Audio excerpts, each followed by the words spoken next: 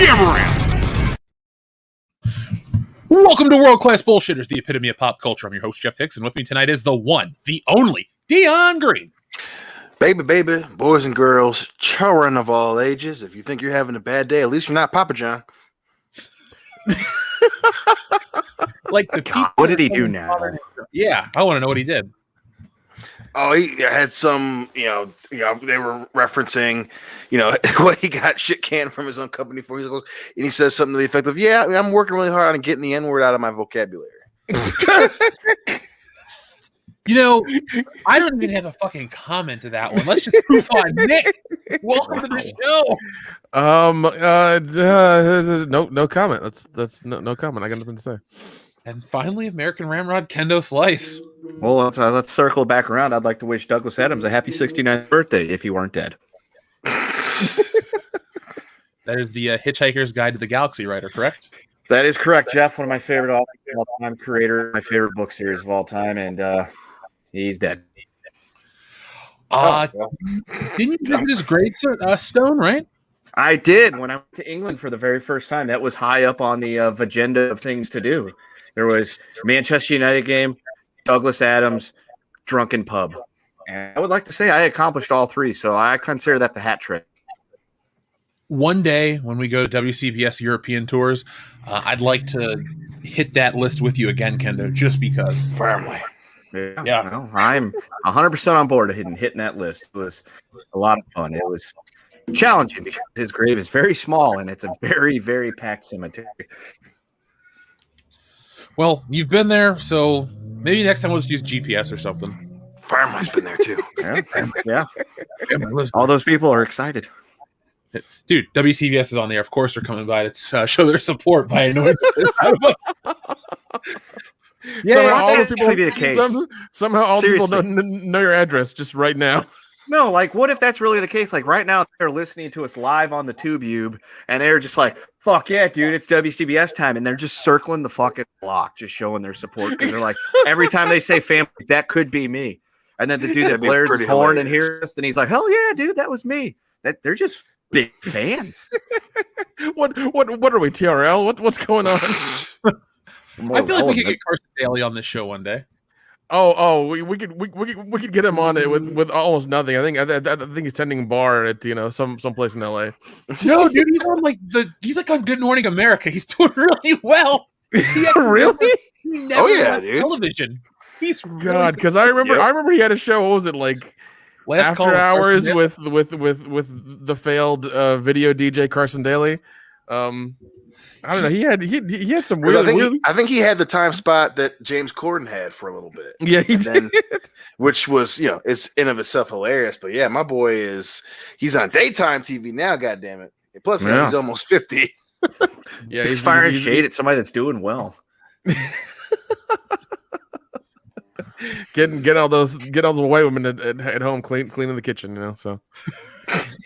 Jesus. Now, folks, I'm sorry. At least you apologized in the first 3 minutes. So, oh, God. So, folks, we're back with another episode 256 is what the title card says. So, yes, we're going to go with that numbering system. So, we have a ton to talk about tonight. We're going to be talking about, Thor, buff Natalie Portman, some Star Wars shit, because these guys have not, I don't think we've talked about The Rock's character in Star Wars yet. So, yeah. Oh, Jesus. Yeah, we got a lot to cover tonight. Now, first, we'd like to thank our patrons as always. So, I'd like to thank our friend Jerry, who edited his pledge. Also, I'd like to thank our friend Russell Nash. And, folks, we put up an extra long hangover this week because we were joined by our friend Darth Tico. It was 2 hours, just slightly over 2 hours, and we talked about everything. So it was a bonus podcast, a full extra WCBS episode.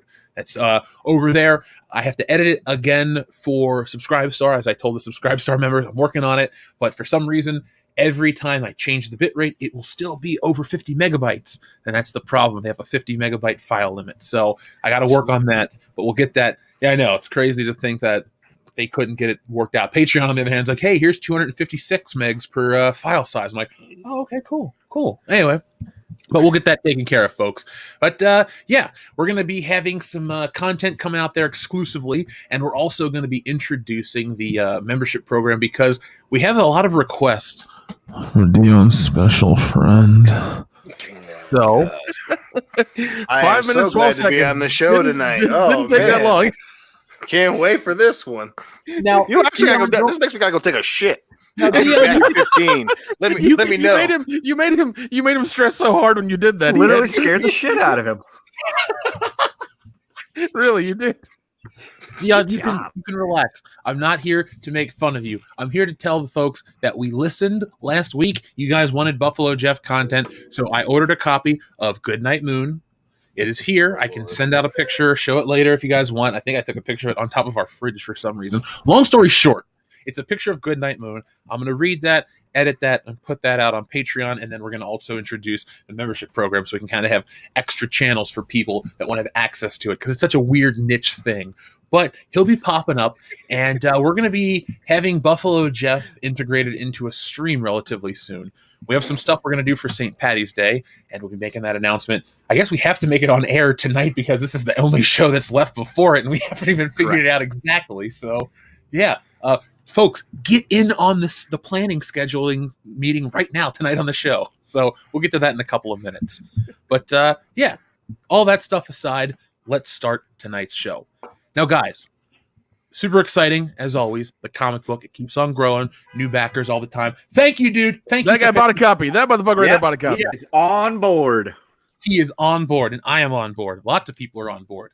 So what we've been doing is we've been offering this secret bonus tier where every 100 backers, we offer a new magnet based on the trading card art. So, folks, you guys got Cecil the Hutt after the first. We hit 400, and we were like, oh, that's a good tier to do it at. And now we're about to cross into 5. And today's magnet will be Mecha Random 42. So I'm going to drop the link in the chat.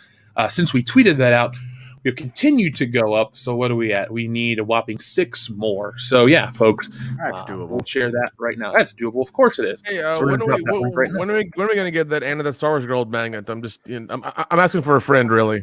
Well, Nick, Fucking the pervert. friend you're.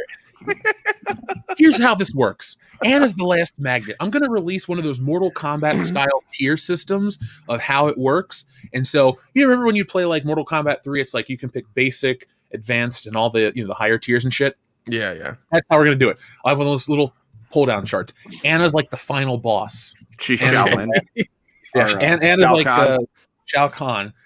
She's the Kahn. final boss. I was say Shaolin. I was like, that's a place. Yeah, I mean, there's a showdown there, bro. You know what I meant.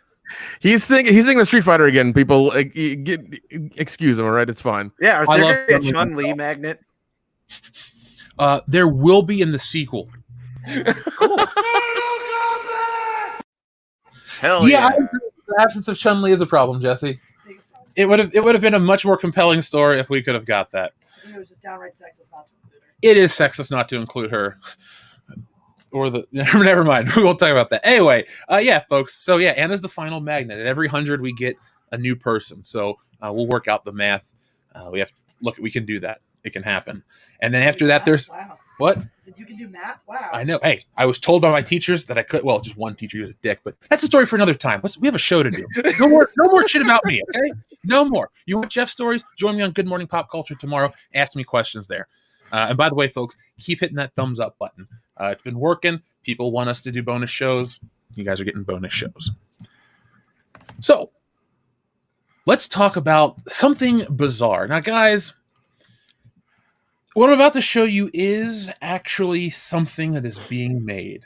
That weird, bizarre intro, that weird, broken sentence to build this up must convey something. That this is something so stupid that I thought it was fake. Now, this image is just an approximation. But there is a film in the works from one Elizabeth Banks titled Cocaine Bear. What? Would you like to talk about Cocaine Bear? Sure. Good, because you didn't have a choice. Okay. I kind of figured that's where it was going, but all right. So, there's all kinds of articles out talking about Cocaine Bear. That's called the must-see and must-avoid movie of 2022. Elizabeth Banks' new film about the aftermath of a narcotics drop in Georgia National Park may be less hilarious than it first sounds. No, it's not. It sounds amazing. This is just like Snakes on a Plane. Like you're getting exactly what's in the title. You're getting exactly what's in the title. Now, hold on. This is from the article. The mind boggles at all the different things that Cocaine Bear could be. It could be Scarface with a bear, or Easy Rider with a bear, or City of God with a bear. It could be The Business with a bear. Though that would probably be a little tragic, a waste of both cocaine and bears. Either way, it's a film with bears and cocaine in it. You're in, right? Except Cocaine Bear isn't going to be based on a real... Except cocaine is going to be... Fuck, I can't even read this. Cocaine ain't gonna be based on no bears. Yeah. Sounds God like damn a it. Bear. Just been doing cocaine to try to even out now. Shit. Hold on. Clearly. Like Denzel It's going to be Washington based on flight. a real story. All right. It's the story about a real bear that had a run-in with some cocaine in the 1980s, and that automatically takes the story from immediately hilarious to potentially quite harrowing. Especially since the story of what happened is both quite short and pointedly sad. In December 1985, a bear was walking around Chattahoochee Oni National Forest, minding its own business, when it found 40 plastic bags of cocaine worth $15 million and ate them, and then died. Oh, that's not cool. It's not funny, but it's funny. It'd be better if like the bear got coked up and immediately started mauling the shit out of douchebag campers. Oh my god, that'd be great. All right. The medical examiner. Hold on. The medical examiner who performed the autopsy on the bear said the cause of death was cerebral hemorrhaging, respiratory failure, hyperthermia, renal failure, heart failure, stroke, you name it. The bear had it. Oh my god. The bear had hypothermia? All at once. Did it both have hypothermia and hyperthermia at the exact same time? Like, I mean, might as well at this point. He had everything else. Poor God, bear. did he should have done Did he also have an American Express card? Well, I mean, it should have had an American Express card and written a whole full album, an A side and a B side. Jeez, man. Damn. It probably did so much coke it could see the future. It's like, holy shit. Holy fuck, I'm a bear! I mean, I gotta think that the moment before his entire body seized up and fucking exploded on the inside, he was probably like a world of euphoria that none of us could ever experience. And then, of course, he just fucking seized up and died like a bad movie. That bear was in the woods fucking singing Cool in the Gang. Oh, the instrumentals too. It was singing Voice to Men for sure. Yeah, it was probably like the most epic 5 minutes any living creature could ever experience. And then, obviously just fucking died. And then, oh yeah, I'm on cocaine. Yeah, I'm on a lot of cocaine. I shouldn't laugh. I can't stop. I mean, that could just be a new expression. I did so much cocaine it could have killed a bear.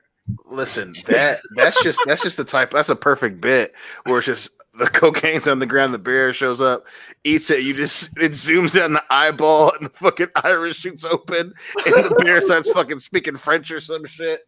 Holy shit! It's the woods. Like, whoa! Oh my god, I can smell campers 10 miles away. Holy shit! The bear's like, I got fucking bear hands. They're actual fucking bear. Ah! That would be so good. Dude, Dr. Coffin Nails, this is great. Sequel, Cocaine Elephant. Oh, Yeah, there you go. shit! Ooh, that involves even more cocaine. Yeah, that He's got a Elvis free fuck that sniffer. shit. Mm-hmm. Part 3, Cocaine Crocodile. Oh, whoa. Dude, Sci-fi heard that. Yeah, Roger Corman just went, ah! Okay, so the premise is basic. It takes place in the 1980s. On their way from South America, a cocaine boat flips, and a crocodile eats it as it washes up on shore as it's chasing after one of the smugglers, and it gets ripped shit on cocaine and just terrorizes It's a big-ass crocodile, and it moves faster than normal crocodiles, and it starts to fucking everything up. It's like if Lake Placid was kind of scary. Okay, yeah, deal. I mean, it's not a terrible film. It's actually pretty good. It's fun to watch. I don't know, Scary. who's producing this film? Who besides I know Elizabeth Banks is directing, but who's producing the movie? Probably her, because she does wear all the hats now in Hollywood. Because I heard it was the guys who did 21 Jump Street. That's what I heard. Wait, seriously, Lord Miller? Yeah, that's what I heard. That'd have been the shit. I dig that. So like that. That's why. Because I read the article. I think it was like Dread Central or something, and it said those two guys producing, Elizabeth Banks directing, Cocaine Bear, and I was like, what? And I read the article, and I was like, if they're producing, I have a little bit more faith in the project. Dude, no matter who was making this film, I was there. I'm sold on a film called Cocaine Bear. That's not a joke. I'm going to go see this film whenever the world opens up. This is a guaranteed. Jesse, we're going to go see Cocaine Bear on day one. So joke all you want. I will support this. We're movie. probably, I said we all see it and we all do a review for it. That's what I say. Yeah, it'll be a channel. You know what? It'll be a channel expense. I'll send you guys out digital tickets to your local theaters. Do like a World Wildlife Fund fundraiser. It will do a World Wildlife fundraiser for it. Yeah. So that would be okay. Or something from the National Park Service or something like that. Yeah. There you go. Look, And then we'll do like a cute little commercial where Sarah McLachlan's in the background, and instead of seeing flies, I think that's going to cost us all of our money. crawling in the poor little African children's eyes, you'll just see bears doing lines, and it'll be like, "In the eyes of an angel." the lines of the Angel Dion. The lines. And instead of Sarah McLachlan, it's DMX. Yeah, come on. That might cost us. Come on. You think this is a fucking game? I'm pretty sure my we can God. get DMX on a discount these days, probably for some cocaine. Yeah, probably. Well, but then we never mind. Yeah. So Hey, Jeff, I put this Rolling Stones article of the same thing in the chat. Look at the picture that it gave us for it. It's fucking hilarious. it's loading. For some reason, my internet doesn't want to load an image. And Wow. That's hold on, I gotta share that. The audience can't. Yeah. You gotta share that. That's We're all in this together. There you go, folks. It's probably just Bear and Hoover and some Schneef. Oh, yeah, dude. It's definitely hoovering a lot of schneef. a photo illustration by Joe Rodriguez. Image using Illustrator. Yeah, well, of course it's Photoshop, but thank you for letting us know, Rolling Stone magazine. No animals were harmed in the making of this image. But yeah, folks, Cocaine Bear. It's gonna be a movie. Yeah, I can't. I can't fucking wait for it. It's gonna be ridiculous. It'll be the It event. can only of go the- one of two ways. up your nose or across your gums. Okay, so it can go one of four ways. Oh damn! We're waiting. Well, you added those two. I was going to say it's either going to be great or it's going to be extremely awful. But then you added the other two bits, so you know. Well, you know what? It's like it'll be like real cocaine. It's gonna be awesome or terrible. You might have the high of your life, or you might die. Dion, we'll call up our buddy Curtis. Oh, so sad, so sad. Yeah. It was okay. Sorry, it wasn't Dread Central. It was a Deadline article that had it. That had Cocaine. Yeah, Bear. Lord and Miller were also producing on the movie. So yeah. I'm just happy those guys are involved, you know. So it gives I me think faith. Jonah Hill should be in Cocaine Bear. I'm just putting this out He there. should be watch the it. bear. I'd watch it. He's just a dude in a bear suit doing a shit ton of cocaine. No, He it should makes be a real bear. No. Cocaine Bear is just about a gay club. In 1988. Yep. In the woods. Like, Yeah, Jericho, Wyoming. yeah, they all have to meet because like they have their secret messages in like the want ads in some newspaper in like Oregon, and they all meet somewhere. Yeah, he goes there and like somebody brings cocaine, and you know, since he's a big dude, I feel like you thought about this way too much. I feel like it's your secret life story. You're just trying to tell us on air. Finally, like Nick, if you want me to make it into a comic, you Nick. got to do it. I mean, Yeah, you know, don't judge I'm him not here. going to be, you know, I'm not going to say no to that. That's fine. Just gotta. We got barriers to break, goddammit. Yeah, I'm okay with these things. It's fine. we have real issues to tackle here on World Class Bullshitters. Right. Clearly. Yeah, Literally, like Nick's secret double life. yeah, as a cocaine bear. Hey man. Times are rough. Okay, you got to make money got any way you can. We'll do a backup story about a gay cocaine smuggler in the 1980s. Also there. It'll be positive representation. It'll be a well-handled story, but it'll also be called Cocaine Bear. I think what we should do is take story like movies or stuff that have generic titles that you can't really copyright, and then make stories that use the name, but they're completely different things. Oh yeah, that's entirely fine. So we have like 17 books called Cocaine Bear, and there's different scenarios. Cocaine Bear in Russia. Oh God. So never mind. We'll get to that one. On the screen right here is probably Kendo's most exciting piece of news this week. Right, It Kendo? is. Oh yeah, I was stoked when I saw that. Now, this is a game that is coming out for PC and consoles, and it's a side-scrolling beat-em-up, and it's in the style of the 1980s arcade game. Modernized, a little updated, but still very much classic Ninja Turtles. I hope that this is awesome, because I'm going to buy it on day one. It looks so fun. Mm-hmm. Yeah, we definitely need to own this and play it on our Twitch for sure. Oh, shit, yeah. Right.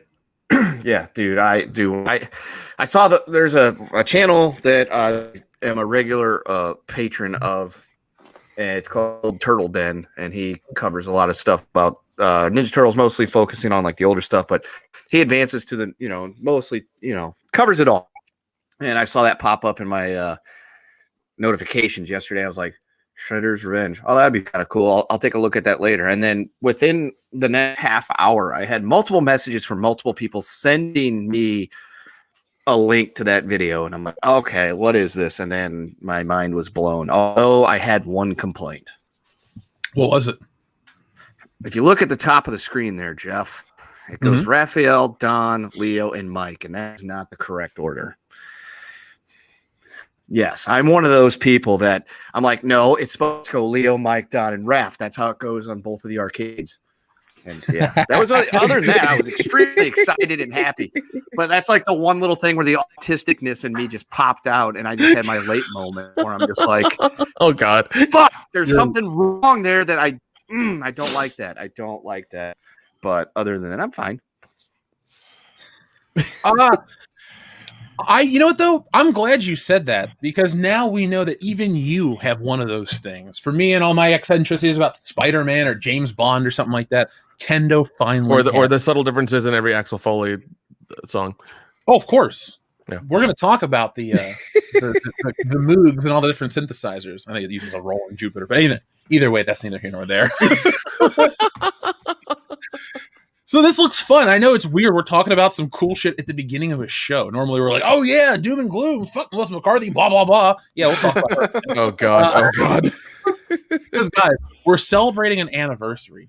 One of our most famous show, or our first successful episode of the podcast came out on this day in 2016. So we're going to celebrate that for just a moment. All I really want to do is just share the title card and talk about how far we've come. Dion, I know you're going to remember this card, because this was the one that I think we couldn't stop laughing at it as we talked to each other. So, you know what? Let me pull this up right now, and we'll share it right here on the show. Does it have to do with an earliest 2000s kind of punk band?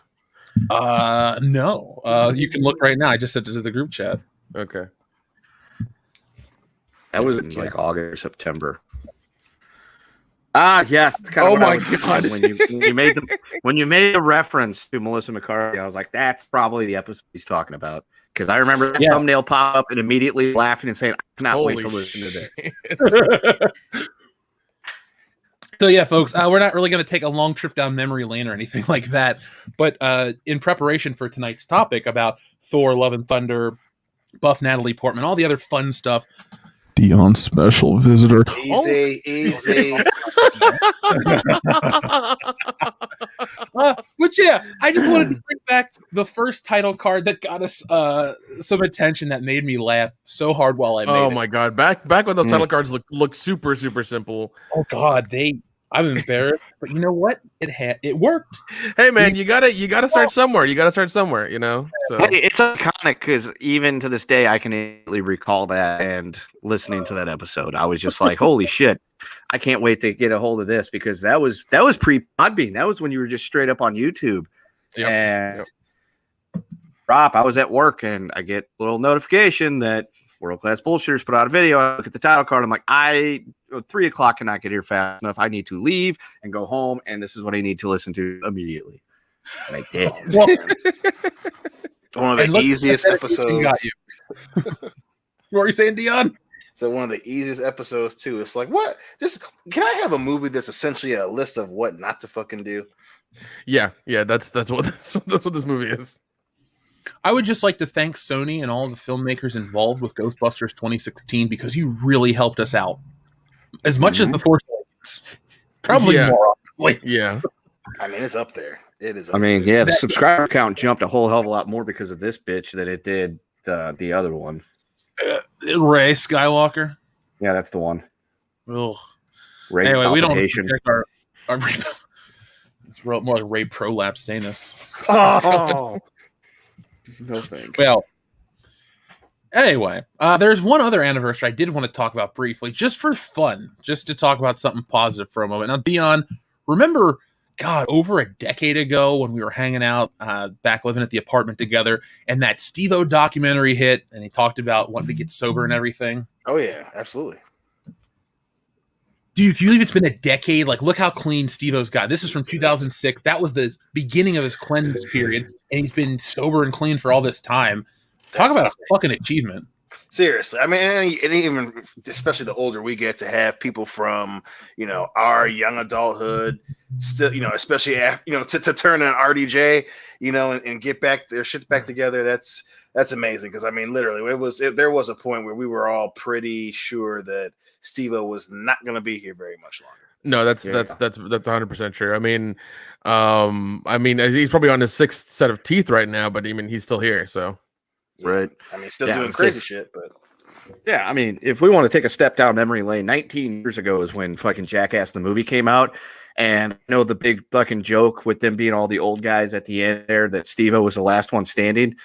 That was the joke because nobody expected Steve-O to be anywhere close to being the last one standing. But, you know, based on how he's gotten his life together, I think that's a pretty good shout for that right now. yeah. I looked at it, you know, I remembered watching this back then, and it was just so, I don't want to say powerful because I don't want to sound cheesy, but I just remember watching that documentary. We were like, dude, Steve-O, we thought it was a whole different story, and it was so sad, and he was tortured. But it's cool that as dark as that story was, I mean, he still does, you know, he's in TV shows. I did some kind of branding or had a clothing line or something with skating too. Like, the dude's still out there doing his own thing. So I just wanted to shine a light on something cool. That's all. Yeah. Good for him for getting sober and, you know, cleaning up his life and, you know, living this long, thankfully. So yeah. I say he outlives everybody but Chris Pontius because you can't kill Party Boy. that dude refused to go down. No, not at all. Now, favorite Jackass member, Dion, you go first. Oh shit! I think. Oh, I think I just gotta go. You know, the easy answers. Knoxville is just such a fucking crazy person. You know, for the most part, no injury that really made you be like, yeah, he's done. That motherfucker gonna be in a wheelchair. And then the dude is always like it's so hard to watch him and not bust out laughing because I mean, even when he's incredibly hurt, he has that goofy ass Knoxville laugh, man. And then too, you know, I gotta give the dude props. Motherfucker got into a fist fight with Butterbean in a fucking Korean lady's clothing store. I'm always gonna respect him for that shit. Endo. I'm gonna have to go with Danger Aaron. That guy. Oh man, they would put him in like the worst positions, and he would just get fucked up, and he would come back for more. Like they treated him like shit. Yeah, I was gonna say it seemed like they all had him do the shit that even Steve-O was like, nah, I ain't doing that. And he was a fucking gamer. He'd go out there, he's like, all right, I'll do it. And he did it. And I mean, I watched him get his teeth busted out one time doing some kind of stunt. He didn't miss a beat, got back up and kept going. It's like, good for him. Good job. Yeah. Nick, what about you? I gotta go join Knoxville as well because I remember hearing a story on some like late night show or whatever where he was filming, what was it, Danger Park or something, and apparently during production his eye came out of his fucking head. And you know, and like he had to have an eye patch on so it wouldn't just fall out. So he tells the story. It's like, yeah, it fell out. So I had to keep the eye patch on. The doctor said to keep it on for, you know, this amount of time, whatever. And apparently he was at a bar and he laughed so hard that it almost he could feel it coming out again through the patch. And I was like, Jesus, man, you need to stop or slow down or I don't know, just Take care of yourself, goddammit. Ooh, that's dedication, but Yeah. I gotta say, outside of the main guys, Dave England was always fun because he cried like a bitch more than anyone else. But he would always do the stuff. But he would always be like, no, no, no, no. And then you just like watched his spirit break, and it was always the funniest because he whined the most. Yeah, I remember. I remember him during the fucking what is it the taser thing, the taser run or whatever. Yeah. Yep. Oh my god. Yep. Which Jackass movie do you think was the best one? 3 for sure. 3, I think, is the overall. Especially they had a little bit of a bump with what happened to Ryan Dunn, but I think pound for pound, 3 is the best one. I'll go with 2.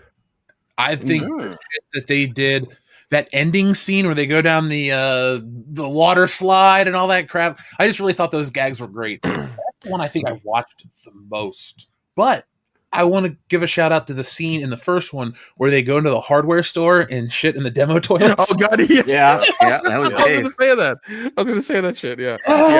I can't watch part 2 because there's too much bodily fluids and stuff, and I was like, I will throw up. I will fucking throw up. But there are a lot of bodily fluids in 2. That's a good point. Yeah, there are so many else. Because like I watch it for about 5 minutes. I was like, nope, I'm leaving. I can't fucking do this. Nick, I finally saw a movie I had to turn off because it was too gory while I was eating. Oh Jesus, what was it? It was Midsummer, dude. Really? Oh, that fucking movie. I can blame you, dude. When they jumped off the rock at the beginning, Jesse had pasta. We ordered, we're like, hey, it's been a long day. Let's celebrate. This Guy Fieri truck has a pop-up. It's going to deliver. Cool. We got this Guy Fieri food, blah, blah, blah. We sit down. We're watching this movie. All right, things are cool. The food gets here. It kind of sucks, but we're going to eat it for whatever reason. We're eating it. We're watching the movie, and the lady's face falls off, and there's pasta, and I'm like, going to puke. And I'm like, Jesse, I can't turn this off. And then my stomach turned, and I was like, oh, because it was nasty too. Because then the guy jumps, and it shows his broken legs. And under any other circumstance, I'm like, cool, I like the gore. It's fine. It's a movie. But there's like a woman's face is falling off, and then there's a plate of food that looks like it. I couldn't handle that. And, Oh jeez.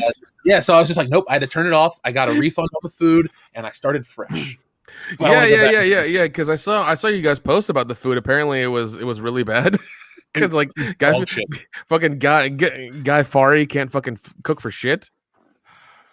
Listen, anytime a fucking almost 50-year-old still has frosted tips and puts his sunglasses on the back of his head, I'm like, there are things that you should not be able to do near fucking schools. And even then, that's one of them. And even then, he's not. I don't think he's famous anymore for cooking. He's more famous for like chowing down in the back of these restaurants and just like eating like, oh my god, you have this thing. Oh, I must eat it. It's like, dude, it's about him going to like 3 or 4 restaurants in a show and him like chowing down for 30 minutes. Apparently he's a cool dude, which is fine. It's like, yo, man, I'm glad you're a cool dude. And listen, you enjoy what you do. You fucking make your paper, boo boo. I understand it, but I'm just like, bro, you cannot be the dude wearing flame button ups with spiky hair, and you're in your 50s. That's just not okay. He's the same guy. He's the same guy who's like freshman in college. Like, well, no, he's clearly past college, but he's still going to high school parties. Like, he's still going there. He's like, oh god, and he always pulls out the Matthew McConaughey line every fucking time. He's the dude that has the same clothing style that he had in 7th grade, and none of his friends have the heart to be like, listen, dude, you got to cut this shit out. We can't go to Burger King with you looking like this, dude. No, man, you got to get you some Jordans and a pea coat, or like some fucking some proper jeans, something like that. You got to get you something proper. Goddamn it, come on, get you one polo shirt, shirt. Goddamn one polo shirt. Just a random polo. No, not the one with the fucking flames on it, guy. Put it back. Put it back. No, you're not fucking buying that. Buy a regular fucking polo shirt, please. And then you call it flavor time. I was gonna say, I've never ever Guy Fieri ever. Like, I've always found him to be an annoying douchebag. Now, granted, that's his persona on TV. Again, he's apparently really cool, does charity things, and does really nice things for people. That's fine. I'm judging him just based on TV. And every time he puts his sunglasses on backwards, I just want to run up and punch him right in the back of the fucking head where the nose piece would be. And just be like, wear your sunglasses like a normal person, you fucking fuck. Put them on your shirt. Don't put them on the back of your fucking head. You're not 11. Stop that.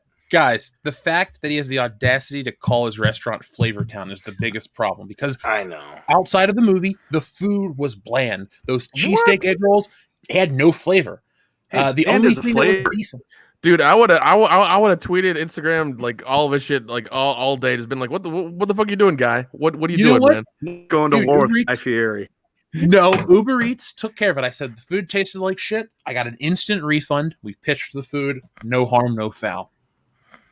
I was out the tip money, but somebody had to deliver the food anyway, so they shouldn't be screwed over. Oh no, 100%. That shouldn't be on Uber Eats though either because the guy made terrible food. Well, it's probably some jackass in the kitchen that's wearing a fucking flame polo shirt to look like Guy Fieri. Because I guarantee he makes them wear fucking uniforms where they look like him. It's like You go in there and it's just a bunch of dudes with fucking bleached frosted tips and no. stupid-ass It's not even that. backwards and It's not even the frosted tips. It's just hairnets that look like his hair. It's just blonde hairnets. Yeah. oh yeah, they're like wigs, but they're Yeah, hairnets. Yeah, I could see that. Their safety gear is just a flame shirt. Their goggles are that same color, but like they're just fucking for frying food and shit. Like Except for the flames on their shirts don't go up as high because they can't be as tall as Guy Fieri's. Everybody has to see that he's got he's in charge. Oh, whatever, dude. He's like 5'6", man. Well, that's why the flames go all the way up. Like their flames can only go up to like the midriff. His go all the way to the shoulders. Okay. I guarantee he goes in there wearing that shirt and he fucking stands next to him and checks him. It's like, is your flames bigger than mine? You ain't Guy Fieri. I'm Guy Fieri, bro. Let's go to Flavor Town. Goddamn that picture. I love that meme That so fucking, much. That fucking meme. One last trip to Flavor Town. Now that's just mean. Yeah. Fucking barbecue sauce. Pull it.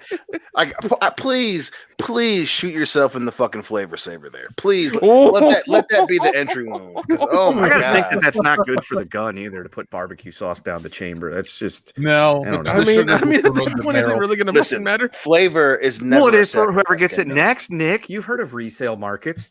Wouldn't you want to buy the gun that took Dude, Oh that's my gotta God. be It's full of way up there with Bud Dwyer. Ruined. Well, it's barbecue sauce and some other red shit on there too. So Oh god. Well, the only thing about Bud Dwyer is, hey man, nice shot. So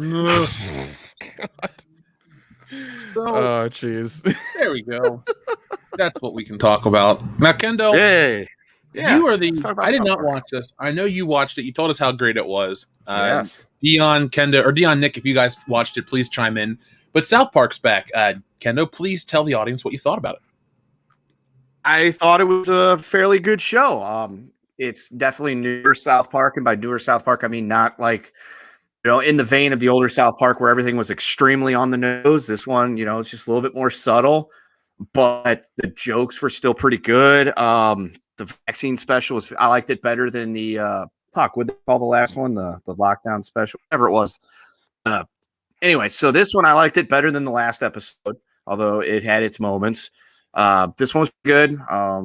Trying to think without getting essentially the main crux of the story is everybody's trying to get into this exclusive club in South Park, which happens to be the Walgreens, because they want to get their vaccinations, they want to get their shots so that everything can go back to normal and everybody can have their normal life back. Yes, pandemic special. Thank you, Blue Watchers. So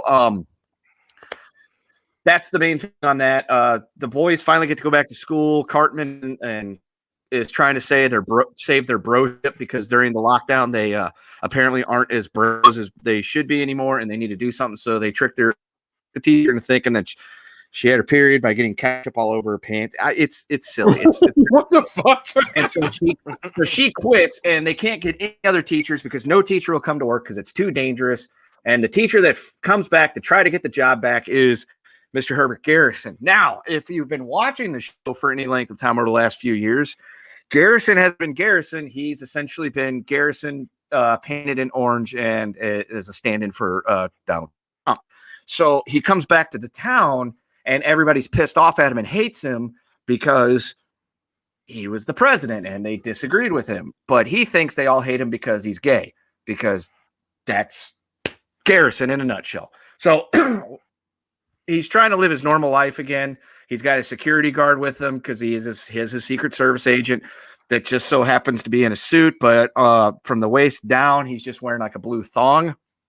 And because it's Garrison, of course, that's going to happen. And then they end up having like this crazy thing where these people try to like call him the chosen one, and the they are essentially a stand-in for QAnon, and to solve the education crisis, they become tutors. And then Butters starts, and Scott Malkinson starts some little group called the Little QTs because they're the supporters of that or some shit or another, because whatever. And the kids are just trying to get the shots to their teachers so they can go back to school, and shenanigans ensue, and it's funny. And then at the end of the episode, Randy's selling not only the pandemic special, but now he's got the vaccine that he's selling from his Tegrity Farms booth. Oh, okay. So you kind of sold me. If it's going to be on HBO Max, I'm going to have to check it out.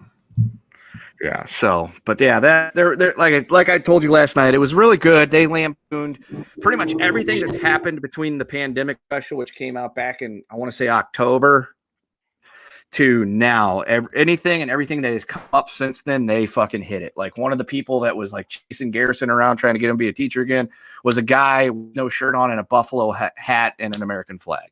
So that guy made it in the show. They fucking parodied him. They parodied that Netflix movie that we won't name because of the group that the kids, that's what they named their group, the letter Q in it. And trying to think of who else got hit, but everybody took a shot last night, and it was funny. It was good. It's, like I said, not as like fire punch in the face as it used to be, but it was all there. Well, good. There's hope. There is. So we're going to talk about Buff Natalie Portman and all kinds of fun stuff in just a moment. But first, read a couple of the super chats that you guys have been sending in. Thank you very much to everybody who's been supporting the channel here, back in the comic, all sorts of stuff. We appreciate each and every one of you. Now, I'll finish my piece of candy, and we'll read the super chats. There we go. Ooh, piece of candy. Jesse bought the mini Robin's eggs, those little Whoppers things for Easter. Oh, those and are it's good. I'm like, oh, shit. Yeah, she's like, here's a box for you and a box for me. And she put it at I have a table I work at now. And so it's there next to this little Han Solo figure. I'm like, shit. Oh, yeah. So I've eaten a lot. The little Cadbury's, little mini eggs. I will eat an entire bag of those. And earlier today for lunch, I had 3 Cadbury creams because this is the time of year where I do shit like that. You know what? Unpopular opinion. Folks in the chat, come at me all night. This will be fun. Easter gets better candy than Halloween. Ooh, I don't know about that, man. I don't know about that. Well, okay, so here's all right. So here's what I'll say. Cadbury cream eggs only come out one time a year. The Cadbury's chocolate eggs only come out one time a year. The Robin eggs, they only come out one time a year. Peeps used to only come out one time a year, but now they kind of put them out at other times of the year. As I've gotten older, I haven't enjoyed the Peep nearly as much when I was younger. But then you get the chocolate bunnies, either solid or hollow. You get the caramel filled. You get the peanut butter filled. You get all that stuff. Here's what you get for Halloween. Besides candy corn, regular fucking candy that you can get any time of the year. You get your peanut butter cups. Okay. You get your Kit Kat, your Snickers, your Milky Ways. You can any time of the year. But only during Easter can you get those delightful fucking chocolate eggs and rabbits. They've been making it for totally. Halloween now. I totally want all my goddamn candy to be given to me by some 50-year-old in a fucking rabbit suit instead of having extra cool fucking costumes and cool fucking shit going on with Halloween candy. I don't know what that shit. has to do with the type of candy. That's not what we're saying at all. Changes the flavor. That changes It the changes the fucking flavor. I got some gigantic ass fucking bunny with dead fucking eyes giving me some The Easter bullshit. bunny's as real as Santa Claus, all right? And He's I'm gonna coming say out. it too. You want fighting?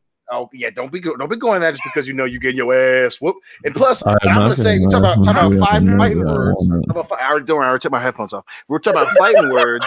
Fucking Cadbury eggs are over fucking rated. Anyone that got a problem with that, you can fucking catch me outside with some candy corn, bitch.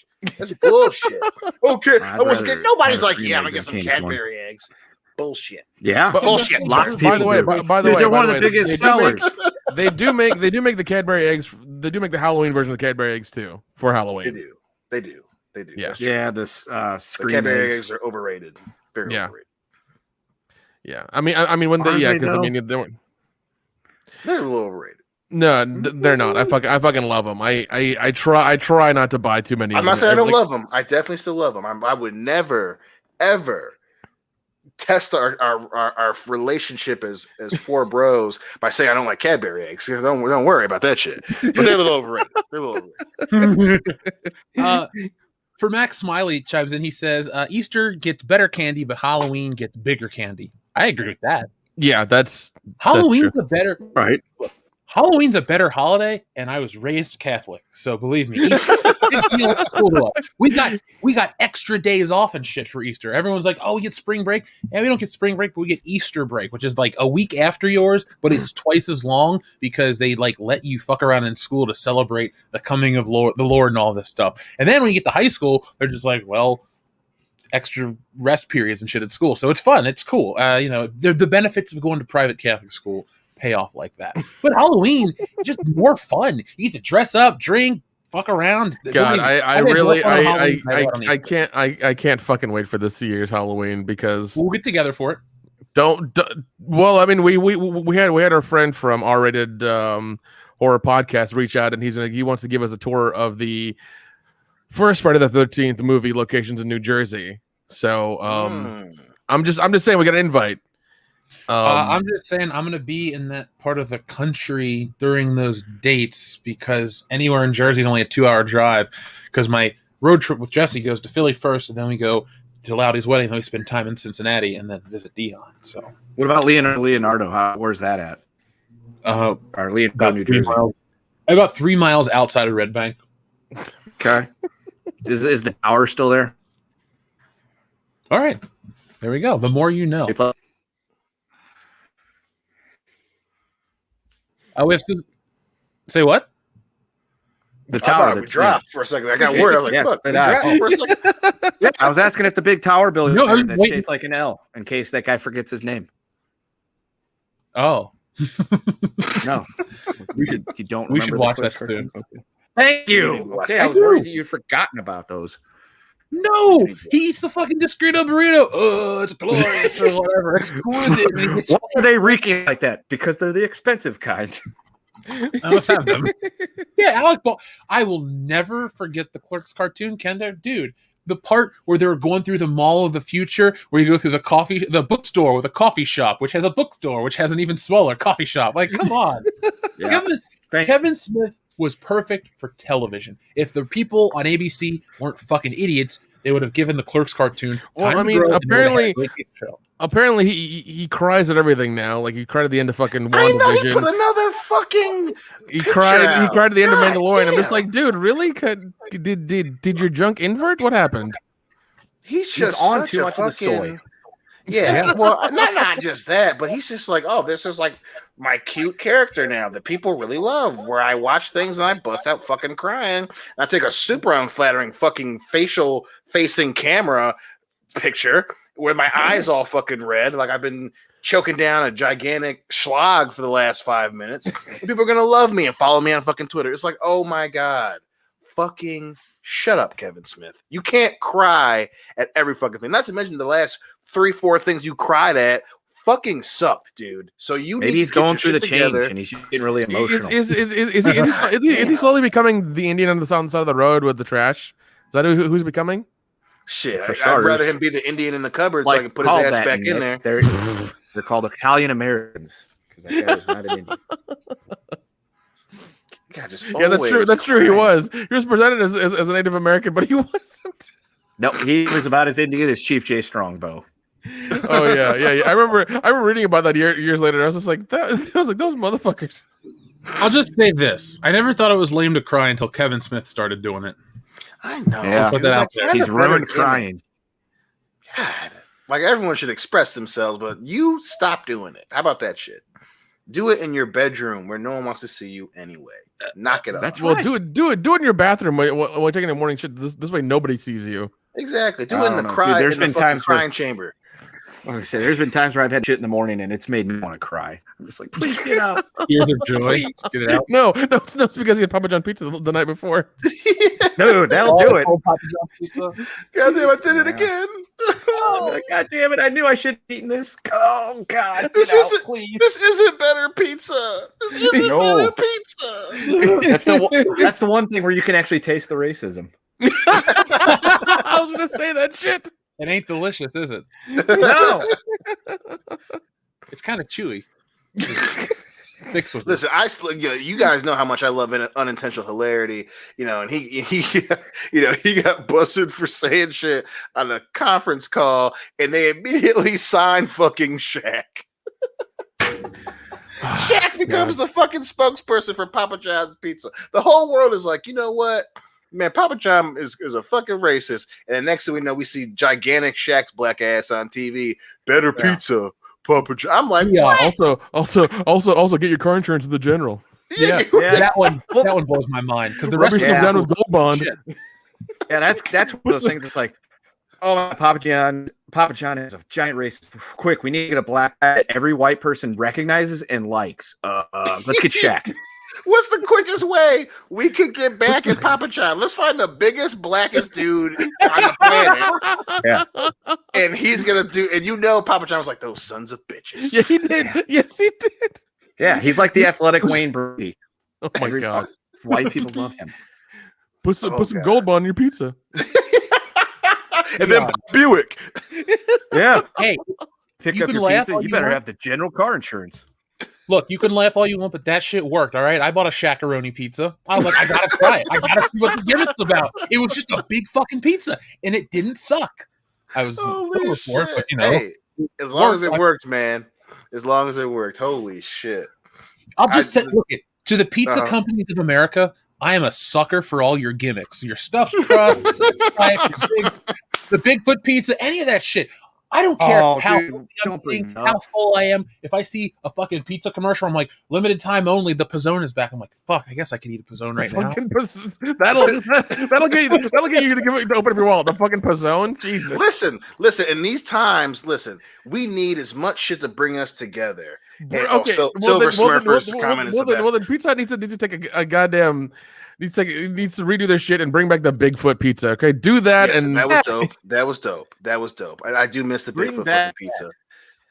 Listen, every once in a while I watch commercials from like 99, 2000, 2001 and like old school Pizza Hut commercials. I was like, damn, Pizza Hut used to be unfucking stoppable. Well, now they have Craig Robinson doing the commercials like it's an old school fucking pizza. He's playing Pac-Man and eating the pizza and shit. He's decked out in Pizza Hut gear, and I'm just like, what are you doing right now? Are you trying to match Papa John's? Do they need a big black guy too? Is that what's going on? Yeah, they're like, we miss out on the power of the big black guy. Fuck. Call Craig Robinson. I mean, I feel like this. Pizza is the most universal food. I don't care what color the spokesperson. It works. I love it. Pick me a celebrity who couldn't sell you a pizza, because you know who sold pizza for at one point in his career? No. I have one. Who? Lena Dunham. Yeah. Damn it. Yep.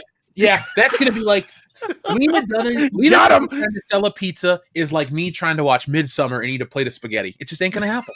It's not gonna be attractive. Nobody wants the Lena Muff Crumb special. Nobody. That's the new meme of the week. The chick that's on the cover of Midsummer where she's crying with those flowers on her head. Replace her face with Jeff's and just be like Midsummer, like, oh shit, in the bottom corner. I lost my appetite.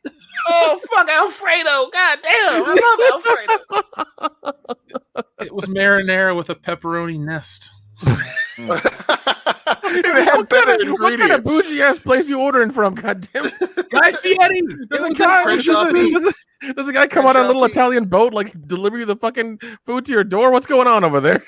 As long as it's not Don Cheadle's Chinese restaurant from Rush Hour 2. I have faith in my boy. Hey, that was Chinese soul food, all right? It's gonna work. It's gonna fucking work. Yeah, you a black man who owns a Chinese restaurant on Crenshaw. I'm still hung up on this Bigfoot pizza. I still am. And General So chicken and waffles, man. That's all I'm saying. There you go. There you go. Hell yeah, my man. Yeah, that sounds good too. Yeah, I was just gonna say, I'm not one for petitions or anything like that because most of the time they don't work. But I really want to start one right now to get them to bring back the fucking Bigfoot pizza, even if it's only for like a week. If you start, I always felt sorry for the driver who had to like carry 2 or 3 of them and like carry them up some fucking stairs. I'm just like, God damn, dude, you are a true American hero right now, dude. You're fucking biceps. We need to bring that shit back. Because those shits were huge, and you would actually have a big ass, like a decent sized car to carry them in. Like, it wasn't a joke, man. It wasn't a fucking joke. I'm on rear axles right now. There you go, Kendo. It's the best we can do for tonight. But One day. Oh, that takes me back to some happy times, boys. Bigfoot Oh, Pizza, Nintendo or Sega, your buddies. I was just about Yes. to say, And also and also some blockbuster movies, man. ordering Yeah, pizza some was movie- like the you coolest thing you rent could do. movies. Yeah. Mhm. I mean, you take it for granted now. As an adult, you have money and you can order pizza all you want. But as a kid, that was a special treat. When you got home and you found out you guys were ordering pizza for dinner, it's like, hell yes, this is going to make for an amazing night. Regardless of what happens, the fucking house could burn down. But at the end of the day, you're like, we ordered pizza and it was dope. Yeah. Seriously, I just remember like the ultimate Friday night in the 90s was like getting pizza, renting a video game or movies, and then hanging out with your friends. It was like, Oh, yeah, there was dude. nothing cooler to do. If you didn't have the internet, which we didn't really, you had dial up, but what'd you do? Hang out on AOL and not know what you were doing half the time? Nah, man. It was awesome. You were on AIM. You were on AIM. Fucking ASL. That's what you were doing. Here's what pissed me off about growing up in Cincinnati, though. We had all the pizza chains, but there was a local pizza place called La Rosa's that was so popular that they pushed out most of the pizza competition in the city. So you would get La Rosa's everywhere, and the pizza kind of sucked. It uses weird cheese. It's kind of funky. You've been there, Dion. You've had their pizza. Yeah, I dude, have. I and know, I know. I just love whenever Jeff is reviewing someplace that actually is really bad. Because before, like, he'll use jokes and shit and make it funny, right? But when he's serious, yo, man, like, they use it, and it kind of sucked. They had bad cheese, and it's just like how just frank you are. I laugh every goddamn time. You're just like, man, and the pizza kind of sucked. Like, he's just No being honest. Like, jest, that's I ain't trying to fuck up somebody's 401k, but the pizza kind of sucked. They had this fucked up rubbery cheese, Yeah. and just disproportionate. Oh my god, I laugh every that shit. I will never not laugh at you describing shit like that. I'm just gonna review shit explicitly for you, Dion. Dude. Oh my god, I can't even fight it. Like, if the scroll ever come and try to invade, that's how you know that motherfucker ain't me. Because if you start reviewing fucking defunct restaurants like that, and I don't bust out laughing, shoot not me in the head. I promise you. Oh shit, he's an imposter. That's how we know he's an imposter. So be like, man, I remember, back in the day, because the food kind of sucked, and if I don't bust out laughing, bullet to the dome. Put that barbecue sauce on that bullet. Send the imposter to Flavor Town. That's right. That's right. Yeah, I just whatever got us on this train of thought, which I don't think was a super chat, which is what we intended to do. I changed my whole night. Jesse's in the bathroom recording something. We're having pizza tonight. She doesn't even know it yet. Oh, I'm probably gonna order that Pizza Hut pizza special and then something actually good because I just want Pizza Hut. Nobody else pizzas the Hut. Domino's tries. They do a good job. Yeah, young Jeff did get mixed up in the Cincinnati Pizza Wars. it was a weird time, but those things happened. It was an Yeah, because you would go to The roof of his mouth is entirely numb now. He can never taste anything up there ever. So Jesse and Chip Pancake will be pleased. They will be. They will be. So let's actually start reading some of the super chats, folks. Thank you very much for supporting the channel. So Zario Japan was here at the very beginning of the show. He says, Gio the Rock teams up with Princess Scissors to defeat their mortal enemy, Doth Paper. Execute order 8.8 by 11. Oh my god! Still a better idea than Last Jedi. Hold on, it says have to wonder how those boxes of rocks at Lucasfilm thought Geoda was a good idea. I'm taking a picture of that just to remember that one by. God, I think. Well, I think Jeff said this. Like the rock identifies as fucking male or whatever. Like it's a fucking dude rock is basically what it is. Yeah, it's like a Vinth or a Vincian or whatever it's called. Like, yeah, but I mean, when you think about it, it kind of like it covers all their criteria. It checks all their fucking weird boxes. So like they're like, yeah, Twitter, we got you. Fucking rock pilot. Yay! And a ship called Vessel.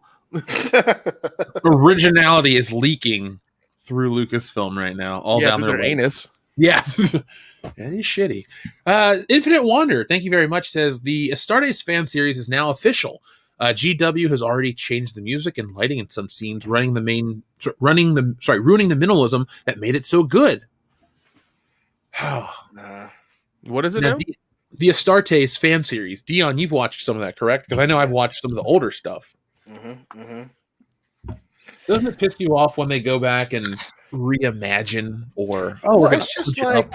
yeah, man, because it's like I It's lazy. very few times does exactly reimagining it. Very few times does that even fucking work. And it's like if you have something that's working, build on it. Just this reimagining shit because everybody wants to put their own spin on stuff. It's like just fucking stop it. There's nothing wrong with adding your name to a list of something that's successful, especially if you do it and it's received very well. But when you reimagine shit, you're fucking pissing into the wind, man, and that shit never works out. It just never works out. Never. Nope. What was it? I got some. I read an article a couple days ago that apparently Rob Zombie's going to be doing the Monsters movie or TV show. Fuck off! Oh, god damn it! Yeah, he got I tapped saw for that that. the Monsters was getting a movie, but I didn't know it was involving his ass. Well, Yeah. Yeah, his talentless wafer of a wife is gonna be, in that as well. So it's gonna be awesome. It's gonna be so cool. It's gonna have all his music. It's gonna have a 70s feel with redneck goddamn zombies saying cocksucker every 5 seconds. It's gonna be great. Well, Nick, you know what I want us to do? Please go on. I just want us to work really hard in the film industry, just so one day we can tell Rob Zombie no. With authority, when he's like, "I want to do this," no, just say no, Rob. And You got a better idea. Listen. we John hire Carpenter. him just to John fire Carpenter him. already called him an asshole. What was that, Kendo? We hire him to what? Just to fire him. We pull a fucking Vince McMahon on Eric Bischoff from last year. We hire him specifically to bring him back just to fucking fire his ass again for fun and blame him for everything. But you hire him, be like, all right, so you're going to make our movie. Here's what it's about. Go nuts. Come back in 48 hours with the treatment. He comes back, and as soon as he walks through the door, just say, listen, you're fired. Get out. What the fuck? Yeah, he needs to go back to make his fucking Walmart medal and his goddamn music videos. Just keep doing that bullshit. Nobody wants you in Hollywood. Ugh. Okay, so our next one comes from our friend. Sorry, I had to close something out. TLJ Screwjob says, a few weeks ago I said World Class Bullshitters should do a double feature of American Ninja / Mortal Kombat. What I meant was Beverly Hills Ninja and Mortal Kombat. My bad, but seriously, do it. You know why you made it a lot easier, TLJ Screwjob? Because Dion and I are both fans of the actor Robin Shao that plays Liu Kang, and he's in both films, so I feel like that man deserves an honorary double feature. We'll just kind of tout it as Mortal Kombat, but it's in his honor. What do you think about that? I love it. That's a great idea. See, what's fun about the drunk commentaries is that one movie is never enough, because we get pounded by the super chats and the drinks and all that fun stuff, but then it's just like we're in this really weird space. Hey man, Zack Snyder made a zombie movie, and we need to make Dion watch it. Oh my god! And we need people to specifically get him drunk while watching it with the Dion super chats. Yes, with the Dion super chats, which will always be red like this. So you have to put D: in your super chats, folks, and I will read those to Dion directly. I won't tell him they're coming either. I'm not going to say like, "Hey everyone, this one comes from so and so. I'm coming for." No, it's just going to come out D: and then your super chat. 5. There you go. Wait, hold on. Does that mean if it's a D: does that mean you read them in Buffalo Jeff voice? Is that what that means? Yes. God damn it. That'll be for the $5 and up. That's the Dion tax. Just That's for the you, Dion tax. I'll buy you something nice out of it after you get out of the hospital. That's the least fucking you can do. For having a nervous goddamn breakdown. Jesus. I'm going to get you a nice steak dinner, and then we're going to talk about how we can make it up to you. You need to read. There needs to be a speaker on in his house late at night of you just reading something on and on. He's like, "What the fuck is that noise?" And he has to go towards it and like try to turn it off and figure out what it is. I had a weird experience as a kid like that. One of these old radios that my grandpa had, and he had died like years before I was born, but one of these old radios just kind of shorted out and turned back on. It was really creepy. So Dion will do a story like that in one of our backup comics, except it's me on a speaker. Actually, no. I don't want to taunt you, man. I feel like you You keep saying that, but clearly you keep losing to the dark side of this motherfucker. Hey, look, 2020 was a hard year, and it took a lot out of me. I agree. I'm back. I'm working my way into this new world where I make fun of you less, Dion, because I love you. Forgive me for being hesitant. Good, you should be. You're a smart guy. You've known me for a long time. If you believed me on the first go with that, I'd be like, really? Like, what else can I tell you that you'll believe? Like shit. You have a bridge in Brooklyn to sell them. Yeah, and you also signed over your 401k for some hockey tickets. Pick your team, bro. I mean, that's not a terrible investment if they're on a cup run. Right? Sure. Kendo, pick a team, sign me over your 401k. I'll get you to their season. Anyone that's got a hot season. We'll stick a pin in that for now because things ain't so hot in the land of the yard. Oh, okay. Well, we'll talk. We'll resume this one later. Now, Okay. Screw by Steak. We haven't heard from Screw by Steak in a while. He says, "Sup, bullshitters? Haven't been able to watch the show live due to overwork, and sadly tonight's going to be the same. I know your damn. pain, Kendo. Hope y'all are doing well, and thanks for always for the laughs." Well, Screw by Steak, thank you very much for the kind words. Glad you're still around. Always happy to hear from you. But the overwork stuff, I think Kendo can sympathize with you. So Yes. Yeah. Oh, Sent Jeff a definitely. message about that earlier today. He was like, hey, here's what's going to happen for the next 3 weeks. My life is going to go to hell. Here's what I'll send you when I'm available. Yeah. Well, just remember, ladies and gentlemen, we are on Spotify as well. In case you want to listen to us afterwards and you can't catch a live show. yep. Yeah, you can find us. We're also on iTunes, Stitcher Radio, Podbean. Flick it. Apple Podcasts. We're everywhere. We're everywhere. Yeah, we're 1 week behind, so I'm gonna upload a double upload tomorrow. It'll be last week's show and then today's, and then it'll be up to date. And then I'm just gonna keep pushing forward with that because it's like, oh, I'll upload it tomorrow, and then it's like, oh shit, it is Thursday, and you have another show to do. So, Well, I mean, you're a busy guy. You got a campaign to run. You're making videos. I mean, it's not a joke, man. It's not a joke. this is still my favorite thing. It is. It's what helps get me seriously. through the week. Even when I'm having a good week, I kind of have that thought. I'm like, you know what? This has been a solid week. Everything's been great. No complaints. But it's Thursday night. I'm fucking ready. You guys know what's up. Oh yeah. That's right. And we're, 4 months, not even, 4 months from Loudy's wedding. Oh my god. So like, I gotta try to get my ass in the gym. God damn it. you should use the Jeff diet where you just stop eating, basically just walk to Whole Foods, drink a smoothie, walk home every day. And then, that's kind of it. Yeah. I don't know. My Whole Foods is like 10 miles away, but I'll try it though. I'll give it a shot. Dude, that's even better. Yeah. You could do it Think even of all that you weight you would drop off 20 miles a day. 20 miles a day. You You have have to get up at like 5 in the morning and make it there just as they open to get my groceries and then like walk back. Yeah. It's called commitment. If you have it, you'll succeed. Yeah. So that's fucking lazy loser talk right there, Mr. Oh, I don't believe in myself. Oh, I never have. I mean, that's just how I roll. It's fine. Get your ass out there and walk to that fucking Whole Foods. Yeah. Find that fucking dog. Spend a week's worth of pay on 3 things. You're not wrong. You're not It wrong is. at all. The only reason I talk about it like it's a regular grocery store because I split everything with Jesse. So it's like, oh yeah, it is more expensive, but I only pay half for everything.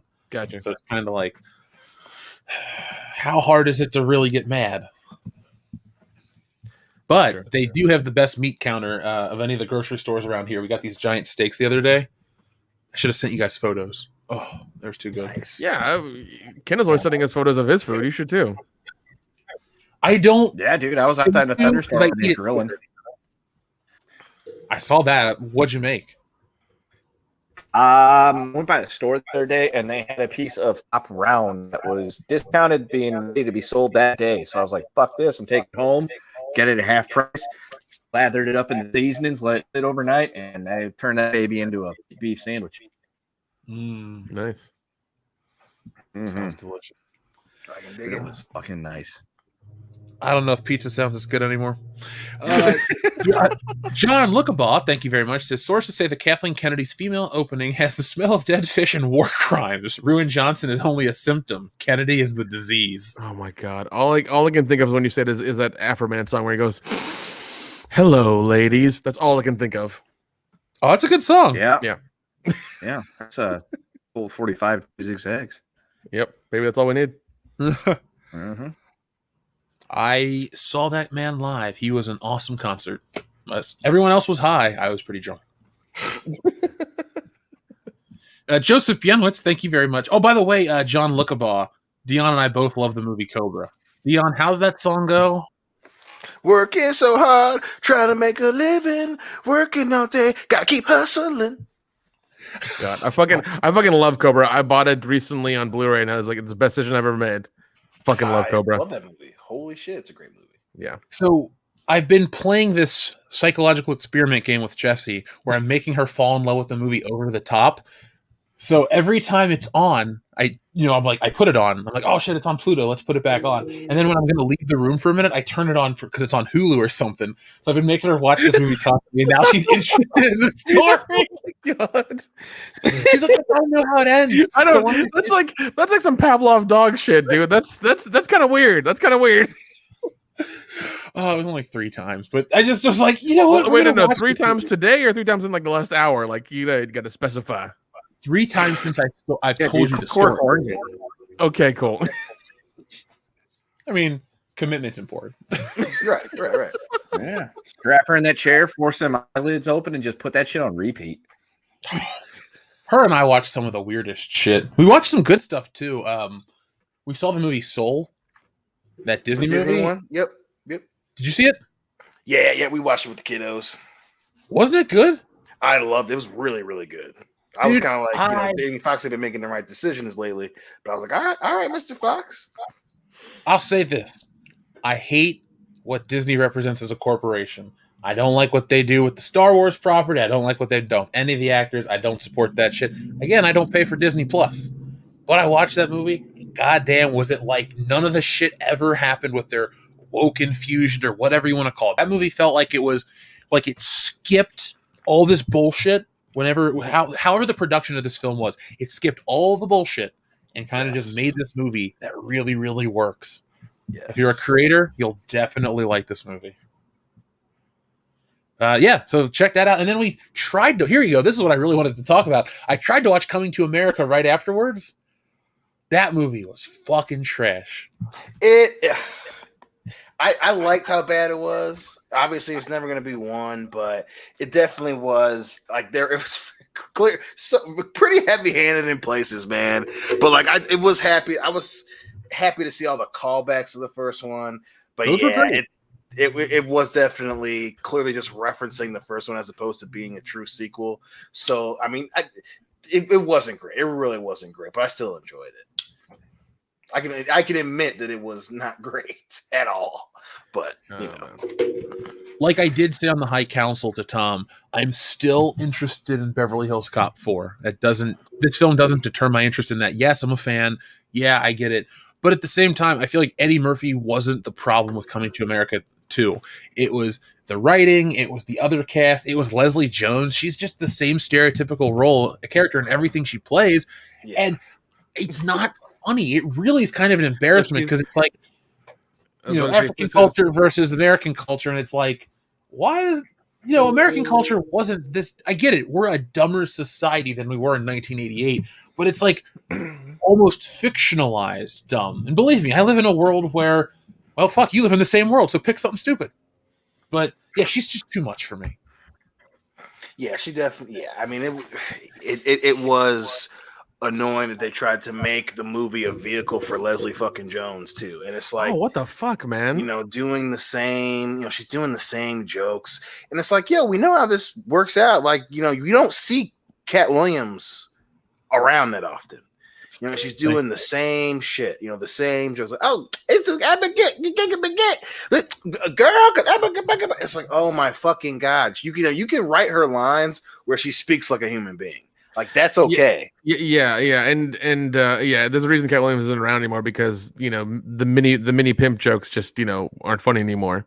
Right, Nobody like cares. bitch, you're almost 60 or you're almost 50. You're still doing pimp shit, and now it's Leslie Jones, and it's like this isn't not everything has to be an SNL skit, Like, and I will admit, I did laugh at when he goes to see her after he realizes he has a kid. And she goes, y'all know I was a hoe, right? Like that was funny, but then everything was delivered the same way. And she's like, "Oh, well, I rated your closet, girl." But then I'm like, "Oh my god! Like, did you just copy every fucking 80s comedy that happened to have a sassy black woman in it, and then you were just like, do that over and over and over again. It's gonna be awesome." Well, her and Tiffany Haddish kind of were having that battle for like the sassiest black woman, at the time, and I was like, "What are you both doing right now? What's going on here?" This is well, at least Tiffany Haddish will at least vary it up. That's true. That's true. Don't get me wrong. I'm tired of the 13 movies that her and Kevin Hart have planned, but the was it Night School? I thought she was actually funny in that. That's true. No, she was. Yeah, I'll give her credit. She was really good Night School. And her stand-up's actually funny. I actually do enjoy Tiffany Haddish's stand-up. But fucking but she definitely tests it. She definitely fucking tests it. I'm glad that she got away from. And again, that's another Cat Williams connection that disappeared. She got away from Cat Williams for a fucking reason. Yep. And it's just Leslie Jones doing the same gimmick. Like, she could have been in the movie for a little bit and then not anymore, and it's a better movie. She slows the movie, like his fucking, because she's the other mom, and it's like, why is she here? Yeah, he brought his mom. It ain't funny. I'm not enjoying this shit. She should have just been in it for a little bit. I would have rather the barbershop dudes go to Zamunda than to see Leslie Jones do the same. That would have been funny as shit. Over. That would have been funny as shit. For sure. That would have been way funnier. It's just like Leslie Jones is gonna be playing Leslie Jones again. Wow, what's new? She was great as Leslie Jones in Ghostbusters, and you'll love her as Leslie Jones in this too. I love how she got mad at people like criticizing her in Ghostbusters. It's like, you played the stereotype. Why are you happy about this? The director and the writer wrote you as a stereotype, and you're defending them. What the fuck is wrong with you? Well, I think the crux of that is that's the only way she knows how to act. So if you criticize that, she's taking it personal, as in you're criticizing her ability to act. I don't know, man. Yeah. I think that's hitting it right on the head. And again, it's again, I love unintentional hilarity, and especially with Ghostbusters, what not to do. What they touted that movie as, and they're taking pictures in middle schools with girls. We're showing girls about science, and it's fucking Leslie Jones whose line is, "But it's a Cadillac." Like, at no point did anyone stop and be like, "Is this a stereotype?" No, it's fine. It's Leslie Jones. It's fine. We just saw her asshole and get leaked a couple months ago. It's totally That's fucking true. That's fucking true. It's just, and then she does the same shit in Coming to America God too. damn it, It's man! like, Kendo got broken early in the show tonight. hey, I gotta crack him sometimes, man. It's because so we had that old thumbnail from a show from days gone by before, but then another thumbnail with a picture that Jeff had. It was Leslie Jones with that fuck look on her face, and it says, "You want to see my nudes?" That's what it made me think of, and that will make me laugh every time. That's like that little midget stripper gif. I will die when I see that thing. That kills me. It does. That's a rule we have, not to send it when we know Kendo is driving on his way to us, because we know. 100%. Well, it's like the other day I was telling you about something kind of like, I don't remember what it was. I was giving you a breakdown on something or saying something that was poignant or important, and then you just fired that thing back, and that just ruined the conversation. I was like, I'm done. I literally fell off the couch. I was like, you motherfucker, that is not fair. That is not fair. Oh, it is. But it is. It is very, very fair. So we'll read a few more, and then we're going to start talking about Natalie Portman Thor. Yay. So Joseph Bianowitz, thank you very much. He says, rumor has it Natalie will be as buff as China. Okay. I hope not. I saw a thing earlier today that like apparently Joni Lauer Twitter still tweets. What? That's kind of creepy. Yeah, double check, make sure. But yeah, no, I saw a thing like somebody posted. It was like one of them wrestling groups that I'm in that I'm either talking shit or actually trying to have constructive a conversation. And there was like a screenshot. And it said Will Joni Lauer, and it was like a picture. It said 25 minutes ago, and it was a picture of her at the beach, and it says, "And isn't an day?" And can't be read. That's one of those things that does bother me, with the exception of the test one, when dead celebrities' Twitter are still active. It's just unsettling. It is. It's also weird for me. Not that I was like the world's biggest fan, but I met her and was on her YouTube channel right before she had passed away. So it's just kind of weird. Yeah, Plus, like somebody reached out to me on my keep art, incriminating yourself like this, page. Jeff. Fucking keep it down, man. Jeez. So, one more, and then we'll get into the topic. All right. Sorry, we have just terrible internet connection right now. I don't know what's going on. New equipment, new everything. Still can't get a decent connection in this building. So, time to fucking move. Just sit outside the McDonald's building or whatever. They have really good Wi-Fi. Probably better than what I got here. I pay quite a bit for it. So, our friend Doug Keller says, "Hail WCBS, making my way through the 007 movies." Doug, I saw you commenting on our Patreon page about some of those. You were right about Denise Richards. She was not. She couldn't act for shit. Guys, can you think of a Bond girl that has a worse actress planner? Dude, Denise Richards just in general is just a terrible actress. Oh my Yeah, God. I saw her and Paul Walker and Tammy and the T-Rex on Shudder the other night, and I was like, God damn, your acting is just in this the whole time, hasn't it? Okay. Yeah, no, there's a reason why she was in the film industry, and it had nothing to do with her acting ability. That mean you ain't lying. No. She's terrible in Starship Troopers as well.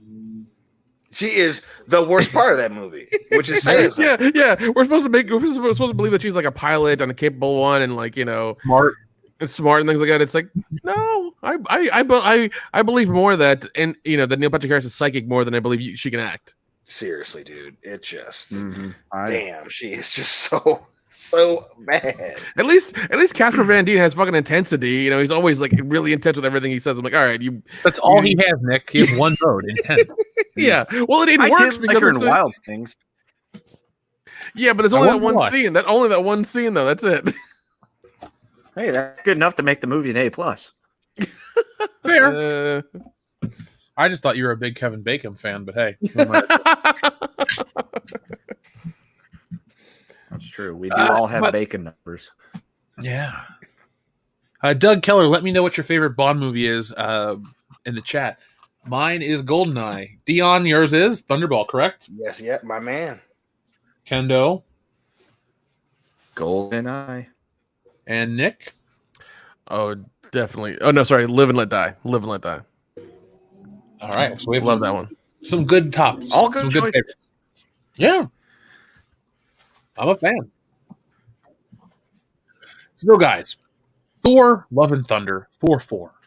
Are you guys excited? Are you interested? What did you think last year when they announced this 1970s porno-sounding Thor fan title? I was like, well, shit. Here's the thing that nobody fucking asked for, a new Thor. Especially seeing as how so many people love Thor, especially in Endgame. Yeah, let's get rid of that. So, whatever. And then again, they went with Natalie Portman, who had made this gigantic, hub to do about that she didn't want to do Thor anymore. She didn't want to do Marvel anymore and all this shit. So I was not happy about it. I wasn't happy about it. Still not fucking happy about it. I was kind of hoping it was going to fizzle out with the rest of the flavor of the month bullshit. But again, it apparently is for real. She's doing a lot more push-ups than she usually does or whatever the fuck, and then she took a picture at not Comic-Con, but whatever, where she has me on there. It made me fucking throw up in my mouth a little bit. So, again, listen, as a person, I think Natalie Portman talks a lot. I think she says what she wants to do, and then she ends up doing none of it, but that being said, I'm not excited for Love and Thunder, but we'll see as more information comes out. I doubt they can sway me, but hey, I'm open to bribery. I mean, we have high valued opinions. Yes, clearly. Oh, God. We'll get gift cards to Papa John's, for saying the right thing. The boy. Don't give that. Don't give that to Kendo. Don't do that to I'm just saying, Kendo. if you want to be eating high on the hog, say the right shit about the MCU. You know what I mean? I don't know. I feel like I'd rather eat Papa John's pizza than watch this movie. Oh shit! I would too. That's saying a lot because of the physical pain that comes with eating Papa John's pizza. Well, one thing I love is that this announcement came out and everybody had the same reaction. Nobody wanted this movie, and everybody remembers Natalie Portman being kind of a smug bitch when they were doing this. She's like, no, I'm not doing it unless there's like a female director or some bullshit on there. And then she's coming back because she then all of a sudden they announce her being there. I'm like, this is odd. What happened? And then everyone's like, oh, you hate women. It's like, no, they announced like Black Widow as well with that, and everybody was happy with that. But they announced this, and this doesn't seem consistent. It doesn't make sense. And as like Jeff said, it's a fucking 70s porn name. It's like, and then you have Taika Waititi doing it, which he's a great fucking director, let me tell you. And nobody wants it. Nobody wants to see it. Nobody cares for it. And it was just funny the reaction for all of this. It's like even with WandaVision, it seemed like nobody really cared for that either. And it seems like personally, that's what it seemed like to me. It seemed like that to me personally. WandaVision. Nick, I got a question. Go ahead. So you said that she wouldn't do it because they didn't have a female director. Now remind me, didn't she have like something to do with like a female? That's a good point, Kendo. Can you enlighten folks? Yeah, it was during the 2019 Oscars. She wore her little fucking scarf with gold thread of all these female directors that should have been nominated. But she owns her own production company, and she's never hired a goddamn female director besides her fucking self, ever. Just saying. Well, the thing I'm seeing with the MCU is a weird tonal shift that I think is going to kind of nudge me out, push me out of wanting to watch these movies. And it's not about, the MCU or any of this stuff, but I put on Avengers Endgame today just for the hell of it. I was like, we're going to be doing stuff in the apartment. It's cool to have a background movie on. But I was watching it, and superhero movies have taken on a weird slice of life tone where the Marvel ones are so focused on the personal element, which is cool because the Marvel characters have always had that. But the movies are shifting and becoming about more mundane things. And I'm kind of concerned because, you're going to have Doctor Strange, but I feel like Spider-Man's going to be smaller scale. And I feel like this is going to be kind of humdrum and dull. The whole point of it is this weird comedy back and forth, and it's not about the spectacle of Thor. I mean, even Asgard didn't look as grandiose in Thor Ragnarok as it used to. I mean, that shot in the first one where you come up from the water and it's upside down, that still stands out a decade later. I kind of look at all this stuff, and it's just going down this weird path of you bought into the brand, but now we won't give a shit. Thanks for your money, sucker. That's what it feels like. A lot of this stuff. Yeah. It definitely, and I think that's a perfect example of where the MCU was at that time, especially when Thor came out, because hardcore comic book fans knew who fucking Thor was, and there were so many that weren't huge Thor fans, but then they needed Thor to be good, they needed it to be successful, so they took it so fucking seriously, and they did the character so well that he became a fan favorite. Even people who don't read a lot of Thor were like, damn, I love Thor in the MCU. He's funny. It's it's Chris Hemsworth. He done charm the pants off of the fucking Destroyer. I'm in it, and then it becomes the fucking biggest franchise on the planet, and then the MCU becomes the flavor of the month club, and then obviously the so far, I mean, obviously until Love and Thunder and all this shit comes out, but you had the quintessential of that flavor of the month thing was the women Avengers scene in Endgame. You just have this forced thing that they're trying to incorporate into the universe, and it comes off so fucking stilted. It comes off like a fucking presentation from your 57-year-old fucking teacher in high school where you're like, I know what you're trying to say, but you're saying it like a fucking robot. It's just, it's so weird, and here we are now, especially with Natalie Portman. And it's funny because where was she holding Mjolnir? It's in the goddamn tag for the show. But, you have this person who, again, talks too much and who again is parroting a lot of this bullshit. But again, when the fucking check clears, she's all in it. I don't want to do another Marvel movie. Hey, that check cleared and you're going to be the star of it. I'm all about it. Hey, I want to have a female director, and in a normal conversation with a human being, that's a good thing. But then it's coming from Natalie Portman, who doesn't hire them, so it's just this weird bet that the MCU is clearly starting to make with this flavor of the month bullshit. And it's going to be very interesting to see how the fans react when Love and Thunder eventually comes out, because it's if that scene in Endgame was any indication, it's going to be such an awkward experience, because you're going to have Natalie Portman playing this character that she doesn't like, that she doesn't understand, to appease her, and they're like, okay, give us your money now, and people are going to resoundingly be like, I don't think so. Especially in the 21st century, in 2021, word's going to get around really fast. And if you didn't take Love and Thunder as serious as you took the first Thor, it's going to fucking show. You cannot hide from that. You cannot hide from that crazy first shot of Asgard. And when you don't have that, and now you have fucking Natalie Portman wielding Mjolnir, and it comes off as stilted, it's going to take 15 seconds for people to be like, yeah, don't go see that. It fucking sucked. It's going to be people are gonna be tweeting. People are going to be tweeting inside the theater in the first 15 minutes of that movie. Be like, yeah, I don't want this. Exactly, because it's that's just going to it's going to travel like wildfire, especially after the pandemic, because people are going to be burning in their fucking homes to get back out of their houses and want to go to the fucking movies. And you're going to have Love and Thunder is going to be your answer to that. I mean, like I said, if it's, we'd say the same thing. If it's good, we're going to say that it's good. But holy shit. I mean, them hedging their bets on Natalie Portman, who cannot walk the walk. That is risky. That is so fucking risky, man. I'm almost excited to see how bad it gets. Because again, she talked herself into this corner. So holy shit. If they don't take it as serious as they did the first Thor, it's not going to be good, dude. It's not going to be good. So let's have a little fun. I just found this. Fat Thor shouldn't be the superhero exception or a joke. Fat Thor was viewed as a joke by some MCU viewers. Oh, but this Avengers Endgame transformation should be welcomed as a form of representation. Oh God, go fuck yourselves, man. Sometimes a cigar is just a cigar. Well, I mean, and it's the same shit. I think after the movie, the people are like, oh, the reason he's fat is because he was going through depression.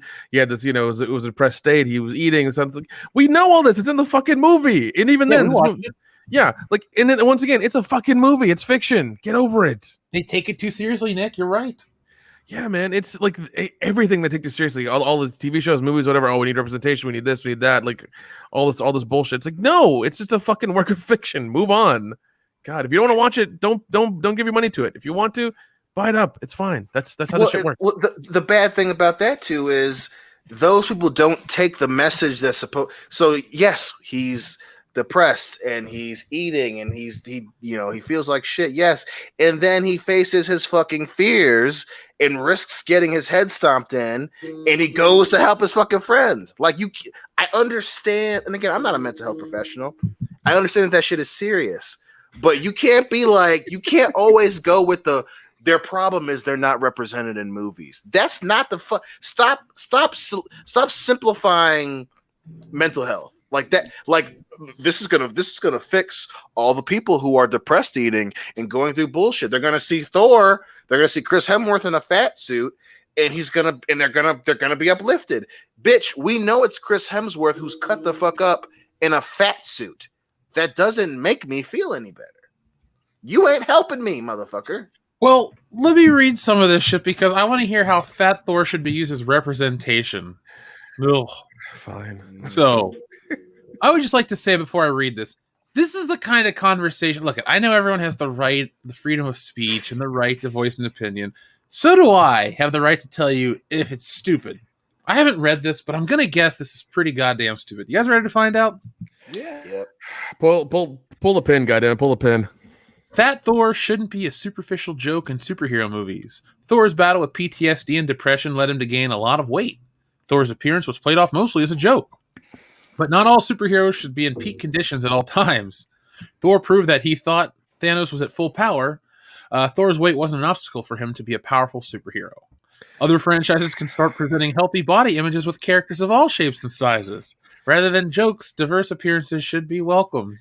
Listen, if you want a fat superhero movie that represents people, look at the Melissa McCarthy movie called fucking Thunder Force. Have you seen the trailer for that? Oh my god! Oh my god! Is this real? No, Octavia Spencer, Melissa McCarthy, they're superheroes. And even then, Melissa McCarthy plays her like fat best friend who like accidentally sits in the seat and gets injected with the serum and then becomes a goddamn superhero. I'm not even fucking kidding.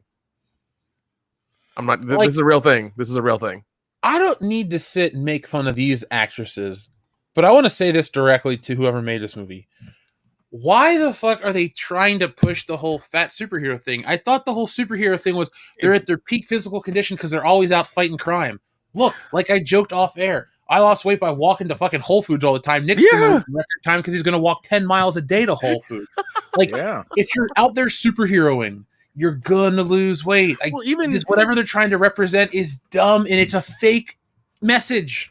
Yeah, even then we've heard from Chris Hemsworth and Chris Evans and RDJ about like their diets they had for doing these movies. It was fucking ridiculous. They would work out before they would shoot. They would only eat like fucking brown rice, chicken, and like steamed broccoli, and they hated it. They'd only drink water. They'd have to have like two trainers on them all the time so they could like maintain their like glucose fucking levels or whatever the hell they were doing, so they could look like that in the movie. They all fucking hated that shit. They really did. Yeah, I understand that they're suffering for their art and stuff, but you know what? That's what you get when you sign up for playing a superhero. Tobey Maguire at one point gave a shit enough to get in shape for Spider-Man. Excuse me, can't believe I almost made that mistake. But this is a thing they keep trying. There's that comic book Faith. Last year we had Diabito, aka Trailblazer. Like they keep wanting to shove. Here's the thing, too. Let's say that this movie is successful with putting out a different body type for superheroes. We want kids to look up to somebody that looks like them on screen. But it's Melissa McCarthy and Octavia Spencer. They're kind of old to, like, use that message for kids. Like, a kid can look at Captain America and go, he's cool, I want to be like him. No kid looks at this and goes, well, she's chunky like me, so I'm going to feel cool to be like Melissa McCarthy. Like... You can't have your cake and eat it too. Everybody wants to be America's ass. Come on now. That's true. Well, and listen, and don't get me wrong. Especially when we were originally reviewed Endgame, I wasn't the biggest fan of Fat Thor, right? Because that they turned the character into a bit of a joke. But the issue wasn't. The issue wasn't that, oh, he's just made fat now and then he's a fat joke now. It's like, I didn't like the trajectory of that part of the character, right? And then you see something like this, we want them to be role models, but we're making that one thing their whole personality. Yeah. So you want to give someone to look up to, but you're making the focus of everything they're doing their weight. Like it's just because that they're not smart enough to write dialogue that's subtle, right? So the whole gimmick's going to be, oh well, you're fat, or it's going to be like, oh, you're doing like it's going to be very heavy-handed dialogue between the characters in that movie. I can fucking smell it now, but then at the same time, they're going to be like, look at our positive message. You just spent the first half of this movie making fun of them because they're bigger.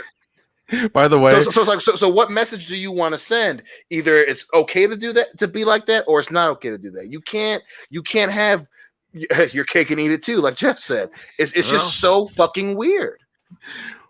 By the way, this movie that we have the picture of, Thunder Force, it's written and directed by Melissa McCarthy's husband. Just so Of you know. course. Just so you know. Yeah. Good for him. Explains it. Nepotism at its finest. Hey, whatever helps you and the lady, bang in the bedroom. If that's your kink is to make shitty movies, that's your kink. I ain't gonna fucking judge you, but come on Nope. now. Of course, it's Netflix. That Photoshop job. Why does Octavia's neck look like a goddamn giraffe? What's going on? Right. We want to have body positivity, but we're gonna make them look as thin in the face as we can. Yep. Yeah. And look at Melissa McCarthy's arms and like that whole upper body. I was like, God damn. Yeah, her she has the arms of someone who's 145 pounds and built, but it's okay. Body positivity, right? Yeah, somebody fucked up somewhere. Yeah, we want their necks to be as thin as possible. But again, we want to have body positivity. Listen to us. Body positivity. Greg, could you make her face a little thinner? Thank you. More shadow. Appreciate it, buddy. No double chin. Body positivity.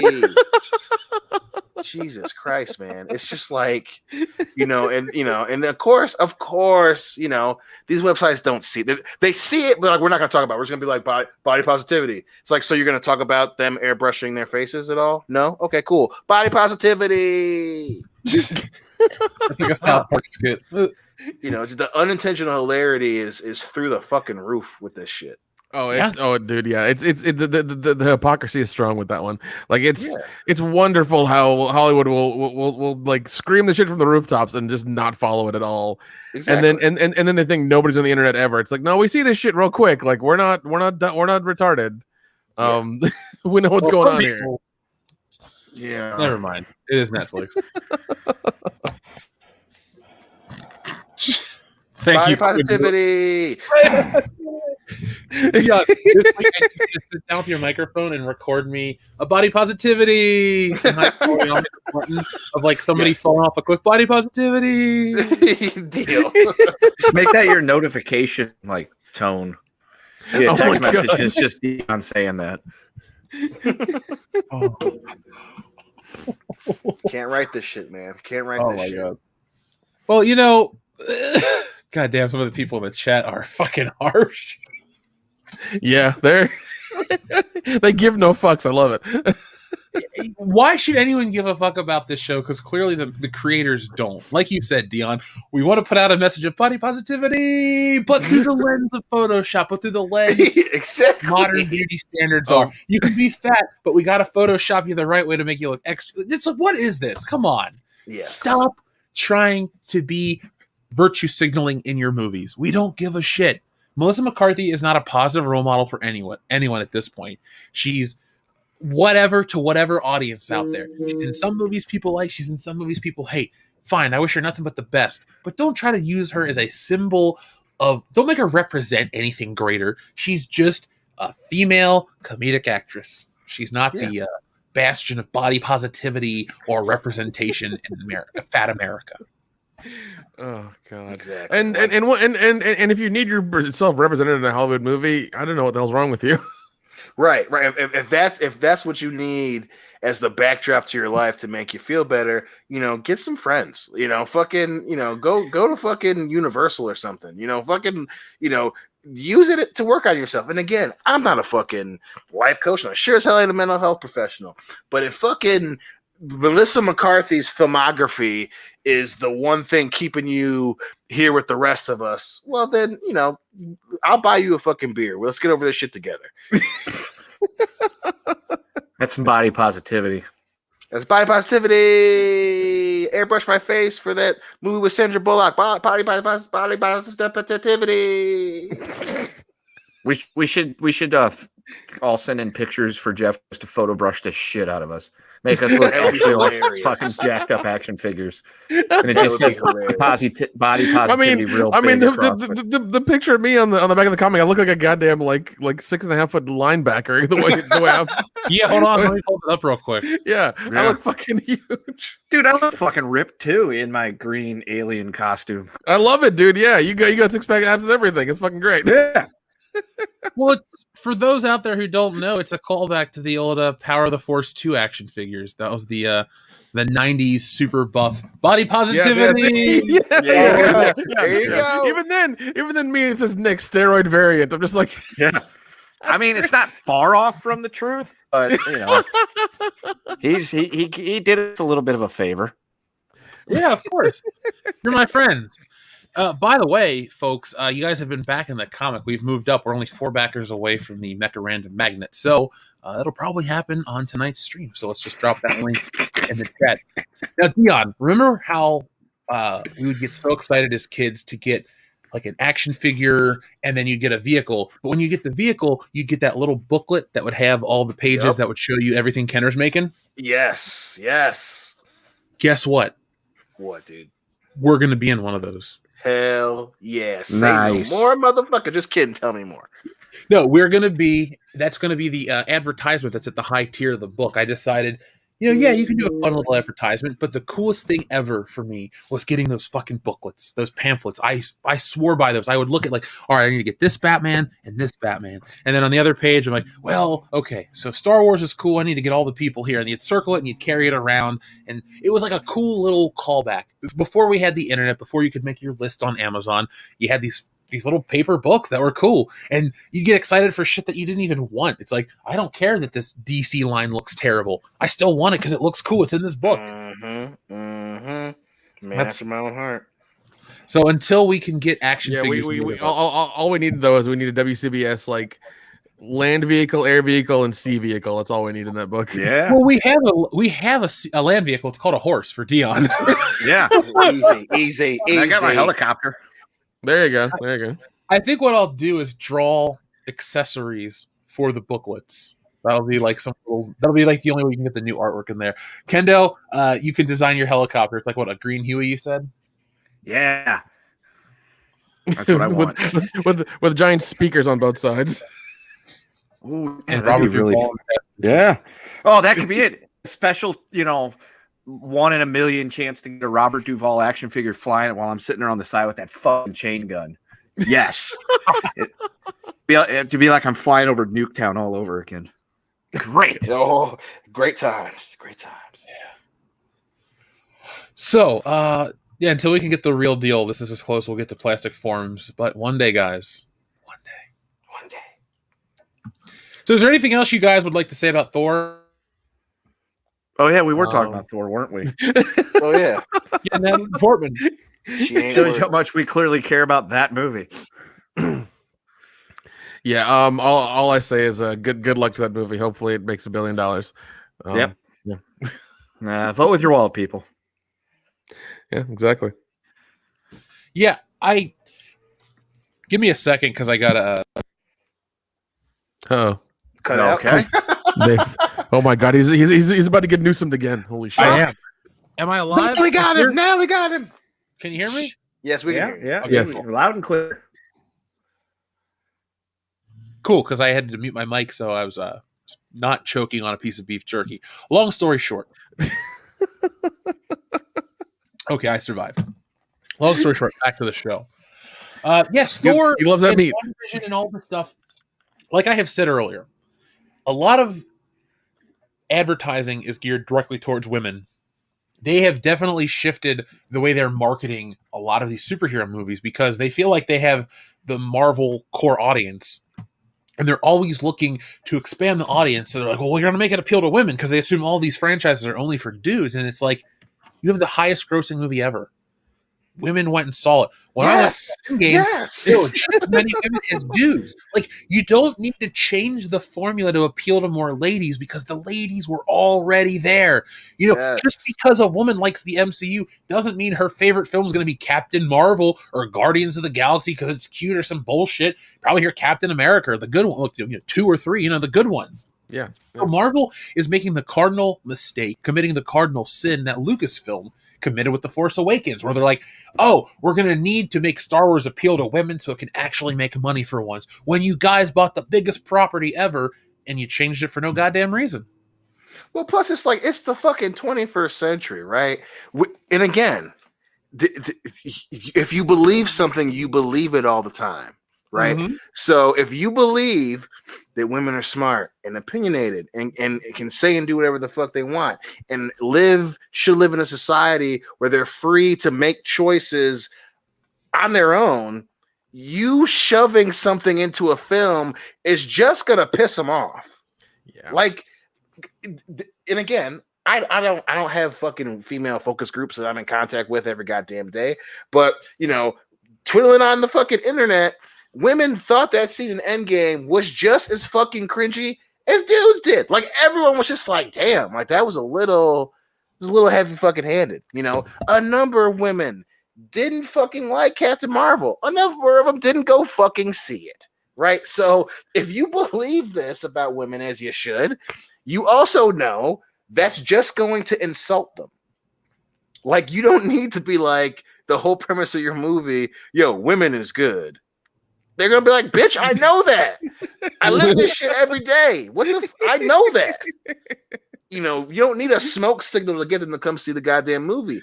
If it's good and you have respectable female characters in your films, they're gonna watch them too. It's not that fucking hard. I do, and that just brings me back to the whole Elizabeth Banks thing with Charlie's Angels. It's like, yes, guys, this movie's not for you. Women, go watch the movie, and then nobody went to go watch it. She's like, guys, it's your fault you didn't go watch the movie. It's like, bitch, what do you want? You cannot be specific with your instructions, okay? Yes, and sometimes ladies want to see muscular fucking Chris Hemsworth too. There's nothing wrong with that. That's why. Like, well, I mean, that's why Aquaman made $1 billion because the dude was wet for 95% of the movie and shirtless. That's why. Yes, and punching motherfuckers, punching a black dude who can swim in the face. Yeah, they fucking love that shit. Wow, there's nothing wrong with that shit. Fuck. Sometimes a cigar is just a fucking cigar. And yes, you should believe that women are awesome. It's just gonna insult them when you're shoving shit in their face. Like, hey, this movie's about a girl. There's a girl in it. You should come see it. Hey, there's a girl in this movie. You should come see it. Hey, I don't know if you're a girl, but you're a girl and there's a girl in this movie. You probably should pay me money to go see it. Whoa. Now, I've been listening to this book about Marvel Comics and Stan Lee and, thinking about Stan Lee and what he did for the art of the comic book. Good, bad, whatever you want to say. I'm not here to rip on him. You know how I feel. But comic books have had a message. But it was like, they used to have a good message. It's like, respect your fellow man, this, that, and the other. Be an individual, work hard. There were these messages in there that you read and you went, okay, cool, I'll be a little better like Captain America. But these movies don't put like good messages in them. They put the lame PSAs, like when Hillary Duff comes out. It's like, don't use these words. It's like, I get that you want the world to be a better place for everyone. And deep down, I'm sure most people do. But don't make it like boring and lame. If you're going to put out a message about equality or this or that, okay, that's a fine message. Most people can get behind, blah, blah, blah. Cool, here we are. But make sure the delivery's cool. Don't give me some lame movie where everyone just holds hands at the end and sings a song or some shit. Like, give me something cool with action. You want to show me how, we need to break down barriers for Latvian American action stars. Well, then put your Latvian American action star in a movie that's as kick-ass as fucking John Wick. Don't put him in something like, Dion, what's the worst action movie made in the last 10 years? Oh, Jesus, so many. I mean, probably The Heat with Melissa McCarthy and fucking Fine, Sandra don't Bullock. put him fucking, that's a bad one. Notice he didn't say Dark Fate. It's a good film to him. Yeah. Listen, y'all need to cool Oh it. my god! Y'all need to cool it over there with that shit. I was waiting for that shit. I mean, maybe. God. No, I don't, motherfucker. I mean, you can't set that one up that just just right down the middle. Bam, gonna nail it. Yeah. Hey, Dion, what's her name?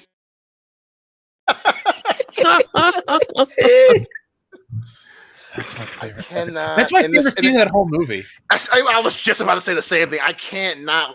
Every time I've watched that movie, I bust out laughing at that part. It's like no matter how serious I try to be, movie. Just him screaming Grace is. It's like, God damn it. So it's like, bitch, you got one job. Take the pencils out of your hair and do what I say. Seriously. But even to beat a dead horse a little bit more, fucking Dark Face, a perfect example, right? It's just like, it's like, hey, I don't know if you guys know, fuck you. I don't know if you guys know that Linda Hamilton was in the Terminator movies and she's a woman.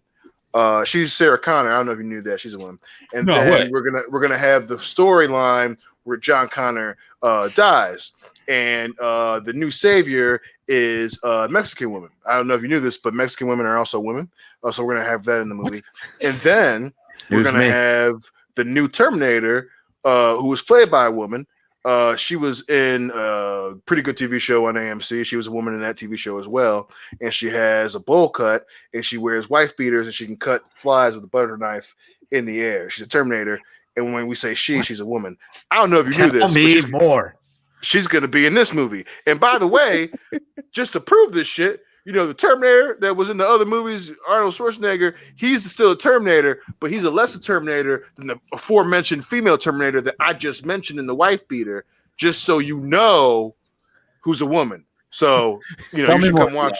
You should watch this movie. And ladies out there, I know that you're all ladies and you're all women and you have women body parts. But again, that's 3 women in this movie that you should watch because you're women. Do you believe in fate? Bravo, that is Hollywood's advertising in a fucking nutshell. Seriously. By Dion Green, thank you very much. I would laugh a lot harder if that wasn't true.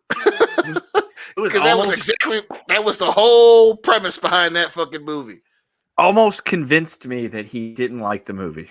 Yeah. Well, also the political thing of making it in Mexico and about immigration and all the other bullshit, and then like even they made the evil Terminator also Mexican as well, and I was like, that movie was so heavy-handed. Holy shit! Heavy-handed. Holy shit! And somehow even the whole time travel thing doesn't make sense in the first 5 minutes of the movie. It's like, oh, we defeated the Terminator, but one fucking still came back and killed John Connor right on the beach.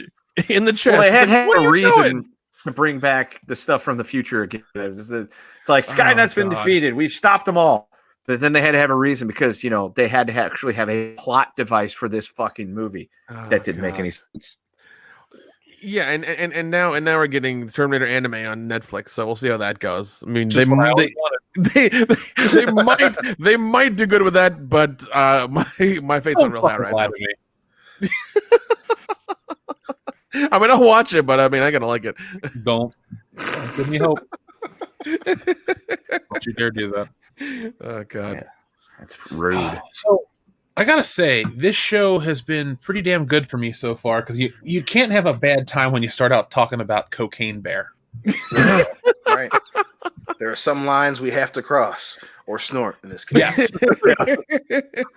A habitual line crosser. I got that reference. Thank you. That was for an audience of you, Dion. That was awesome. That was so good. That was so good. Oh, so let's get caught up with the listeners for a few minutes, and we got some more topics. Plenty of topics, folks. So Al Manuel 0311 says, Dion, who is your favorite Space Marine Legion in 40K? I named my firstborn Lion L. Johnson, and I'm happy, and also happy 0311 day to my Marine infantrymen.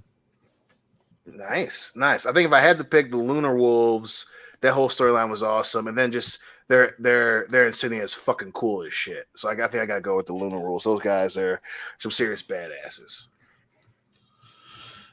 I would also like to say that yesterday was Super Mario Day, and I really regret not tweeting out something about it. But I did find this meme. Actually, not a meme. It was just a question.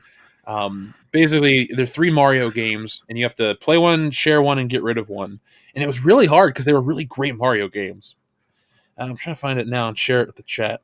Shit, that's best pound-for-pound franchise probably of all time. Yeah. Here you go. It's keep one, give one to a friend, trash one. Super Mario 3, Mario 64, and Mario World. Ooh. I'm keeping 64. Yeah.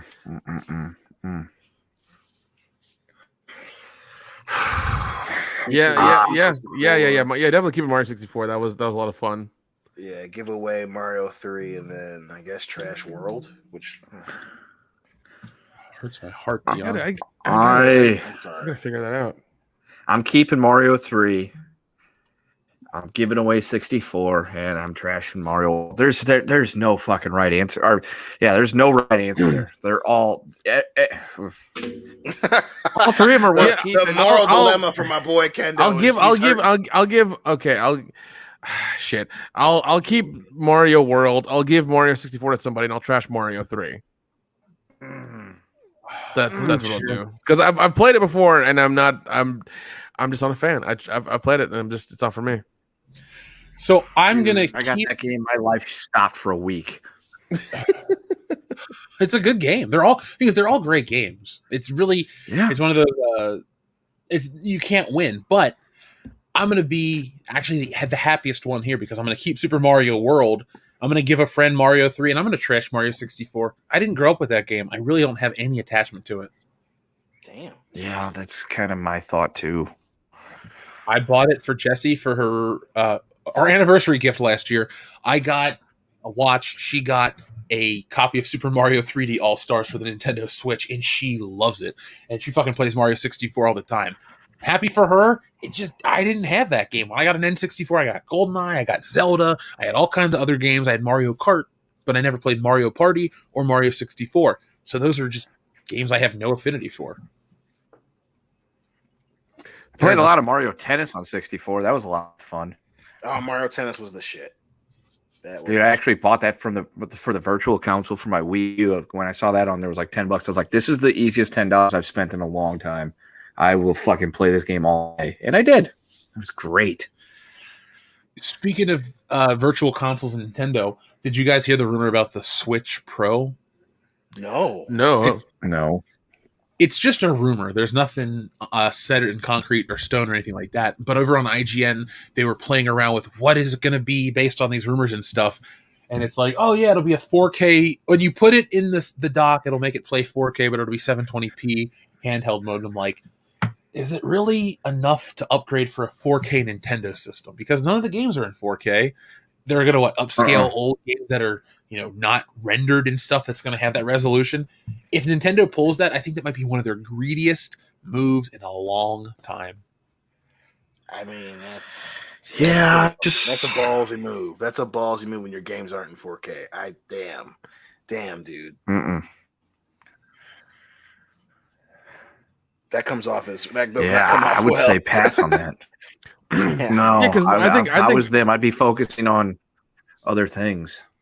Yeah, like making playable, not playable, making fun games everybody wants to play. It sounds like they're going the Microsoft route with one of the Halos. Where they're like, oh, we're not going to do couch co-op because it's not 4K. It's like, I'm sorry, what? You're not putting in the thing we all fucking love to do, and with the game from the beginning. Okay, well, we're not going to buy the game. Thanks. Wait, Halo Infinite doesn't have multiplayer on the screen?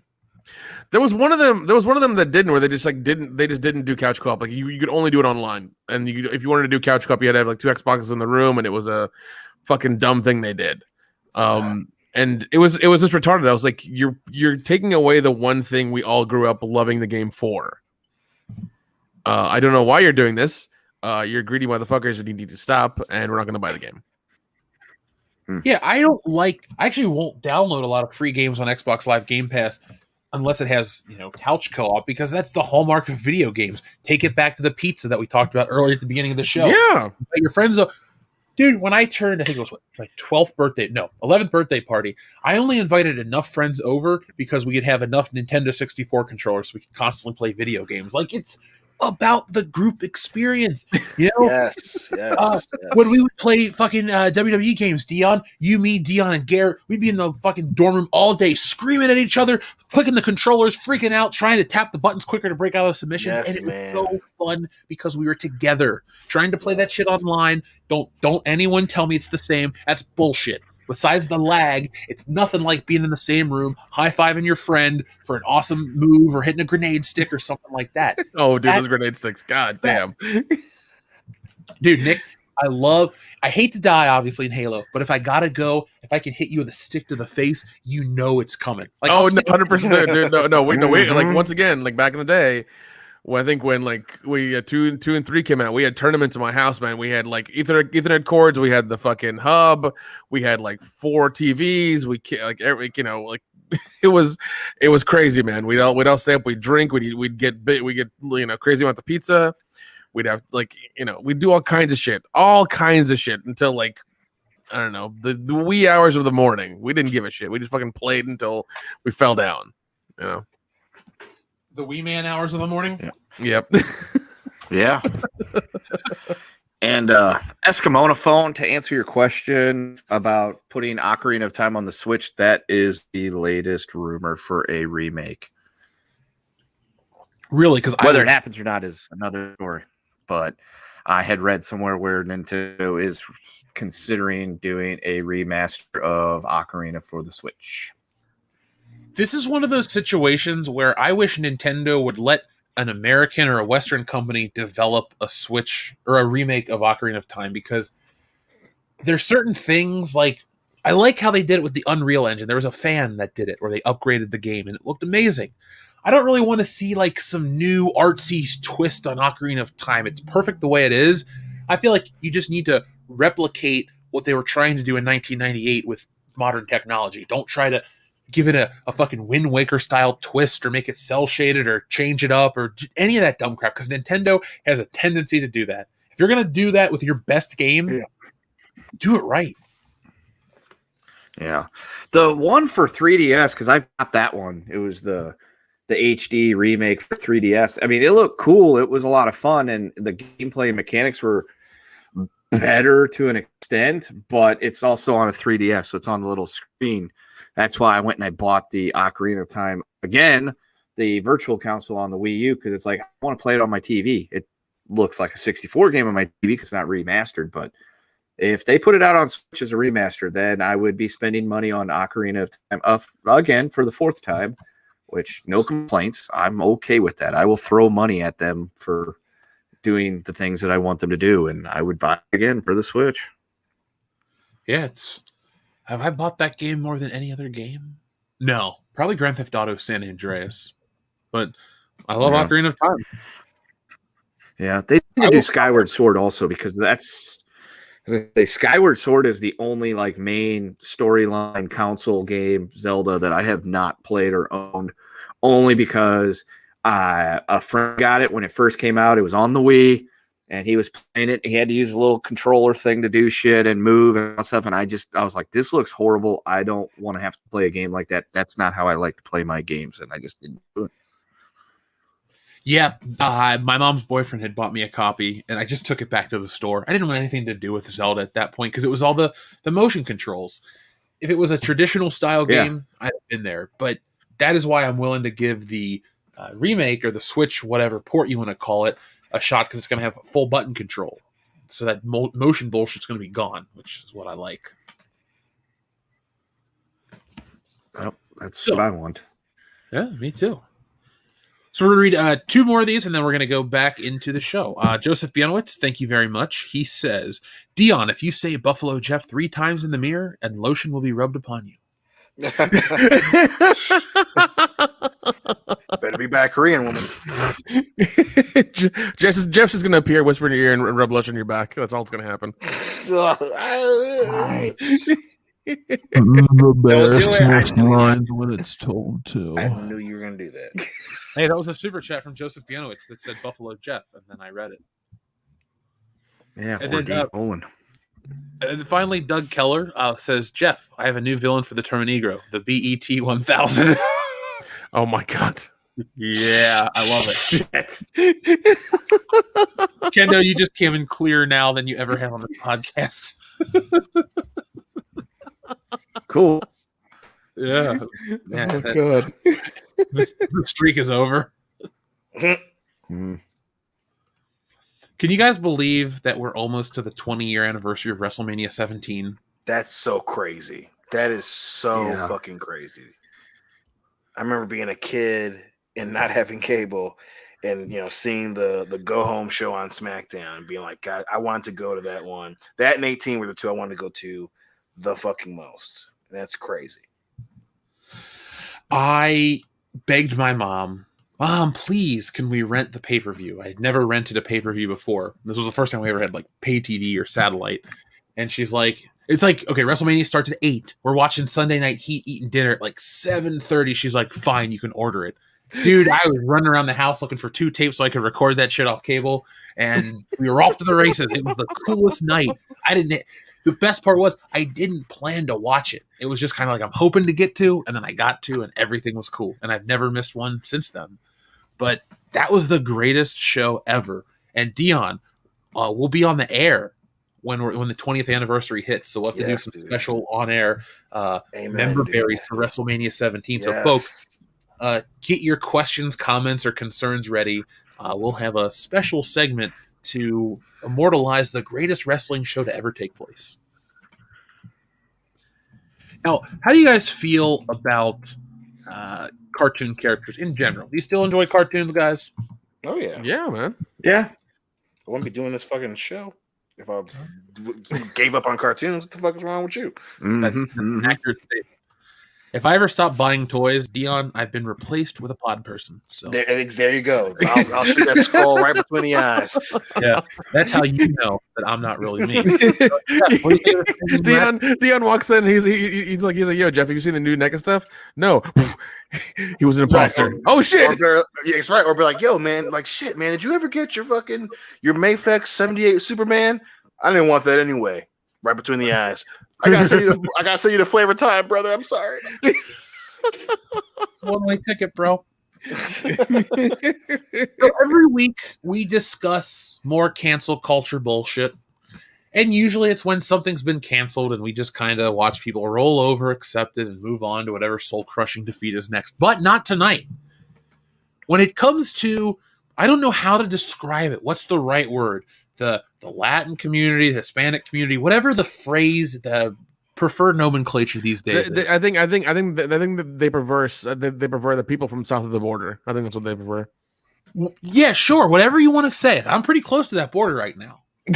Everyone out there, I just want to say, when it comes to cancel culture and this weird cultural appropriation bullshit that people on Twitter want to pull with, oh, it's offensive, it's this, it's that, it needs to be canceled. Whenever you try that with the Hispanic community, they say no. They push back with Latinx. They push back with this now. So Speedy Gonzalez was under attack, apparently. Allegedly, some guy, some dude was like, it needs to be removed. It's culturally insensitive, blah, blah, blah. And I saw a bunch of tweets with people saying, I live in Mexico. It's not offensive. I'm a Mexican-American. It's not offensive. This, that, and the other. It's not offensive. People were going to bat for Speedy Gonzalez like you wouldn't fucking believe. And now we have a big celebrity talk about it. So let's just, talk about this for a brief moment. So just a few days ago, beloved Looney Tunes character Lola Bunny and Pepe Le Pew found themselves changed in the new Space Jam film.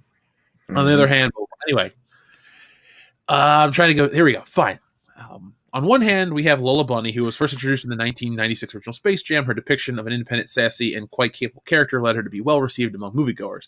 However, according to Malcolm D. Lee, Lola was not politically correct. As such, Lee has desexualized Lola's appearance, explaining this as a kid's movie, blah, blah, blah. So I really don't care about that shit. And then they want to talk about Pepe Le Pew. Now, amidst the cancel culture mob, they're having a field day once again, as it was revealed that Lola Bunny will not be politically correct and that Pepe Le Pew will not appear in the movie. Stand-up comedian Gabriel Iglesias took to Twitter to reveal that he's not fazed by them, not even in the slightest, in terms of people trying to cancel him for playing Speedy Gonzalez. In the upcoming Space Jam, New Legacy, Iglesias will be playing the cheeky Mexican speedster mouse Speedy Gonzalez, a character whom has been targeted by the SJWs in the past for his existence as what they consider a harmful stereotype of sorts.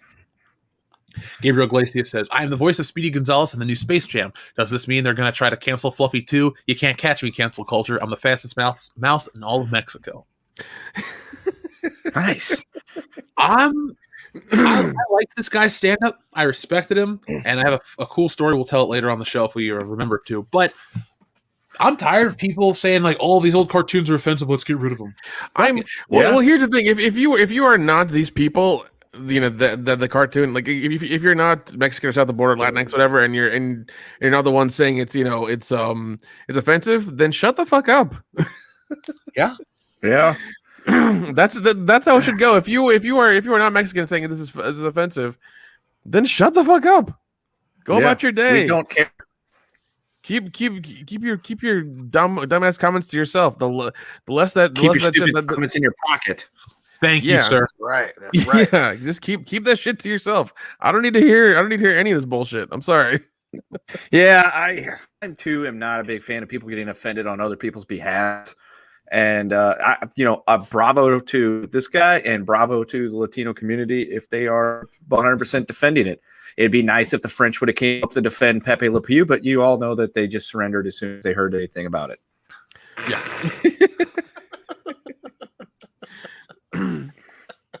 Yeah, because I mean, like I grew up watching Looney Tunes on Nickelodeon. Like and I remember Speedy Gonzales. I love the cartoon. It was a lot of fun, man. And like, why are you retroactively trying to cancel all this shit? I like putting notices in front of old movies and cartoon characters. Like, just chill, man. Just fucking calm the fuck down. Well, right, like, have a Coke and a smile. Just shut the fuck up. Or have a shot of tequila and a Corona. Like, fucking cool. You know what I mean? There you go. Again, like everyone. And the thing too is like we all know when a cartoon character or something is really bad. Like that shit it's undeniable, right? Oh yeah. And so when you don't have those anymore, you want to pick and choose shit to try and show that you're right. Remember, so and again, I'm not Latino. You know what I'm saying? I love fucking Speedy Gonzales, and because it wasn't derogatory, at least from my perspective, it wasn't derogatory in that it was specifically making fun of Mexican people or their culture or anything, right? He just had a Mexican accent and he was long. He say later amigos and all this shit, so to try and to portray, Speedy Gonzales in the same light as like Amos and Andy or some shit. It's just incredibly fucking misguided. You know what I'm saying? It's just so like we know when characters are bad. The fucking Crows and Dumbo, like, it's like, that's some borderline shit. Yeah. You know what I mean? That is. Yeah, it is. But since we don't have those anymore, people know when that shit looks bad, like, oh, let's go after Speedy Gonzales, man. Again, we need to remind people that Mexicans exist. And like, anytime you have a character that happens to be Mexican, I don't know if we can have that shit, man. It's like, calm down. It ain't like he was making, Mexican jokes the entire fucking show. Like he wasn't he wasn't shitting on Mexican people. So it's just so weird. It's just such a weird hill to try and die on. Yeah, I'm like racking my brain here, and it's like, other than he would speak Spanish and wear a sombrero, I'm like, he was just an extremely fast mouse, and he was always a good guy. So I'm like, I can't think of any time where it's like this character portrayed Mexicans like a negative light. Right. It's so weird. It's the world we live in, though. Like we're always looking for something to. I mean, like I really feel sad for these people who are like every day like wake up. It's like all right, what do we cancel today? It's like really that's what you're doing right now. This is what you're doing right now. What are we crusading against today? Yeah, you want to make the news for a day because you want to cancel something from 30 plus years ago. It's like, go get a job. Or I still couldn't even figure out why they wanted to go after Pepe Le Pew. He's just a French skunk that chases after the same girl in every fucking cartoon he's in. If anything, he's a persistent, loyal motherfucker. And last time I checked, that's what all the women complain that they can't find. This is true. Yeah, I mean they're both weird. And again, people who go so hard in the paint, if you believe something, you believe it all the time. Why don't you go out there and and protest, how places don't want to feed children? Like, why don't you go out and protest that shit? Why don't you go out there and get on Twitter about making sure that people have enough to eat at night? Go do that. You trying to save the world by somehow getting rid of Speedy Gonzales is wasted effort. If you want to go down as the good guy, go after some of the actual problems of the world. Go after some of that shit. Why don't you go and volunteer for Ashton Kutcher's fucking charity that's trying to combat child trafficking? Go after some serious shit. Trying to get rid of Speedy Gonzales is just virtual signaling. You want to be able to say that you did this in 2021. Like, go after shit that actually harms people, because Speedy Gonzales ain't it. By the way, to our friend Donald in the chat, just that's all your message. I know you're trying to show it to someone, so just in case, Double the fun. Yeah, well, if you're trying to show someone one of our jokes, I figure, why make them wait? Damn right. I'm looking forward to the follow-up movie, Log Jammer Long. starring God. Yuli Kunkel. I was gonna say, I hope he's in the sequel. It's just not the Yeah. same without the original cast. Right, you got to have Carl Hungus in there. Yeah. You know, if I didn't have plans for tonight, the Big Lebowski and like a 6-pack would be the perfect way to spend the evening. No, the Big Lebowski and a couple of White Russians. Yeah, there you go. My man. And for some reason, breakfast food. I just feel like that would all complement the whole experience. Hey, dude, breakfast for dinner is always gonna make the day better, dude. Oh yeah. Oh yeah. Dude, I've been You could be in the shittiest mood in the craving world. French toast all evening. One of the greatest sounds in the world is when the waffle maker goes off. Yeah. Oh. Ooh. I just got I didn't buy one. Jesse bought one, and we've used it one time. But I love waffles, and I'm ready to make more waffles. Fuck yeah, dude. Let's save the goddamn world. More waffles for America. That's right, Waffle Force. dude. That's what we should do. We could bring the world together. We can be the actual healing and unity. We could just go around the fucking country in a van, like a food truck, just serving up pancakes, waffles, and French toast. Everybody will love us. Yeah, we can be the House of Waffles. It'll work out. It's fine. Yes. We'll even get some chicken strips in there too, so we can throw some chicken strips along with it too. Be like, you want pancakes, French toast, waffles? You want your chicken strips with it? Bam, bam, bam, bam. There you go. Now, if you come up to my waffle van and tell me that the Rise of Skywalker was good, you ain't getting shit. Yeah, we'll charge you. Take your ass down the street. We'll still feed you. You can still get our waffles. We're just going to charge you extra. Hell no. I'm gonna pout about it if we feed him. Like, no, don't feed that motherfucker. No, you He's can the have a worst bad character. taste. If you don't say Ray, and if you add that Skywalker at the end of her name, I'm gonna smack you in the mouth. It's a poor taste tax. Is all it is. Your ass is paying more for these waffles.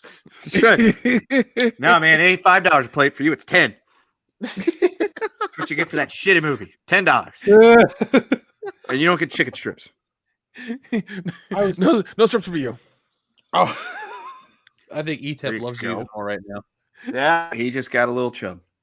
I was looking for this meme I found the other day. It said the Waffle House is just a Floridian hibachi grill, and I I hadn't saw that. Damn. I fucking saw that shit. I mean, it ain't you're wrong. not wrong. Doesn't make it any less good, but you're not wrong. Yeah, man. Once again, you get out of the strip club covered in glitter, smell like ass. What do you want? You want Waffle House? Dude, I don't do that, and I still want Waffle House. Oh, okay. Like, I'm sorry. Any time of the day, you can be like, hey, you want some Waffle House? Yeah. Nick, last time I went to a strip club, I did go to Waffle House afterwards. So See, My man. There you My go. my cousin There you also go. puked all over his car window, and we had to drive with the window down. But that's a story for another time. Was that after Miami? Oh, dude, this was right before I went to Columbus and and visited Jesse. This was right after Celebration. Oh, right. Okay. Yeah, dude, the one down in Miami. I just can't wait for the world to open up like everywhere because I'm like, all right, guys, we're gonna come out here and do this, and then we're gonna do this there. Yes. Yeah, I might have to blow. I might have to just like go crazy in October and do a bunch of Halloween shit and just have a good I fucking thought you were time. about to say I have to go crazy and do a whole bunch of blow for Halloween. I'm like, to each his own. I mean, I can do that too. I mean, Halloween was the actually borders, last the time I borders was will at a be Waffle opening House. up. The price will finally come down. It'll be fine. It'll be fine. What'd you get, Kendo? So they had this like bowl that was like a hash brown bowl, Oh yes, but it had like, eggs and like sausage and stuff with it too. Because it was a scrambled egg and sausage waffle or a hash brown bowl, and so that's what I ordered. And the girl's like, "Do you want gravy on that?" And I actually looked her in the face like, "Is that a serious question?" Of course, I want fucking gravy on that. Oh my god. It was delicious. Yeah, There you go, wait. Jen. I miss that goddamn phrase you used to say. He threw me an alley. I had to slam it down. Damn it. Yeah, it's like I should have asked a real follow-up question of how many people come in here and get the waffle with either the eggs and sausage or eggs and bacon and don't get the gravy or the hash brown bowl. It's like how many people actually say no, because I don't want to know those people.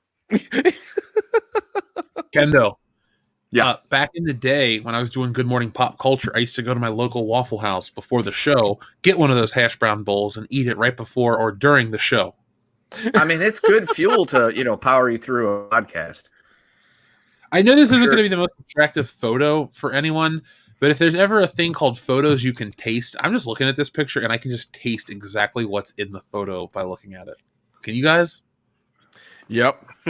Yep. Oh, baby. Yep. I usually don't get cheese on mine, though. I'm not a fan of cheese on the hash browns. I always get cheese. No, same Cheese here, on man. hash Yeah, browns, same here. Same here. Gotta do cheese and hash browns. I mean, I put cheese in everything. I often put cheese in the scrambled eggs too. It's like fuck it, whatever. Nah, You put I don't cheese even in do your that. hair, Yeah, man. No, dude. I got the scrambled eggs, and I got the sausage, and I got the hash brown. Put nothing on it, and then I get the waffle, and I put syrup on the waffle, and then I drizzle the syrup on the eggs, the sausage, and hash brown, and we are good to go. Okay. Yeah, I mean, All right. you don't get this physique without working hard. God. Am I going to end up with diabetes? Possibly. Do I know Do you why? have it I now? do. Maybe. No, I don't have it now. But if it ever happens, I'm going to be like one of those people who goes, man, how did this happen? I'm like, all those times I poured syrup all over my eggs and hash browns. That's probably how we got here. It was the Waffle House. Syrup on my eggs. I gotta try that. I need to try that. Yeah, you can't go heavy with it, though. You got to go light. You got to get them scrambled, and you got to go light with syrup. It adds a Okay. little all right. sweetness to the savory. It's pretty good. Okay. All right. Especially yeah, if they're I'll- really fluffy scrambled eggs. Okay. Yeah. I yeah, can next do time. that with bacon in the mix. Oh, Dude, bacon and syrup and sausage and Ooh. syrup always goes really well too. Yeah, man. So, This has been a very food heavy podcast. dude, I'm doing my best because when we went to the store earlier, we bought those sausages wrapped in pancakes on a stick, like the breakfast corn dog. Oh God, those are so good. There is a whole case of those in our freezer, and we have 2 air fryers. So it's not like I could not mute the mic and go make them and come back, but I don't want to ruin the show. So I'm just saying, folks, we're very hungry tonight. That's what happens. Peter's when got you it right. go- this is what happens when you go on a diet. Oh my god, you don't need to feed with. Hey guys, Dude, that- when we get together in for Loudie's wedding, the morning after when everyone's fucking shot to shit, we should roll up to Waffle House. God, Dude, I'm right. down. But Listen, here's you know the I'm thing in. though. Here's the thing. Do we roll up like in our normal clothes, or do we still wear our fucking our night shit and go to Waffle House? You know what? You Fuck gotta it. wear Let's, nice stuff. no, we go after the party, like after this reception when everyone's going to sleep. We're barely with it. We'll get into an Uber. We'll try not to puke in the car, and we'll just go to Waffle House at like 4:30. Deal. Fucking sold. deal. Nah, man. Not the man. first time I've done that. Yeah. Yeah. But it'll be the first time you've done it with us. Yeah, it will be. I'm looking forward to it. It's going to be a fun time because it's gonna be goddamn wild. Okay. We're normally a fucking IHOP podcast. That's where we because go. we have access to. Yeah. I personally would like to be a Cracker Barrel podcast, but they're only Ooh. open Agreed. till Agreed. about 10 o'clock. So Right. Yeah, you Gotta get that gotta sponsorship. you gotta come down towards me, man. when I was in Cincinnati, I had one 10 miles in every direction. Oh shit. Yeah, I was to say I'm literally like 6 minutes away from a Waffle House, 8 Don't minutes get me from wrong, the White Castle. Yeah. I love Cracker Barrel up by me, but Cracker Barrels in Atlanta just hit different.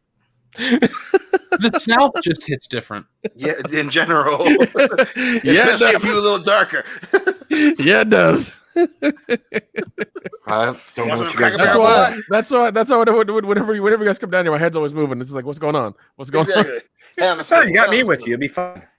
Well, Atlanta, you got to have Nick and me with you. It's the rest on? of That's true. No, that's true. That's the rest of 100%. Georgia. We got to be worried. Atlanta's the other way around. You know what I'm saying? Shit might pop up. Like no. He with us. Yeah. So, guys, I got our first television show on Travel Channel. We travel the country and have midnight breakfast like shows. We just go to places that serve all night breakfast, and we go and we review it, and we just talk about the nightlife. So, and shit. so Keith, like, write up the contract and let's get this shit to Travel Channel. so kind of like, Yeah, kind of For like, sure. The day I will quit my job for that month. Get the lawyer on the phone. I So just kinda talked to him this afternoon, actually. kind of like Oh, David good. Tell, but more food involved. Oh yeah. Yeah. And we're a lot It's like more entertaining. David Tell meets Adam Richman. Okay. Yes. All right. I feel like, all right. So who's the first bullshitter that's gonna die from high cholesterol because of all the shit we ate? Probably all the probably bacon. me. Probably me. Say, I would, if I had to bet, I'd bet Nick. Yeah. Yeah, it would definitely be me. Yeah. I was say genetics are not on his side for high cholesterol diets. Nope. Nope. I mean, that's why he's cut back on the turkey legs and the mayonnaise recently. Yeah, I had to. It was Cut back. We mean he's down to only 4 a day. Yoko's winner I mean, it was 12, but now it's 4. So I had to. I mean, that's progress, about goddammit. moderation. It's moderation, dude. Moderation. yeah, man. They just those turkeys ain't happened fast enough. So I had to cut back a little bit. So now I'm thinking about all the Denny's and shit. Dion, remember when we used to go to Denny's with did we take Carmen that one night? Yes, when we all did. fucked up? We did, and then we picked Hillary up when she got out of work. Yeah, so we used to hang out with this girl across the hall. It's hard to explain our relationship with her, so we won't try. But long story short, I'm not going to get into that shit ever on air. But long story short, we used to hang out with her. We would take her to breakfast. And then, Dion, did you know what happened to her? Did she get married or something? To some rich Italian dude, and they have like we're still Facebook friends. She's got like she's got like a kid and all this shit, and she's like living in an Italian villa. I'm like, Damn, dude. you were high 24/7. That is crazy. Never mind. Like that chick, I can't believe she married up. Good for you, Carmen. I mean, hey, get that bag. Get that bag, Carmen. Oh man. RJ Oldenburg wants to know who dips a turkey leg in mayonnaise. Kendo? Who does? America Samoan. Nick Uta. Yeah, it's me. As well as okay, this is gonna get a button press just because it says this. As Emerald used to say, Bam Jamaram. Jamaram! We're gonna kick it up a notch. We're gonna use a little geode to spice it. Okay, so Jabrailin Van Zant, thank you very much. He says, if you have to choose only one between Cracker Barrel, Waffle House, IHOP, Denny's, and Bob Evans, which one is staying or going? You fucker! I've never been to a Bob Evans. I've never been to a Bob Evans. So You're not missing much. Okay. You're not missing much. No one's dying on the fucking hill for Bob Evans. Okay. I don't know about that, bro. That wouldn't be my first choice to remove from this list. Bro. I'm not saying it's bad. I'm just saying, if you got a gun in your head, you ain't going for the fucking weird ass looking psycho killer white boy statue with overalls on. I mean, that's a good point. That's you're just not point. going with it. That's Big Boy. Oh yeah. Physical embodiment. Oh my god! It's a barn. It says Bob Evans. It's a barn. It's bad enough. It's bad enough. Right. Dude, see, now it's a barn now. See, now Yeah, I'm back to not trusting it. That's our horror movie. It's called like Murder Barn. It's just about Dude, it's like Murder Barn. The barn. That would be the funniest and scariest fucking horror film of all time. It'd be dog shit, and you know it. But you know what? Yeah, I was gonna You say know what? barns are not That would really. be in it. The fact that it's dog shit, people would just love it even more. It's like, oh, this is really independent and really Yeah. crappy, but it's fucking fun.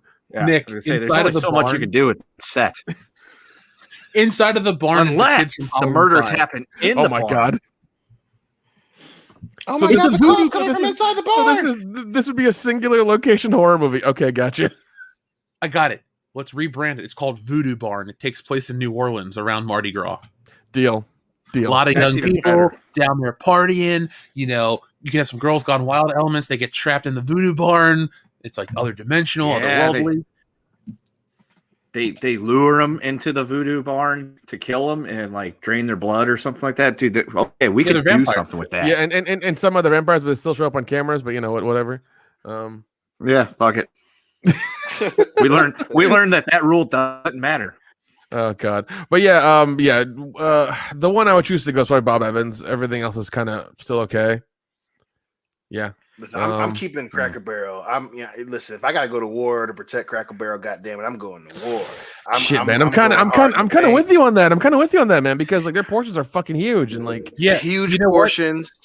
I ain't never had a bad experience. The staff is always super nice. There's always some older cutie white ladies working. You know what I'm saying? Yep. Listen, I'm going to war to save. I'm trying to save freedom and Cracker Barrel. God damn it! I'm with you, dude. It's a 3-man fight. That's right. I mean, it's because like IHOP, they're always kind of shitty. Denny's, they seem to never have fucks your orders up. You know? All the time. Even when it's late at night and you want like a goddamn Sprite and an order of fucking cheese fries and you're drunk as shit. It's like I didn't order a goddamn Coke and pickles. What the fuck are you doing? What are you pregnant? Do you speak? Are we in America? Do you speak English? What's going on, sir? I'm pretty sure you said you wanted pickles, fries, Sprite, medium, half iced. That's medium, it. Half ice. I just put this out there. Denny's can go fuck itself. Last time I ate there, my cousin. We're going to see U2 in Chicago, and we're standing outside after the dinner, blah blah blah. And all of a sudden, my cousin goes, "I don't feel great." He just puked everywhere. So Denny's, no thanks. Plus, Denny's had Therm Scissor Punch merchandise. So fucking Denny's. What merchandise is made from Therm Scissor Punch? Do they have like a fucking doll or something, or like trading cards? Oh god, yeah, they're supposed to make a whole fucking like action figure and a Black Series thing. I'm not gonna lie, if they came out with a Therm Scissor Punch action figure, I'd buy it just for the 100%. I would too. No, I was actually funny. I was actually waiting for it to happen so I could buy a couple of them, really, but it never happened. Well, thank you, Pablo Hidalgo. You created a wonderful character. Yeah, so much depth. So, our friend Sentinel Rex says Cocodile. So that's our sequel to. Oh my god! All right, Cocodile down. We should turn that into a. It's like a sequel to Miami Vice. It's a Miami Vice style horror movie. Cocodile. There you go. Oh my god! I'm literally writing this down. Vice. No, I love it. Doug Keller says Cocaine Bear starring Nicolas Cage. The bees. See, I'd watch that. Bees. I would gladly walk into the movie theater to watch that. Did you guys see that T-shirt I sent with all the Nicolas Cage faces? Yeah, man. Yes. That's been on my news feed. I love it. The attention to detail, Dion. It has a picture of John Travolta on there from Face Off. It's like next level shit. That is some next level shit right there. That is awesome. That is fucking awesome. That's why I bought it as quickly as I did. When I saw that, I was like, you know what? Whoever made this is a fan. What was it? I just got an email from Fright Rags. They're doing the Thing drop. I think it's next Wednesday, and one of the shirts is It's like a gray Outpost shirt. Stop telling me about collectibles that I'm just saying, man. I'm just saying. I bought Silver Shamrock glasses this morning, or yesterday, or whenever they went live. I have 2 of them now. Yeah, they have St. Patrick's Day if it arrives in time. Yeah, they have an Arctic research program Outpost 31 shirt. That one's mine. They have socks, they have pants, they got the whole goddamn The Thing suit. Yeah, they got hoodies and shit. So yeah, I'm just letting you know. So it used to be back in the day. Remember how they would brand, like, if you're a little kid, they'd have like the G.I. Joe sweatsuit and this and that, and the girls had the Barbie sweatsuit and all this. You could basically just wear an advertisement for that. Yeah. Like, that's what this is adults. It's like, oh, The Thing footy pajamas? I'll fucking buy them. Like, they just know how to market at that base level. They just have understood. They've understood the formula. They've cracked the code. They're like, how do I get a grown man to dress up like a fucking alien in a fuzzy pajama suit? Make it based off The Thing. You know, people, they're smart these days. If you want to advertise shit, folks, follow what the horror companies do. They know how to make an attractive. Oh my god, dude! Especially Fright Rags. They got most of my money last year, man, with a bunch of their Joe Bob Briggs figures that I got. Oh my god, your ass talked me into getting one too. Yeah, I've got all 3 of the variants. Apparently, they're going to come out with a Darcy the Mail Girl one here soon. So I'm waiting for that to happen. How accurate? Yeah, pretty damn accurate. All right, you know how I care about the sculpting on action figures. Yep. Oh, so we'll read one more super chat, and then we're going to jump into something I wanted to bring up because Dion, it'll make you laugh. So our friend Diego Flores, thank you very much. He says, I proposed Tom a comic book about a person with a person with a character inspired from the 80s and 90s cop movies, and now we'll have cocaine infused to it. Yes, we will. I can guarantee that this show has never been fueled by cocaine, never will be fueled by cocaine, but a lot of our stories will be in the story context. So no, it's never an allegory or like a shady reference to this is how they make the stories. No, we just drink and sit around and come up with dumb shit. But most of our characters probably have a terrible coke habit, so just be prepared. There you go. Yeah, Dude. it's and for some reason my character always eats turkey legs covered in mayonnaise and does coke. So like I'm gonna die real quick. I was gonna say that's an allegory for you. Life imitates art, Nick. Hey man, it is what it is. To our buddy Go Big Board, go home if you're listening. I got your messages. Holy shit. This is hilarious. I'll send it to you guys in a minute. Now, I wanted to share this because next week is the Snyder Cut release. And yeah, we're not going to... I mean, I'm sure I'll talk about it. If it has been dropped live before this show, I will do my best to watch it and have a review for the show. I feel like it's something a lot of people want us to talk about, but I don't want to make it the next couple of months is all about the Snyder Cut. It'll just be a small little snippet that we can talk about, good or bad, and move on. But for those out there with HBO Max, they got to experience the Snyder Cut a little early. Did you guys hear about this? No. Right. Man. So, Justice League surprises some HBO Max subscribers with accidental debut. The anticipated 4-hour cut from director Zack Snyder played for some users who attempted to access Tom and Jerry. What? So you'd click on Tom and Jerry and you got the 4-hour Snyder cut. You got the first hour. Oh, the first hour. Okay, all right. Now, we talked about this briefly on the High Council, but I'm just going to say this early on. I think this was intentional. I think this was a way to drum up free press that it makes it look like, oh, it was a coding error. It was a whatever error. Oh, it was technological glitch. I honestly think this was intentional because not enough people are talking about this. And this is such a funny story, kind of like Chun-Li in Mortal Kombat, that people are going to talk about it. So there you go, Warner Brothers. You got your free press for the Snyder Cut one more time. But what would you guys do if you sat down to watch any movie and the Snyder Cut played? How angry would you be? How much furniture would you break? Hold on. Dion, I want to hear your answer first. First, I'd be like, I gotta watch fucking 17 hours of this shit. Yeah. What fucking fucked up joke is this? HBO. I'm canceling my shit that afternoon.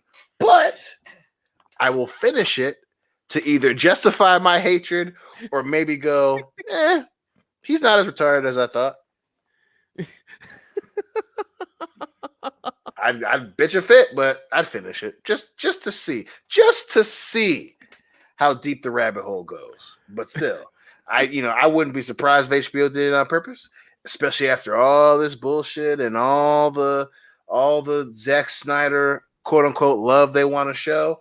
I wouldn't be surprised at all because again, people are either coming around to the fact that this was a hilarious joke that became reality, or they're like, okay, let's let this dude hang himself because it's damn sure going to be the last chance he ever gets to do some crazy ass experiment like this.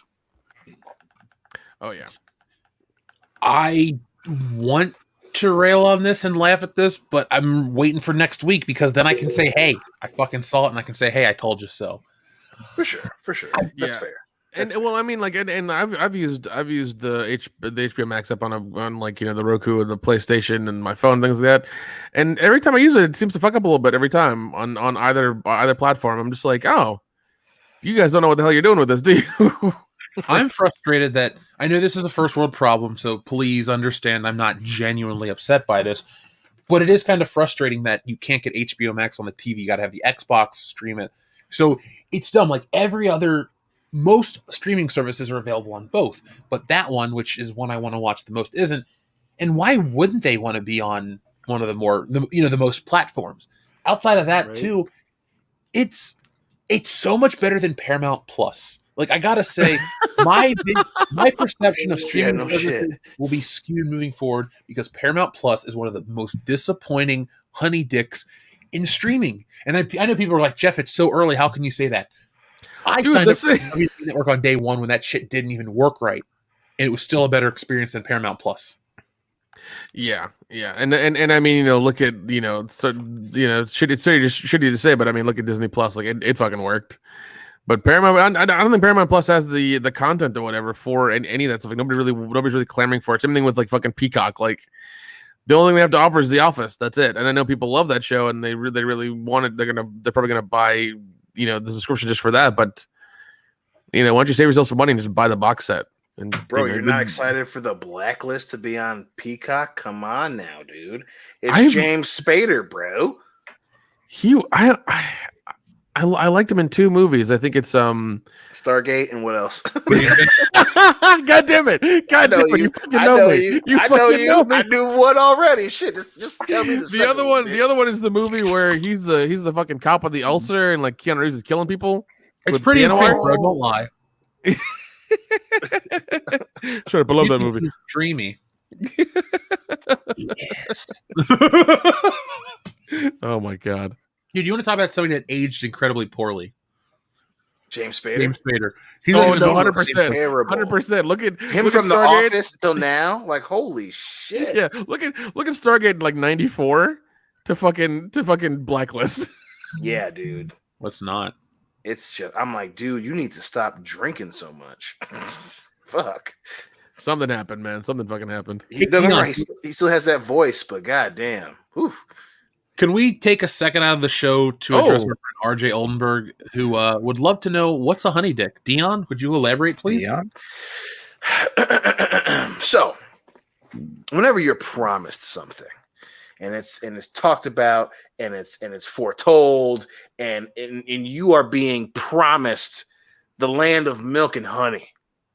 And when the time comes around, when the time comes for you to cash in that check, to receive what you have earned through loyalty, through love, through patience, and they don't give it to you, when they rip it from you, when they lie to your face, your beautiful chubby face, they have honey dicked you, my friend. You have been honey dicked. One of the most egregious crimes in all of humanity and all of nature.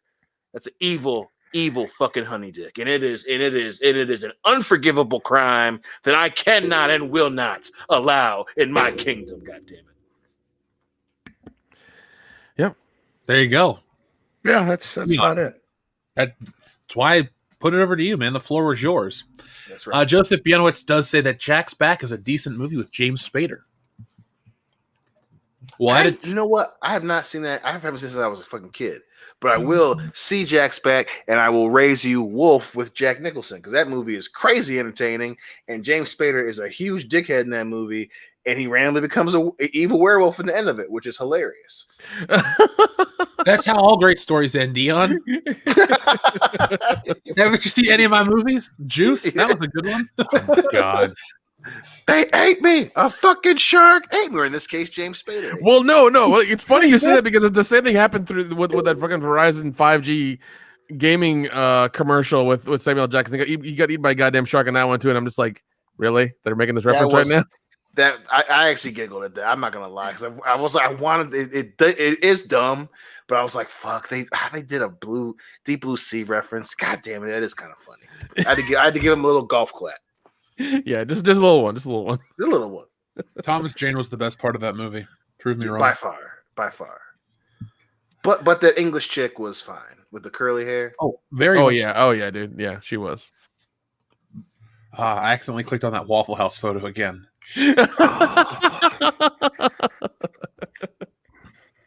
Oh my god. Holy shit! Someone referenced Less Than Zero with That's a great God movie. Damn, that's a huge underrated movie. I haven't thought about that movie in fucking years. I gotta rewatch it. That is an underrated fucking movie. I'll go on record. If I ever book, got to meet too. Robert Downey Jr. and somebody's like, "What's your favorite movie?" I'd be like, "Less Than Zero, man." Yeah, Iron Man's great, but that movie, it He kind is so hurts. unsettling. Yeah, because it Holy parallels shit. his life. Yeah. Fucking That's Brett cool. Easton Ellis, man. Mm-hmm. He went to the same college that Jesse went to.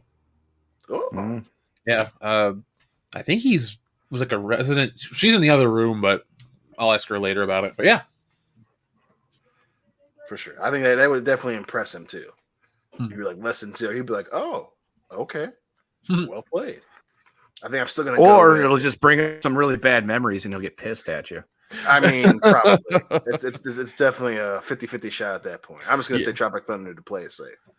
I would say Weird Science. That's what I got. Oh man, Tropic Thunder would be the one, but man, Less Than Zero just. It's good, dude. That is such a good movie. God damn. See, it's nice to have a dilemma. Like, what is the best of a bunch of good movies? Not what sucks the least. That's what you have today. It's like, yeah. That's that's really the choice nowadays. What sucks the least? That sums up right now. So, Swinging Cod says Crash by Cronenberg is a decent Spader. I have not. Is that the one with everybody in it? Yeah. With like Ludacris and everything? Yep. That movie is so overrated. Who was James Spader in Crash? I can't remember. Yeah, I can't remember who James Spader was in Crash. Our friend Qui-Gon also says favorite James Spader movie is Dream Lover. Nothing to do with James Spader though. Dion, I remember that one. What? Do you remember that movie Secretary with James Spader? And yes. Oh my god. Yes. When he's spanking her and shit. Like the beginning of that movie was so awkward to watch. I was like, how was she making coffee with her arms like that? And she just did it. I was like, oh, okay. I watched that with Jake and Nicole and then Tom, and we were over at Nicole's apartment, and it was so fucking awkward. Because like everyone was kind of like okay with the movie, but then we were just like looking at each other like, ooh. And we just felt dirty. I think were you there? I want to say we all watched it together, and you and I were just like, "What the fuck is this?" You had to be there because we were at Nicole's apartment though, and Crispy was there. Right. I want to say I was there when we all watched that together. Then you were there for sure. That's the history version of it. Deal. Yeah, that movie is like. Don't get me wrong. I'm all about the subject matter, but it was just. I was like, God damn, this is a little. Should I be like watching this in the dark, alone in my room, butt naked? Like, what is the criteria for that? Butt naked, for sure. Oh god.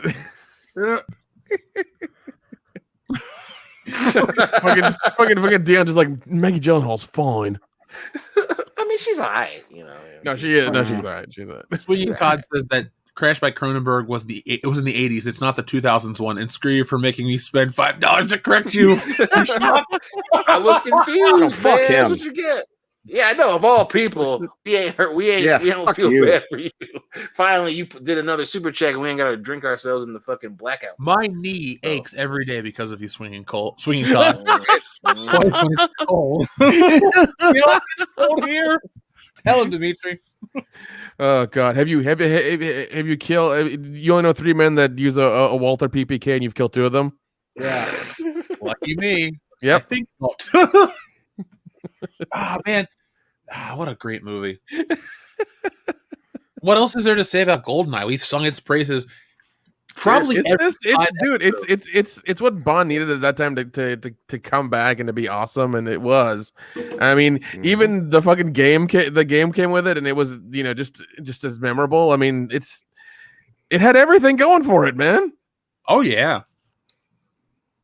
David Cronenberg, man, he's crazy. I love that guy. Oh, The Fly. Well, he does a ton of body horror stuff, and it's interesting. So, guys, last week WandaVision ended. Have you guys been reading or hearing anything about the show? Yeah, I've been reading it, but I still got to watch it. We keep saying we're gonna fucking barrel through it, but I keep not doing it. But yeah, I'm trying to keep up with what's going on. I know obviously it started off really fucking rough, and then some people were super, super happy with the final episode. So, give and take, I guess. I just gotta say, haven't watched it. Well, I was going to tell you guys, unless you're like dying to know what's going on, don't. This is one of those Marvel properties that I can safely say to everybody out there, there are moments of quality in almost every episode. There are moments of greatness in some episodes. Overall, this series, really just get the Cliff Notes version. Unless you can really invest yourself in the story, which isn't even that deep or that compelling, kind of just a wet fart at the end of it. Maybe just read about it online and look up some of the clips, check out the fight scenes. From a production standpoint, it's a good looking show. It doesn't look cheap. It doesn't look like they cut corners, but as something that you have to invest time in, I don't think it's worth your time. If it's something that you would have to subscribe to Disney Plus for to check out, I would not suggest that. I mean, again, it's your own decision. Make your own mind up every single time. But if I was in that and I knew what I knew, I couldn't do it because it just isn't worth it. It's fine is like the nicest thing I can say. It doesn't suck, but it's not engaging. It's not as deep as they told you. And this is what I want to write about or make a video about coming up. It's not about failed expectations, theories that didn't come true, this, that, or the other. What it was a show that was advertised as one thing and then didn't really deliver because, the mystery box is the element. No, you guys built up so much of this show, the callbacks to the sitcoms, this, that, and the other. We really spent hours watching bad sitcoms and then little moments of connective tissue that told us a very status quo reset style of story where she's got powers, he envisions back in the world. Like, it's that kind of a show. It exists to make two big things happen. And you could have cut down the episode order. You could have made a single film. That would have felt like a much greater event. WandaVision, the movie. Make it 3 hours, put it on Disney Plus instead of what would we watch? 9 hours worth of bullshit. So there you go. That's a honey dick, RJ. Now there's a real life example. Honey dick. That qualifies.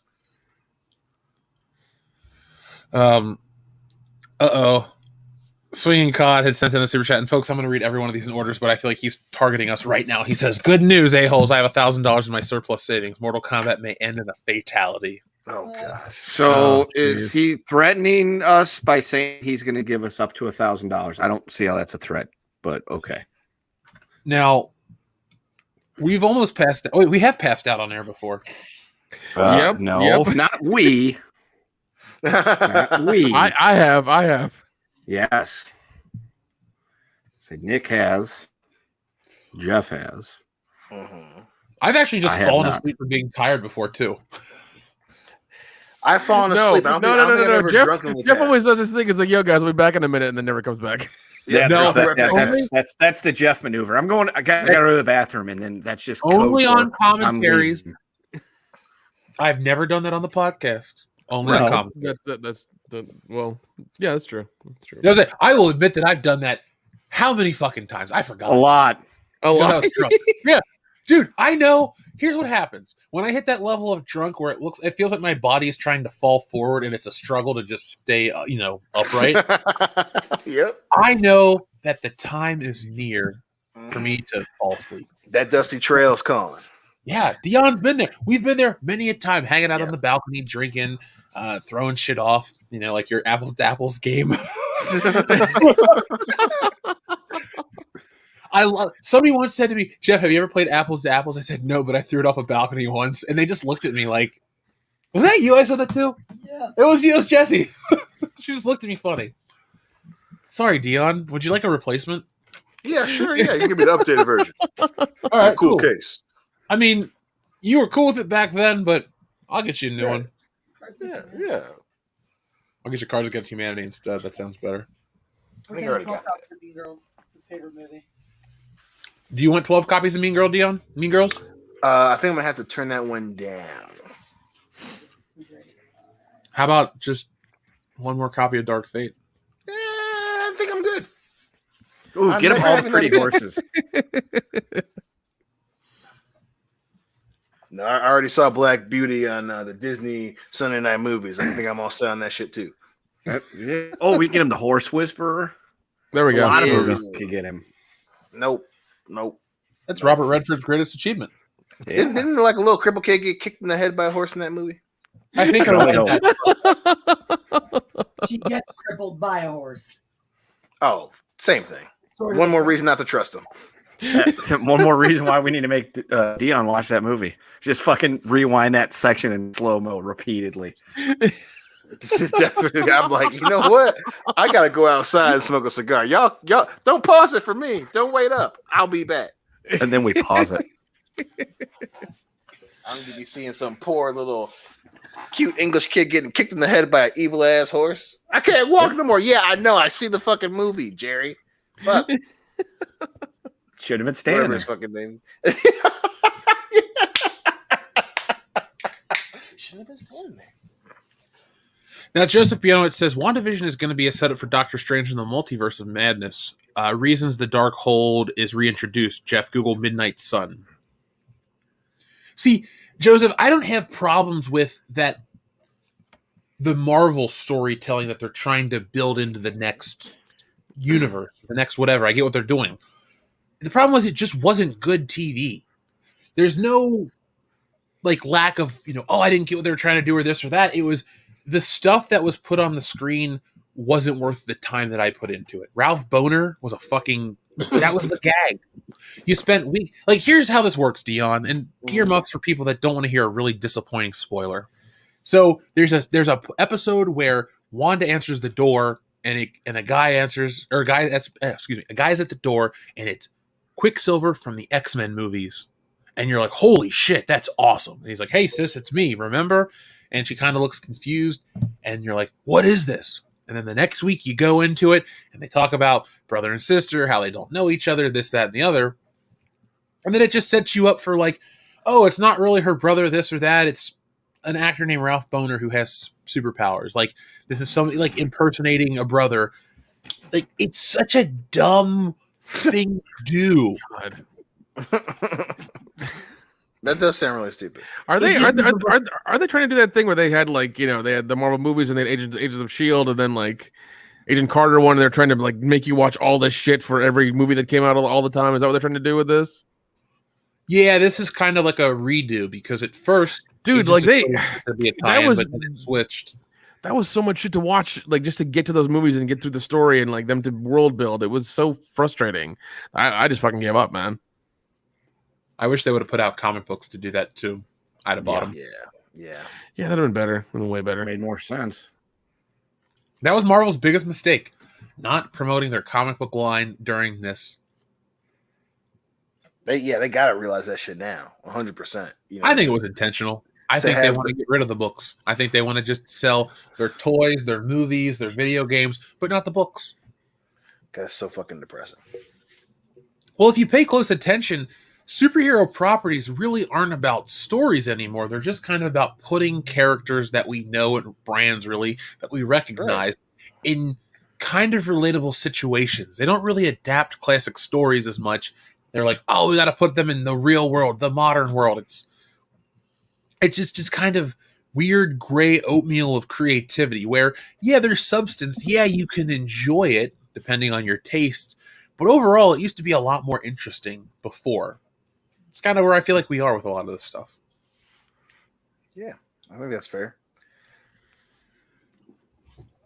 So, let's see. See you, Joseph. Thank you for watching, man. So let's get caught up in some of these super chats because we are pretty far behind. So thank you very much, folks, for your patience. Kevathar1138, thank you very much for your super generous super chats. He says, evening WCBSers, want to say I'm glad KK and Igor are older than me. I can quote Mad Mardigan Willow. I'll be around long after you're dead. Maybe Star Wars will be good then. Glad now I can share Warhammer 40k with my daughter. She's young but loves my Necrons. What is your favorite faction and why is it Space Marines? Also, appreciate all the Patreon/Subscribestar content. Well, Kevathar, thank you very much for all the kind words, all the support, everything. Just appreciate you being here. Now, Dion. Yes. Do you have anything to add to that about the favorite faction being the Space Marines? Yeah, I mean, they're fucking badass. I mean, it's the idea of humans being badass motherfuckers kicking ass across the fucking universe and in the warp. It's tough not to have them as your favorite faction. I'm just ready to watch cool shit. That's what it is. Whenever the Warhammer the movie comes out, the big one, I'll be there too. Yep. But Kevin Thor, thank you very much for everything. Now, we'll be around longer than Kathleen Kennedy and Bob Iger as well. We're all in our 30s. They're all in their 60s. So, well, I don't know. They're rich. They could probably buy their... They're probably like Emperor Palpatine, where they go home at night and they plug themselves in, like one of those Matrix chairs. It was Oh, a God. clone body. Oh God, don't say that. Oh man. That is why Kathleen Kennedy will never get fired, because every couple of weeks they replace her body with a new clone body, but it's their old brain. So it's not like the same. It wasn't So what you're surgery. saying is they're running into the problem with multiplicity, where they're making a copy of a copy. Yeah, so that's why she forgot that they didn't have Star Wars novels, because the copy of the copy erased that part of the memory banks. God damn it. She touched his peppy, Steve.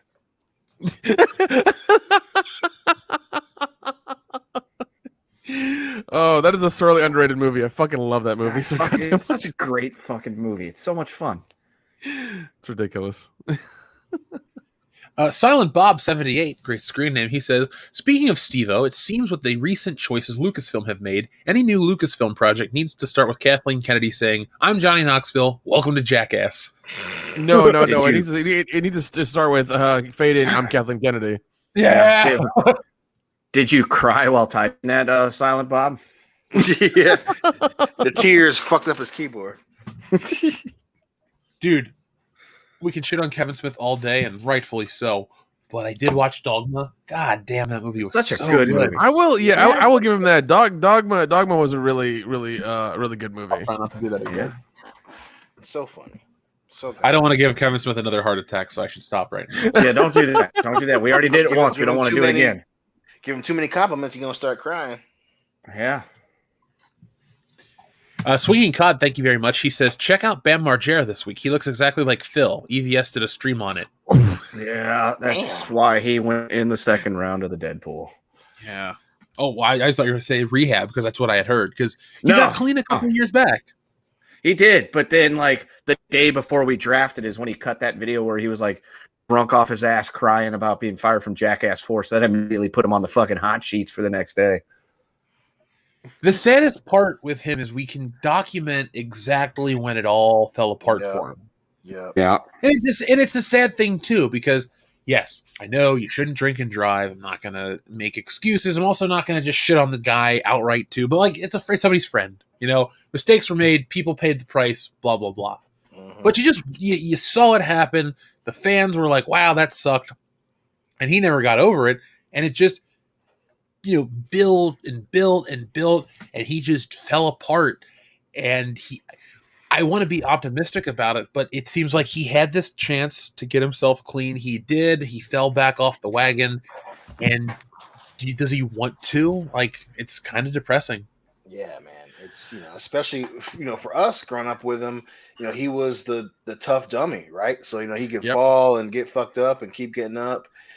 And, and again, I think it's the same thing where, you could see almost anyone go there, when your fucking best friend dies, and even under the circumstances, whatever, like you said, you can't excuse how it happened, but still, like that was his buddy. They got into a fucking car accident when they were fucking kids, and just I could see that happening to anybody. Your fucking best friend on the planet is no longer with you. I mean, that fucks you up. That fucks you up, man. You can't help but pull for him. I mean, he used to get on my fucking nerves, but it's I know. Damn.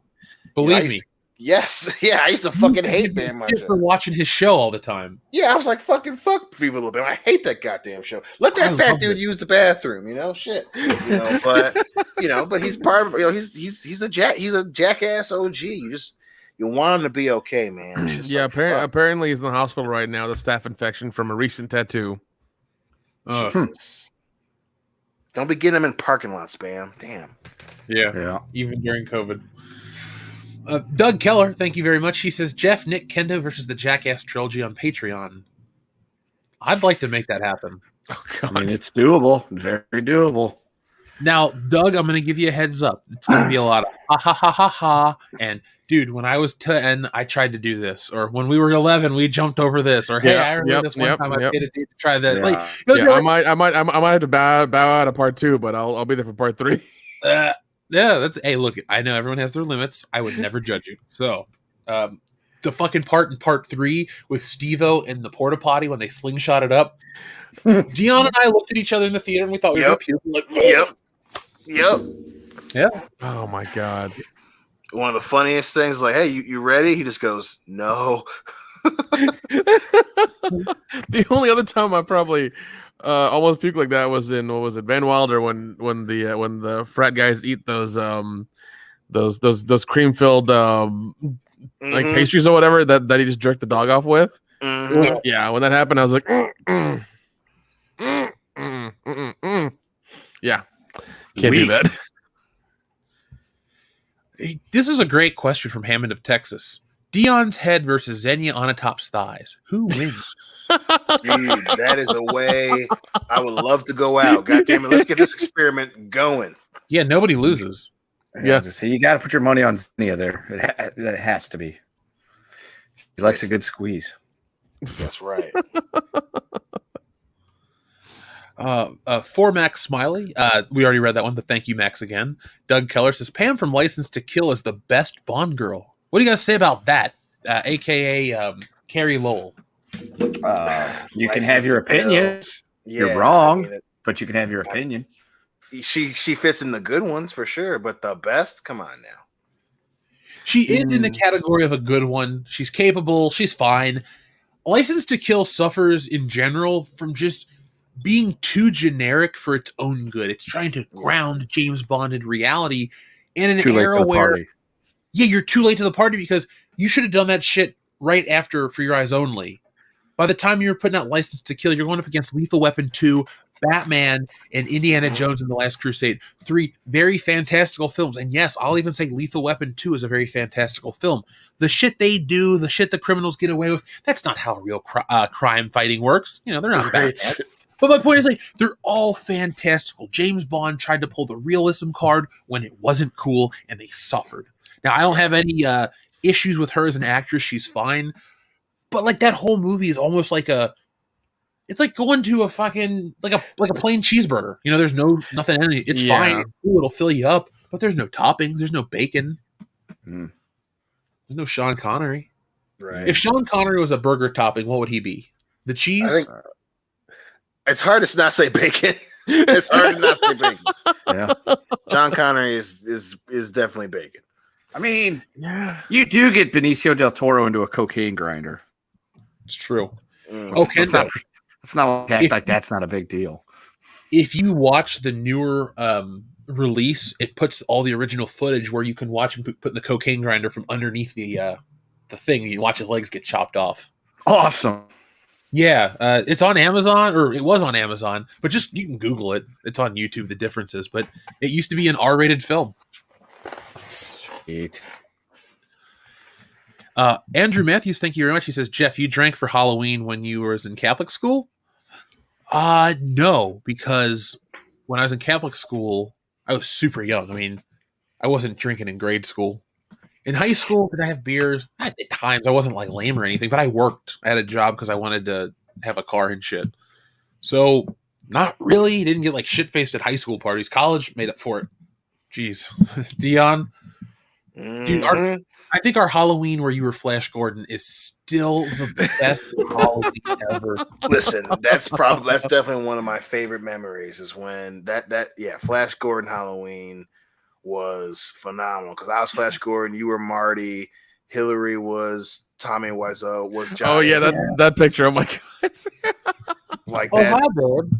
It was that was oh my god, yeah, that's probably still my favorite Halloween party ever. That one was good.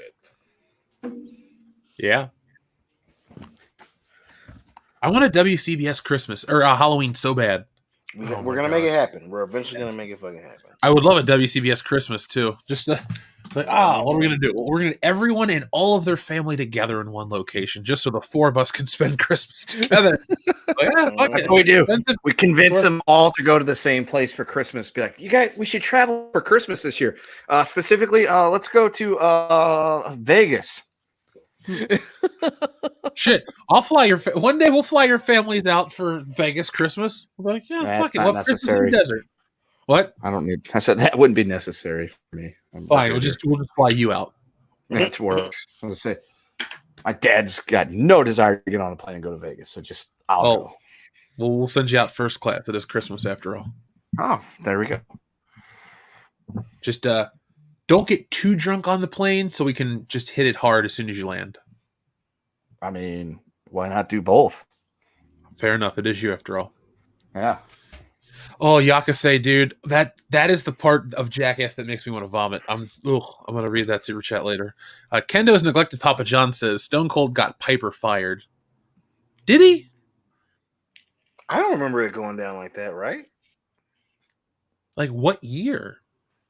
Like Because he went to WCW in 90. six, I want to say right? 7. Yeah, 6 or 7 was what I thought, right? And that 'Cause wasn't. Piper's at WrestleMania 12 for sure. Yeah. Yeah. Let's not like pretend that Piper wasn't fully capable of getting himself fired. Right. True. Yeah, this is Right. also the man who thought that Daylin was a documentary. Yes, exactly. Yes. It wasn't? And that dude was. Shit. I mean, I've been watching I would wrong say for it's- years. I'm gonna say it's pretty apt for the times we live in. I would say. I mean, Kinda like that's Idiocracy. true. That's very true. Don't say it too loud though, or fucking Piper will come back from the ether. But yeah, I don't think that was Stone Cold's fault. All I know is that Stone Cold once bitched out and walked out. And then, Listen, that again. Don't get me wrong, I get the reasoning, but yeah, we should have had he should have had that match with Brock. That was just that was bullshit, dude. On TV, put it on the pay-per-view. I completely understand why he did that. Yes, He's a professional. He's like, no, we're not just gonna waste this on TV with no heat. Fucking, let's get it in the ring at the pay-per-view. by the way, shout out to WG Phil who says Piper arrived in late '96. He faced Hogan at Starrcade '96. Mm-hmm. Okay. SH Rebels 08, thank you very much for the super chat sticker of a cup of coffee. I could use a cup. It's a little late, but I'm tired. big time. Oh, yeah. Oh, dude, I was flipping through the Pluto TV channels, and the Walker Texas Ranger channel was on. And Macho Man, oh, man, that made my day. I was like, cool. Hey, I stopped by the Target just to see what kind of toys they had, and they had a few WWE figures. They have one. It's Bobby Heenan in the Weasel suit. I almost bought it. I'll probably regret not getting it like the Virgil. Dude, like Target was where I go for all my toys now. I swear to God, I found most of the Back to the Future ones. I found Doc. I found the 2 Marty variations. I found Biff. I think there's 3 Marty variations, right? Yeah, he's only at Walmart. There's there's him in the radiation suit. Him in 2015 with the hoverboard, and then him somewhere else. No, there's 2 more. There's 2 more. Okay, all right. Yeah, because there's 1985 Marty in the orange vest, but then there's 1985 without the orange vest that you can only get at Walmart when he's playing for the Battle of the Bands. Gotcha. He comes with the invisible hand and everything that it fades away. So I want to get one at Walmart. I just haven't been to Walmart in a while. Yeah, Walmart's it's tough to find that shit out. I might have to just get it where it's like, pick up or something like that, and just get it that way.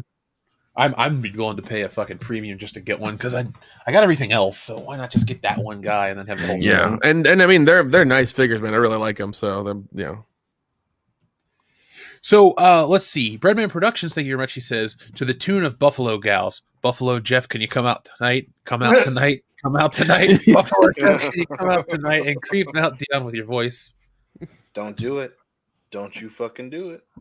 Buffalo Jeff is here. You and that voice all in the goddamn microphone in my fucking headphones. I can't wait. Don't you start doing that shit.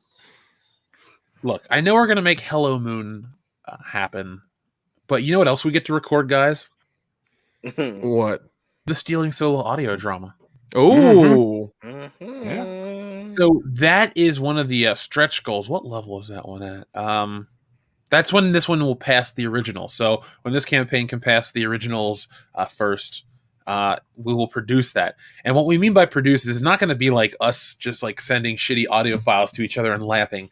We're going to get nice audio recordings, music, narrator, other voice work and stuff like that. It's going to be like a 1940s radio drama. A lot of fun. And you know what? Who else has done this for their comic book? Not many people. So don't make my typing be wasted in vain.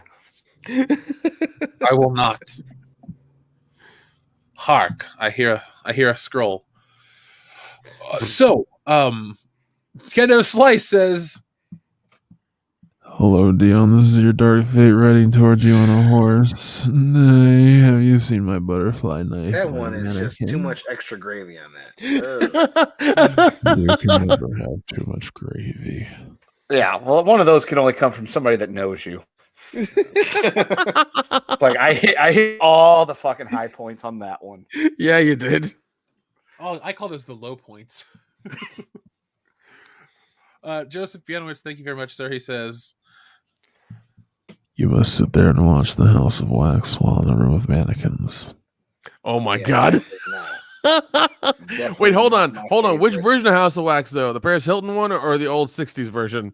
The Paris I Hilton feel like one. Dion's a Paris Hilton guy. Oh. But if we're going back to which one of us is going to go first, I would put Dion at the top of the list if we forced him to sit in a room full of mannequins watching that. Fuck no. Diamond nipples. There you go, chat. Let's see. It rubs the lotion on its skin and loads up on the Dark Fate Blu-ray for that special me time. I don't know this. Thank you, Darian 217. Fucking love my job. Yeah. The one, the only Dion Green. Thanks, TLJ. Good job. I don't like it in that turkey gravy voice. Hey, well, you're the one that dressed up like a turkey, so Right, that was different circumstances. Well, And you got a hug from the guy Billy Zane. from Billy Zane. Yeah. That's right. And Lance Henriksen was laughing his ass off. Yeah, he was, dude. dude. He was the Yeah, I fucking got king of the day. Video. God damn, he was just like, "What the hell's going on?" He couldn't stop laughing, and he's trying to give you a hug and shit. It's fucking great. I love it. I got your next costume picked out, Dion. What's that? Luke Skywalker with the tauntaun. Yep. That yeah, I'm not mad at that one at all. See, that's the fun part now because we incessantly troll you and set you up for shit when we're like, we have something really cool planned. You're like, oh, fuck. That's just as good as trolling you now because you're so conditioned to expect something terrible. You're like, here's something wonderful you'll love. Oh, you sure about that? Good. Hey, Plan hang on, that man. out on Sunday. Yeah. Go Big Boar or Go Home says, "Hey Jeff, Dion is my personal savior. Can you draw him as the Buddy Christ, complete with a halo? That would be hilarious." Oh my god. Oh my god! Yeah, we would be. The church would be after us, folks. Yeah. I was gonna say I don't know what would be worse, the tabloid implications or the lawsuits. I mean, I have spent. My mom put a lot of money into Catholic school and the church and stuff, and my grandma was, all her whole life and was buried and all this stuff at one. I feel like they owe me a couple. So just a couple. Just a couple.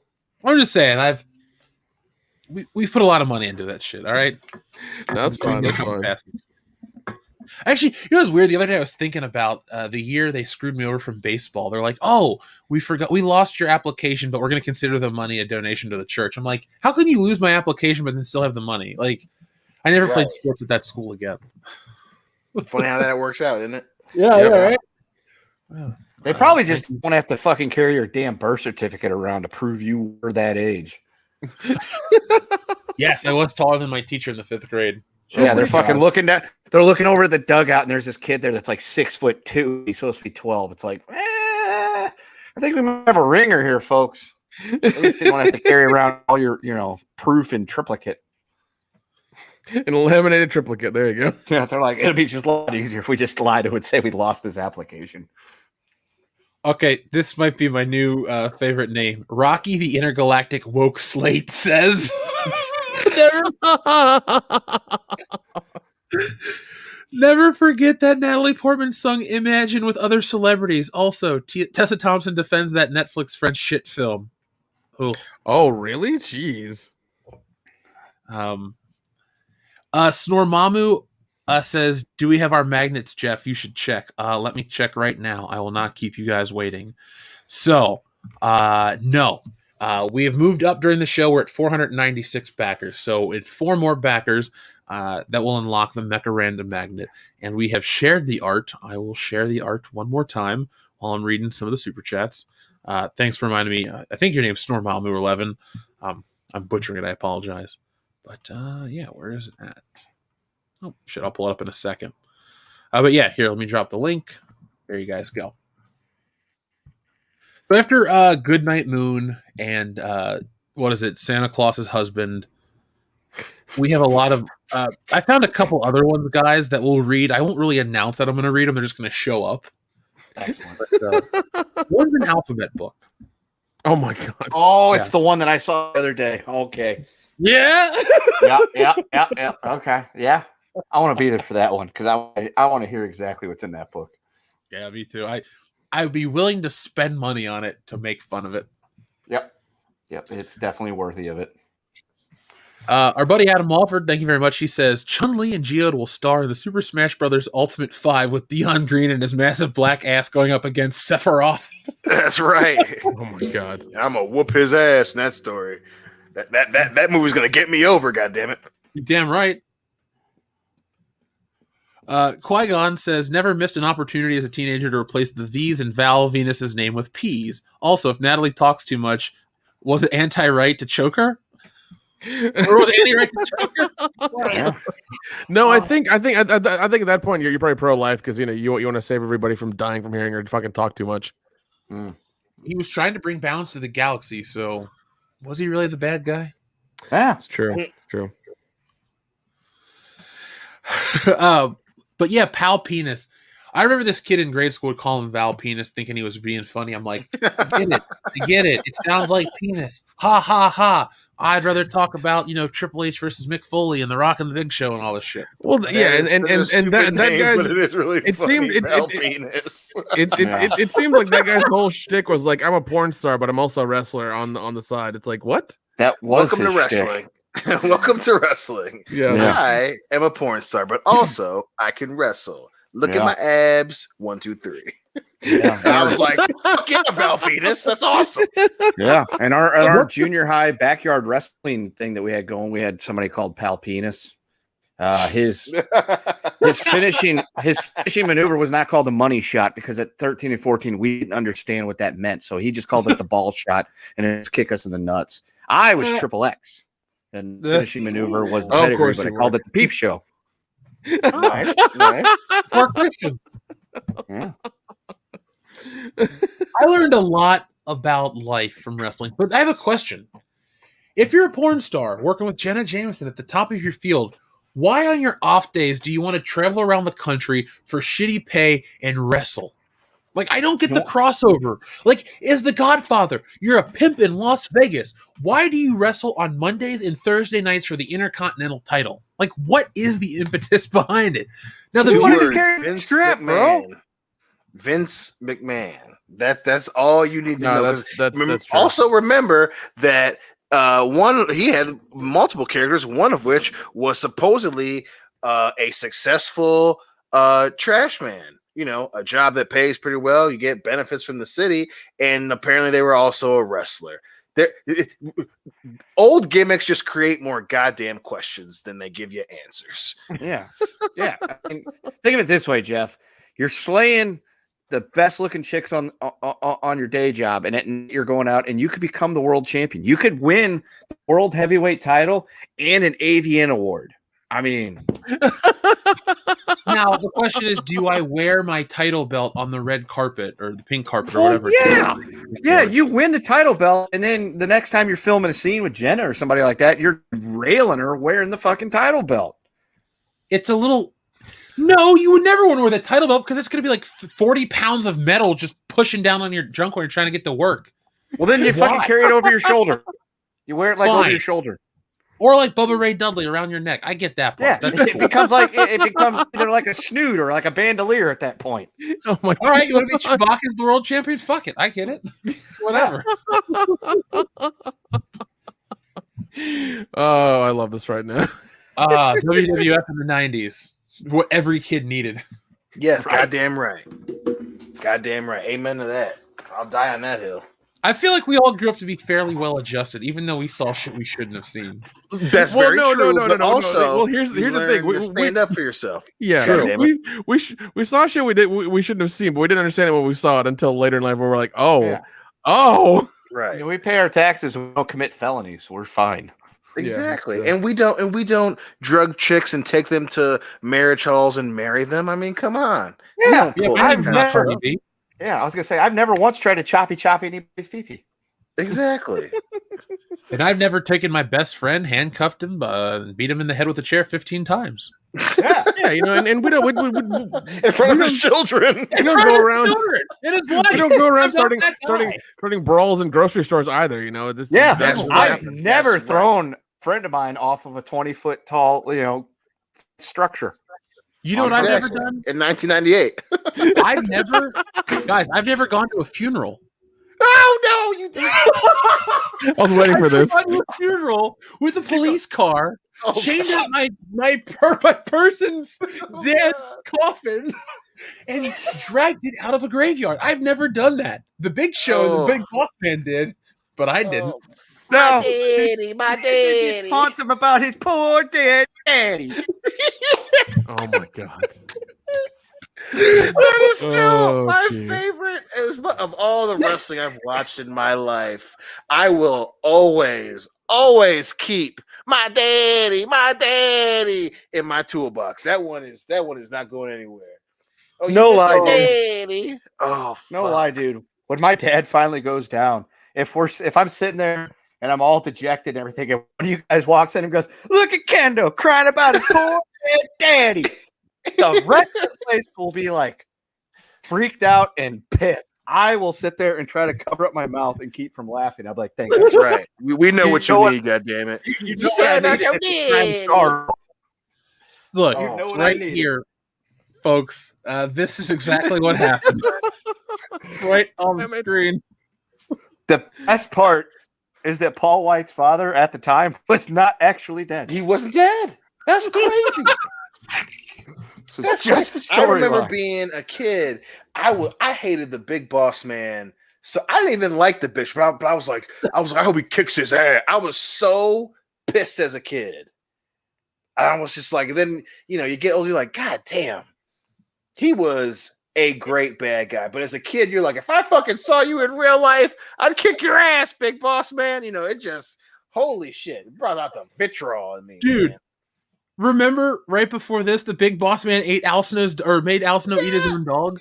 Oh my god. So fucked up. Who the fuck wrote the Big Boss Man in 1999? He was the most interesting shit wrestler of the year. He was, man, just an evil motherfucker that could kind of wrestle. And it's like, God damn, you cooking dogs now, motherfucker, and feeding them to him? Jesus. Yeah, dude. Yeah. Old school wrestling was entertaining as fuck, and they did some weird shit, and it was awesome. Yeah. Oh my god. It's funny. Some of the most horrible, heinous crimes ever committed in the name of wrestling was done by a guy named the Big Boss Man, who was supposed to be Law and Order. He was supposed to be a fucking cop. God. Okay, so I'm gonna try to read through these super chats so you guys can get to bed at a decent hour because it's past midnight for Dion. So fuck. yeah, a great show, a lot of fun. What we gotta get caught up on the audience. Excuse me. So Wander, thank you very much. He says, my opinion: Thor cut Thanos' head off, exited stage left, then wasn't in the rest of the movie. Also, Fat Thor was a joke. Stop pretending otherwise. I agree. He was a joke, Mm-hmm. and I didn't like it. Now, if he comes back and is Thor from Infinity War when he's hanging out the Guardians and he's funny and confident and cool and all that shit, then yeah, I'll be back on board. But if Thor's going to carry this chip on his shoulder, I don't want broken Thor. Spider-Man's got a chip on his shoulder. Captain America's old now, blah, blah, blah. But like Thor should still be that dude. He should still be cool. Captain Marvel's carrying a permanent chip on her shoulder, so I think it's big enough for everybody. Yeah. It's also in her haircut. Qui-Gon, thank you very much. He says, Thor is a freaking god with near invulnerability who always drank and feasted. Instead of inspiring people, these new movies are making them entitled. Yeah. Yeah. Sure. Why not? Ninja lawyer Steve has an excellent question. He says, if Kendo gets helicopter, does Dion get a Pegasus? Oh. A Pegasus would be the one of the few things I'd be semi down for because I love Hercules. You know what your vehicle will be, Nick? What is it? Yours is going to be a Razor scooter that can fly. So it's just gonna be my big ass and a small scooter being like, don't move. I'll fall the fuck off. Before the world shut down for the Corona bullshit, I was in Texas, and Jesse and I were drunkenly walking around, and we're like, "Hey, we need to get somewhere." So we jumped on a fucking Uber scooter. Dude, I took my those. feet are too big. Trust me, I know that because I did it myself, and I was when I was in San Diego, when I was in California, not last year, but 2019. I did that, and it was a fucking mistake. It was. I mean, I think the Lime ones are a little bit faster, can like handle guys like us a little bit better. But yeah, weaving in and out of cars and being on the road with that shit is fucking terrifying. It is. It is not recommended. Not recommended. Yeah, that's what we need to do. We need to invent our own line of scooters just call them big boy scooters. BBSs? Yeah, make them for real sized people. Oh, Kendo, I know you might know this better than anyone on the show, but Jesse and I, on YouTube, you find these random bands, and we found this band from Germany called Scooter. Have you ever heard of them? I have not, but I'm now intrigued. iTunes for years. Oh, they've been on some asshole. I don't know which friend put them on there. Well, somebody put it on Jesse's iPod, but we looked them up on YouTube. We were watching their videos, and then Jesse pulled up their Wikipedia page. They're like the biggest musical act in Germany ever. Yeah. Like they've sold all these records, but they're called Scooter, and they're terrible. And they're shit. Terrible. The guys, I want to pull up a picture of them real quick for you guys. As we Germany, like Euro trash lipids. Yeah, and he's old now. He's got so much plastic surgery. Oh God. He looks like he looks like Charlotte Flair. He wanted to look like Ric Flair, but it looks like Charlotte instead. Yeah. Well, for some reason, it doesn't want to load real quick. So here, she's on that plastic surgery train that she should have got off a long time ago. Yeah, there was nothing wrong with her before. Like, no, every time she goes in, she comes out worse for wear. Yeah, it's really depressing what she keeps doing. The worst one's Natalia because she was like really good look. She looks great now, but I mean, like before all that shit, she looked extra good.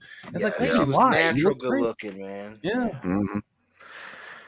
Not familiar with them. I prefer Autobahn. Yuli. Wander says Thor was Luke Skywalker in Endgame. A little neutered, but at least I thought it was funny. There were points where I laughed my ass off for Fat Thor. Yeah, I mean, he did come back and whoop some ass. So I mean, I'm alright with that. He didn't die from using the Force or eating a cheese. yeah, he didn't die from forcing, so it's fine. Force too hard. Grimjoy says, keep it up in a super chat sticker. Grimjoy, thank you very much. TLJ Screwjob says, what's sad is that you guys are white supremacists just because you're anti-woke according to Hollywood/mainstream. You can never change their minds. That is going to be a hard sell for our podcast to be called that. Called what? White supremacists? Yeah. Nope. Yeah. It can be. There's no way it can be. Yeah, it's like it's like, don't you have to be white to be white supremacist? Like, this show falls in that weird territory of like, we're not a racially like charged podcast. Our race is irrelevant. It's just about our voice, like literally. We don't mention politics. We just rail on Hollywood and their hypocrisies and their all their dumb shit they do. The only supremacy we believe on is burrito supremacy. or Vermin. Was it Vermin Supreme? Isn't that crazy guy that wears the boot on his head and runs for president every year? Yep. Oh my God. Everyone gets a puppy or whatever. Yeah. TLJ Screwjob says, why spend your 401k on Dark Fate, Dion? God damn you and your goddamn microphone voice.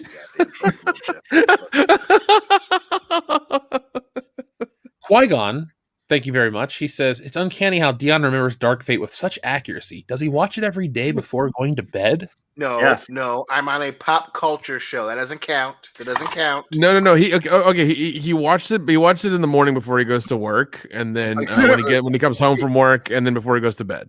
No.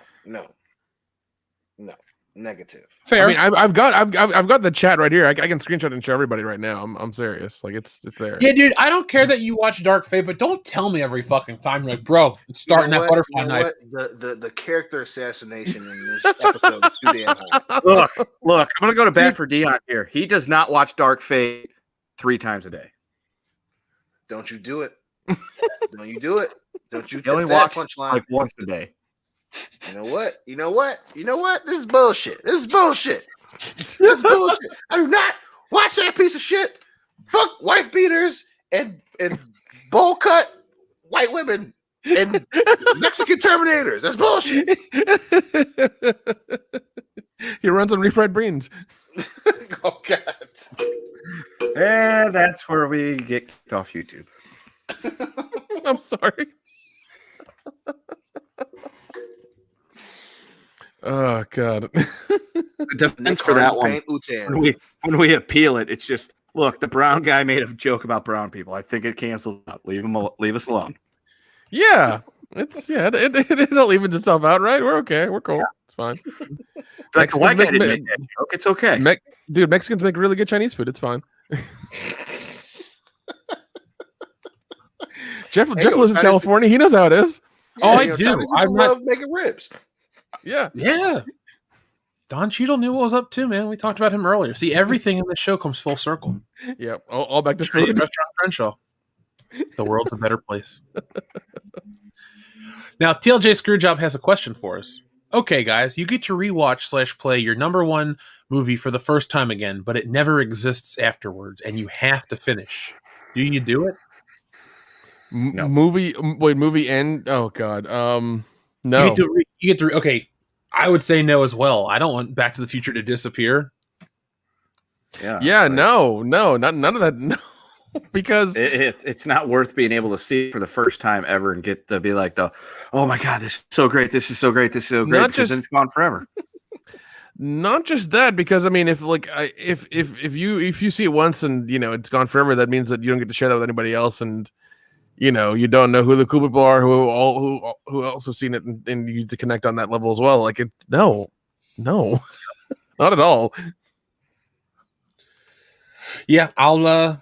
You know what I'll do? I'll just forget to watch it for like a year, and then I'll go, oh, yeah, duh, and it'll all come back, and nice flood of emotions. Dion, would you watch Dark Fate and see it like it was the first time you ever saw it, and then have it disappear forever? Wait, like if I watch it one more time and it disappears forever, like just it's gone, the history of it and everything's gone? Yeah. Listen.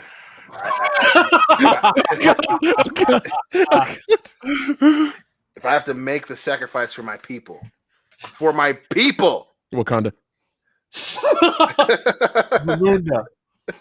Wakanda is a fictional place.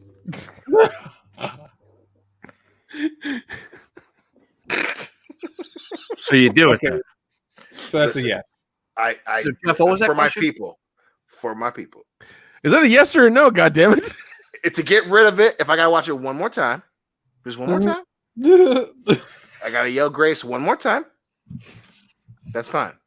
I'll make the sacrifice. Okay. All right. Jeff, what was the question? Oh God, seriously? Grace! The question was about watching your. Yeah, go. You get to rewatch / replay your number one movie for the first time again, but it never exists afterwards, and you have to finish. Do you do it? Yeah, Dion said yes. Yeah, there you go.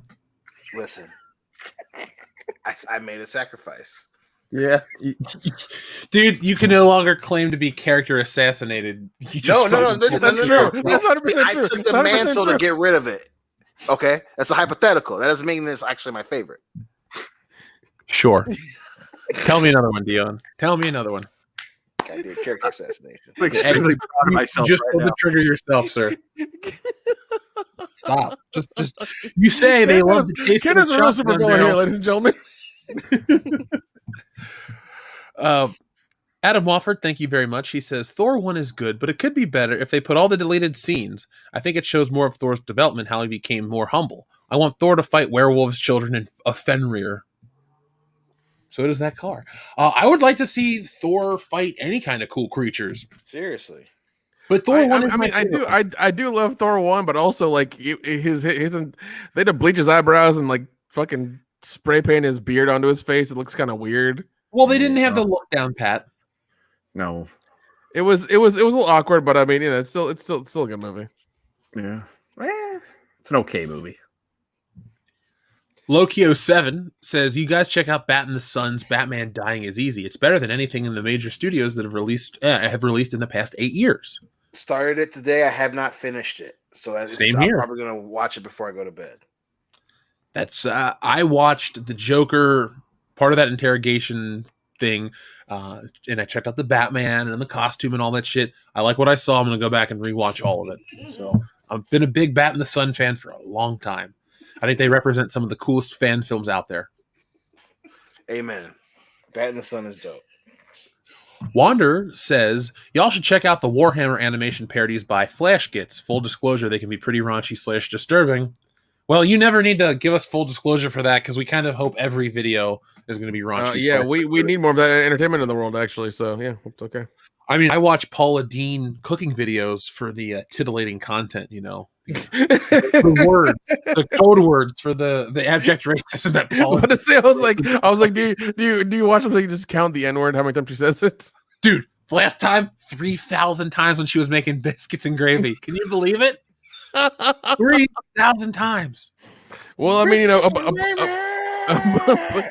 apparently that gets you your own restaurant franchise. So look, if she's good enough for Smithfield's ham, she's good enough for me.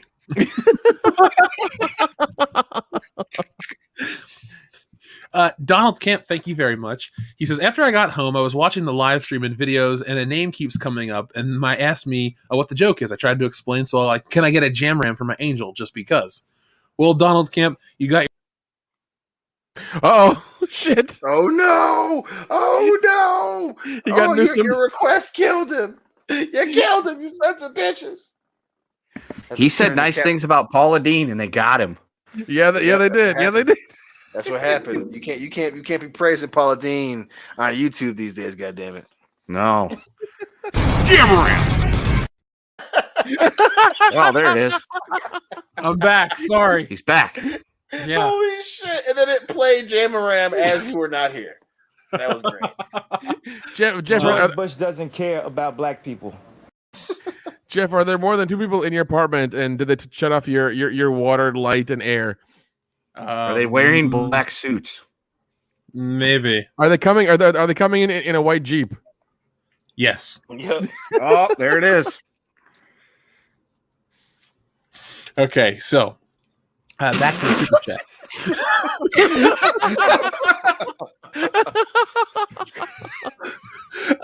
Timothy Wolf says, sorry behind pizza discussion. The Hut was pimp of the 1980s and up the later years, i.e. Pie Man, etc., and Suave Dine-In. Miss it. Thanks, guys.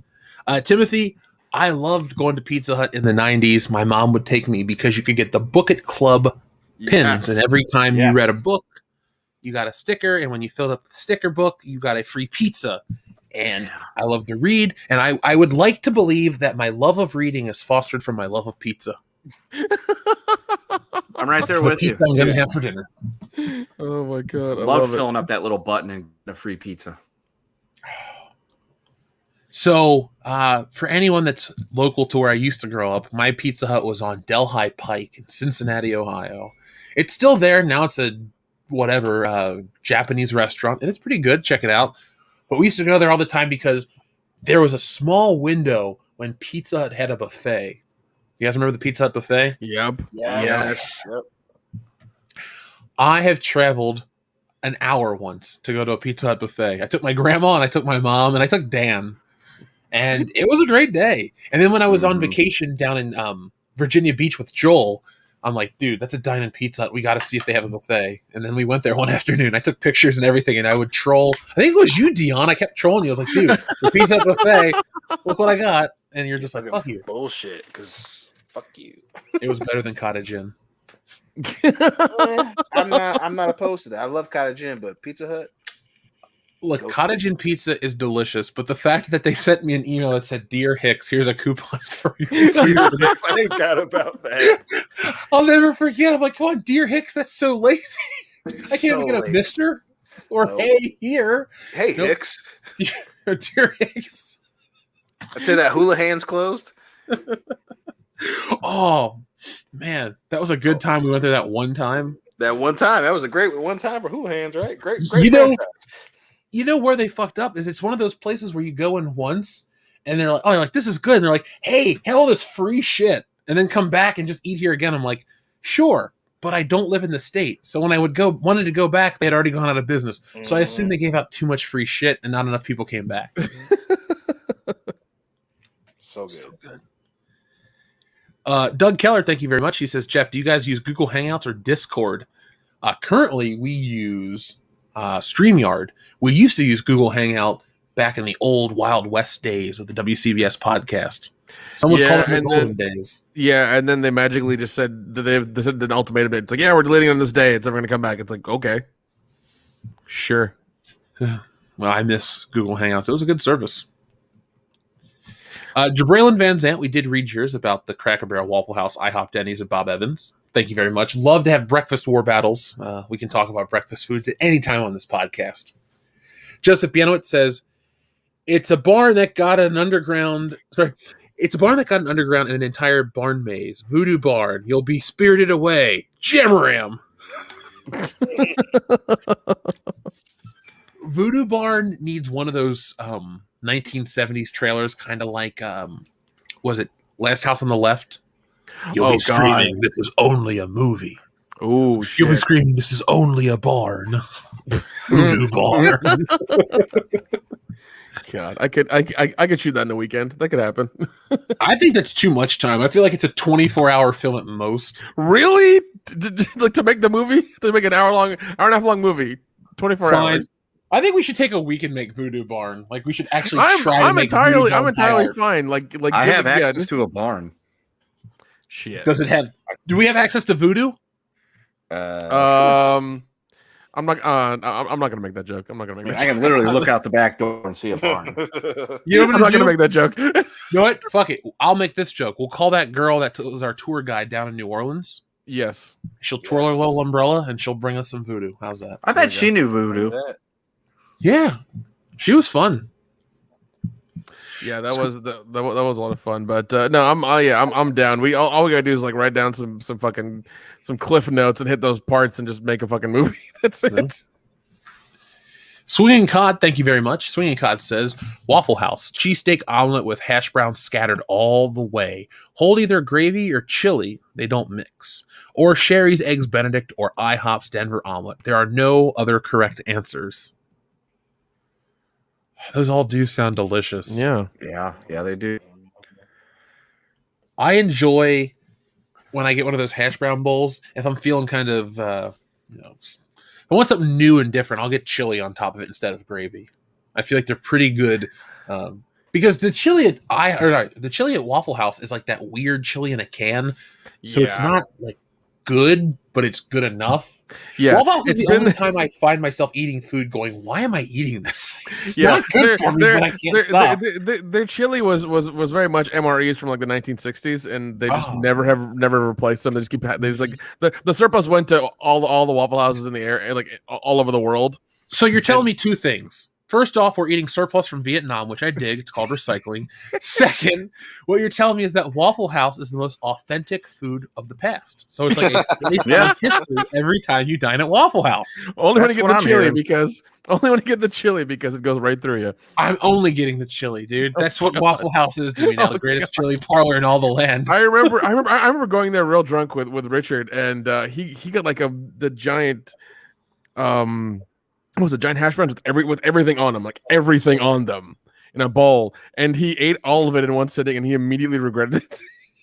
I feel bad for him because we drove back to his house, and he immediately was like, "Fuck, I need to drive faster." I'm just like, "Oh shit!" He ran to his house, went to the bathroom, was there for 15 minutes. I had to text him and be like, dude, you okay? He's like, it went right through me. I'm like, okay, good for you, man. Right. At least he lived. I mean, I wouldn't call that living, but okay. Well, it's better than dying, or watching Captain Marvel. Darian217 says, speaking of drinking, when is the Mortal Kombat / Bloodsport drunk watch party? It's got to be soon, right? Because when does Mortal Kombat drop? Is it this month? April, right? I thought it was beginning of April. It probably is. I'm just crazy right now. Let's see, Mortal Kombat 2021. Boom. Yeah, April 16th. So right around then, we will figure out exactly when, because work schedules and stuff, but we want to make this one happen with everybody because it's Mortal Kombat. It'll be fun to just talk about. That goddamn theme song was everywhere. And my God, I got the CD. I remember when the movie came out, I got that CD, and me and my brother played that so many times in the car. My mom hated it. I think she still has PTSD from that song. I think so. Dude, my mom liked the Mortal Kombat song. She knows, I mean, obviously the words are just Mortal Kombat and the characters' names, but she like knew them in the right order and shit. I'm like, all right, Mom, cool. We had a lot of fun. Qui-Gon, thank you very much. He says, what happened to the first hour of the Snyder Cut that airs next week as a Tom and Jerry marathon? Oh my God. Well, if that happens, Qui-Gon, I think that'll be a huge upgrade. Tom and Jerry has some classic cartoons. They do. You know what, though? If for as nice as I can be about their classic cartoons, I couldn't even tell you a single one off the top of my head. It's like, yeah, there's one with a dog, and there's one with dynamite and a baseball bat and shit. I just don't remember which. Could be any of them. I mean, they were essentially a tamer version of Itchy and Scratchy. Oh, yeah. Doug Keller, thank you very much. Doug says, I watched The Man with the Golden Gun. Surprisingly dull. I agree with that sentiment. It's not a good movie. Yeah, Goldfinger's I think is a little bit better, but yeah, Man of the Golden Gun, man, it's really slow. Goldfinger is a bajillion times better. That's not even a real number. Goldfinger's a lot a bit better. Now, Doug, I see that you're very active on our Patreon. Go back and check out. We have commentaries for all the Bond movies through Roger Moore. Mm-hmm. So if that's something you have not discovered, just go into the search function and under our tags type in James Bond or 007, and they should pop up. And we started those back in October of 2017. Yeah, and I mean we can finish the rest of them whenever the next movie comes out.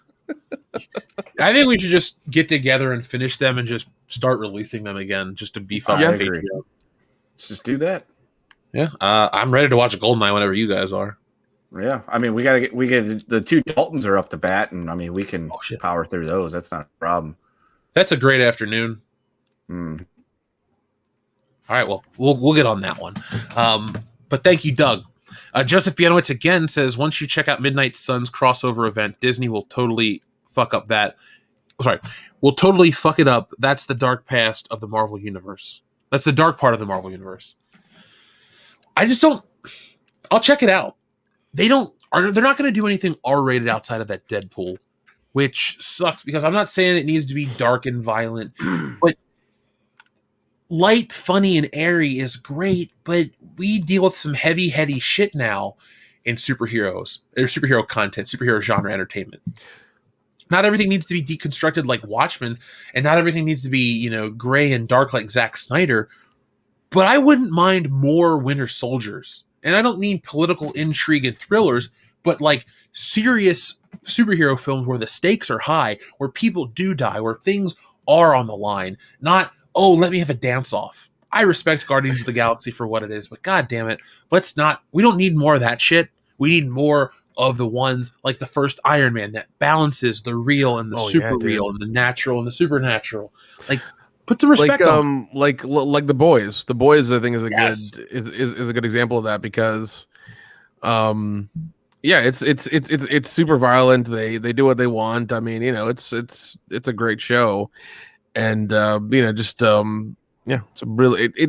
everything you want really in superhero stuff right now. Anyways, I love it. I can't wait for it to come back. Yeah, season 3, man. Hopefully soon. Yeah. Adam Wofford, thank you very much. He says, here's a question. People have seen Guy and they have seen Violent J, but they have not seen them both at the same time. Are they at the same person? May very well be. I do notice that Faygo Pop is treated with higher respect in the culinary world, so I mean, it's the same thing as as Zack Snyder and Dion. You've never seen that? You never seen them together? Yeah. Even getting that conspiracy is fucking you up. Yeah. Just breaking my brain. That's all it is. That's what happens if you try to make the Zack Snyder Dion conspiracy happen. You have a stroke on air. Yeah, I almost had one. I thought I smelled toast for a second. You did. We're at Waffle House, bro. Wake up. God damn it, no. This is it. Sorry. Okay, this is the right one. This is it. Says seeing that seeing that the Garfield cat is now owned by Viacom, aka Paramount. That's just all it says. Seeing that Garfield the cat is now owned by Viacom, aka Paramount. So they own those 2 movies that Bill Murray did. That's the best joke in Zombieland. Any regrets? Garfield, maybe. Garfield, yeah. I know this is one of those weird twists, and it's not that weird, but I find it funny that Bill Murray voiced Garfield the cat. Garfield the cat on the cartoon was voiced by Lorenzo Music. Bill Murray played Peter Venkman in Ghostbusters. Lorenzo Music played Peter Venkman in the cartoon, so they switched roles when they switched mediums. That's so funny. it's just like a weird thing. It's not like a crazy conspiracy or anything funny like that. It's just, oh, okay. Kind of weird. Yakase says, just got here, what I miss. Yakase, you missed a lot tonight. I don't want these shows to keep going for 4 hours, but they are because you guys are here, so fuck. I can't complain. Thank you, everybody. Yakase again says, I'm Steve-O, and this is the sweatsuit cocktail. That's the one that makes me want to puke. Oh, God. Preston Lacey, that big dude. Yep. Can't watch that one. Cannot watch that one. I'm actually scrolling past your super chat because that legit makes me uncomfortable. Yeah. Oh, God. I should have a button like that on the channel to make me. Hey, we'll do all. Well, no, it'll probably backfire on me. Fuck. Yeah. Don't do that. Don't do that. Kendo's neglected Papa John says, "What if there's a white girl on a horse? Checkmate." I got a white girl on a horse. It's pretty cool. I'm gonna find one that's got both her goddamn feet on the ground. Why on the? Never mind. I'm not gonna make that joke. Dion, you like when the gravy is oozing all over you. Buffalo Jeff. Splash in Dion's room. Turkey gravy voice out of here. Dion screams. Fucking Night Stalker sounding son of a bitch. It's right outside your window, bro. That's it. Mr. Opportunity. He's knocking. God. Greg Kirby says Dion can wear a potato sack and paint it great colors and go as Geode and say, "Can you smell what the Geode is cooking?" Oh my God. I love that. I love it. That was for you, Greg Kirby. Hell yeah. So I mistakenly said Stormamu 11 or whatever earlier, but he says, "Thanks for pronouncing my name correctly." I clearly ruined that goodwill. I've just butchered it again, because if you read my name backwards, there's a message for SJWs. I did read that when it popped up. That's pretty funny. So backwards it says, "You're all morons." Let's see.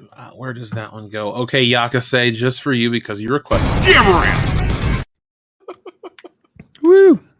And then Doug Dimmadome, Doug Dimmadome, owner of the Dimsdale Dimmadome from Fairly Odd Parents, a show I haven't watched in a long time. Oh my God.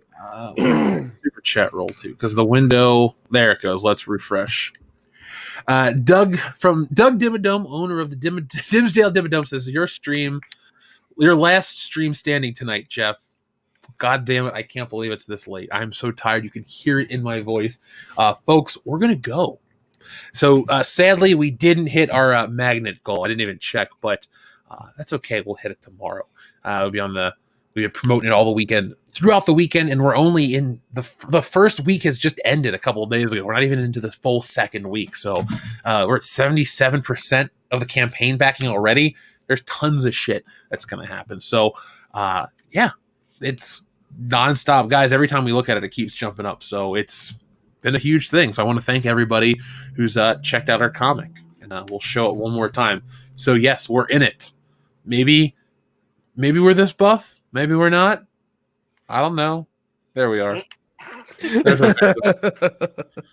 There's some action. And yeah, you guys look pretty baller, don't you? Yes, we do. I like how I threaten Han Solo with a goddamn black bag. It's like, come here, motherfucker. Oh, he gets the shit out of him.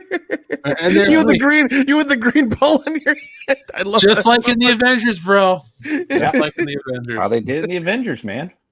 Yeah. Oh, I love and it. who knows? He's got friends. Now, folks, this was the Day 1 exclusive High Council cover, which was drawn by me.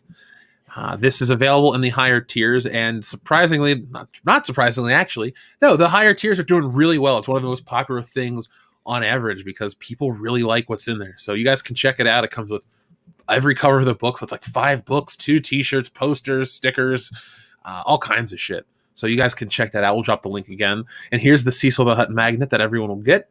And there's more stretch goals. Like I said, when I updated this yesterday, we were at 74% complete. Now we're at 77% complete. So the Stealing Solo train keeps on rolling. And I want to thank everybody for backing it, for getting a copy, for reading it, for helping make all this awesome stuff possible. So, folks, from all of us here on the channel, is there anything you guys would like to say before we go? Nick, anything you'd like to say? Buy Dogecoin. Kendo, Dion, anything, guys? Body positivity. Thanks for listening. Yeah, folks, thank you for listening. Thank you for watching. I'll be back in the morning with Good Morning Pop Culture for a little bit. We'll be discussing all sorts of stuff, and then we will be back with more videos and stuff. So thank you for watching, folks. Be smart, be safe, be cool, stay warm, no matter where you are, but always be excellent to each other.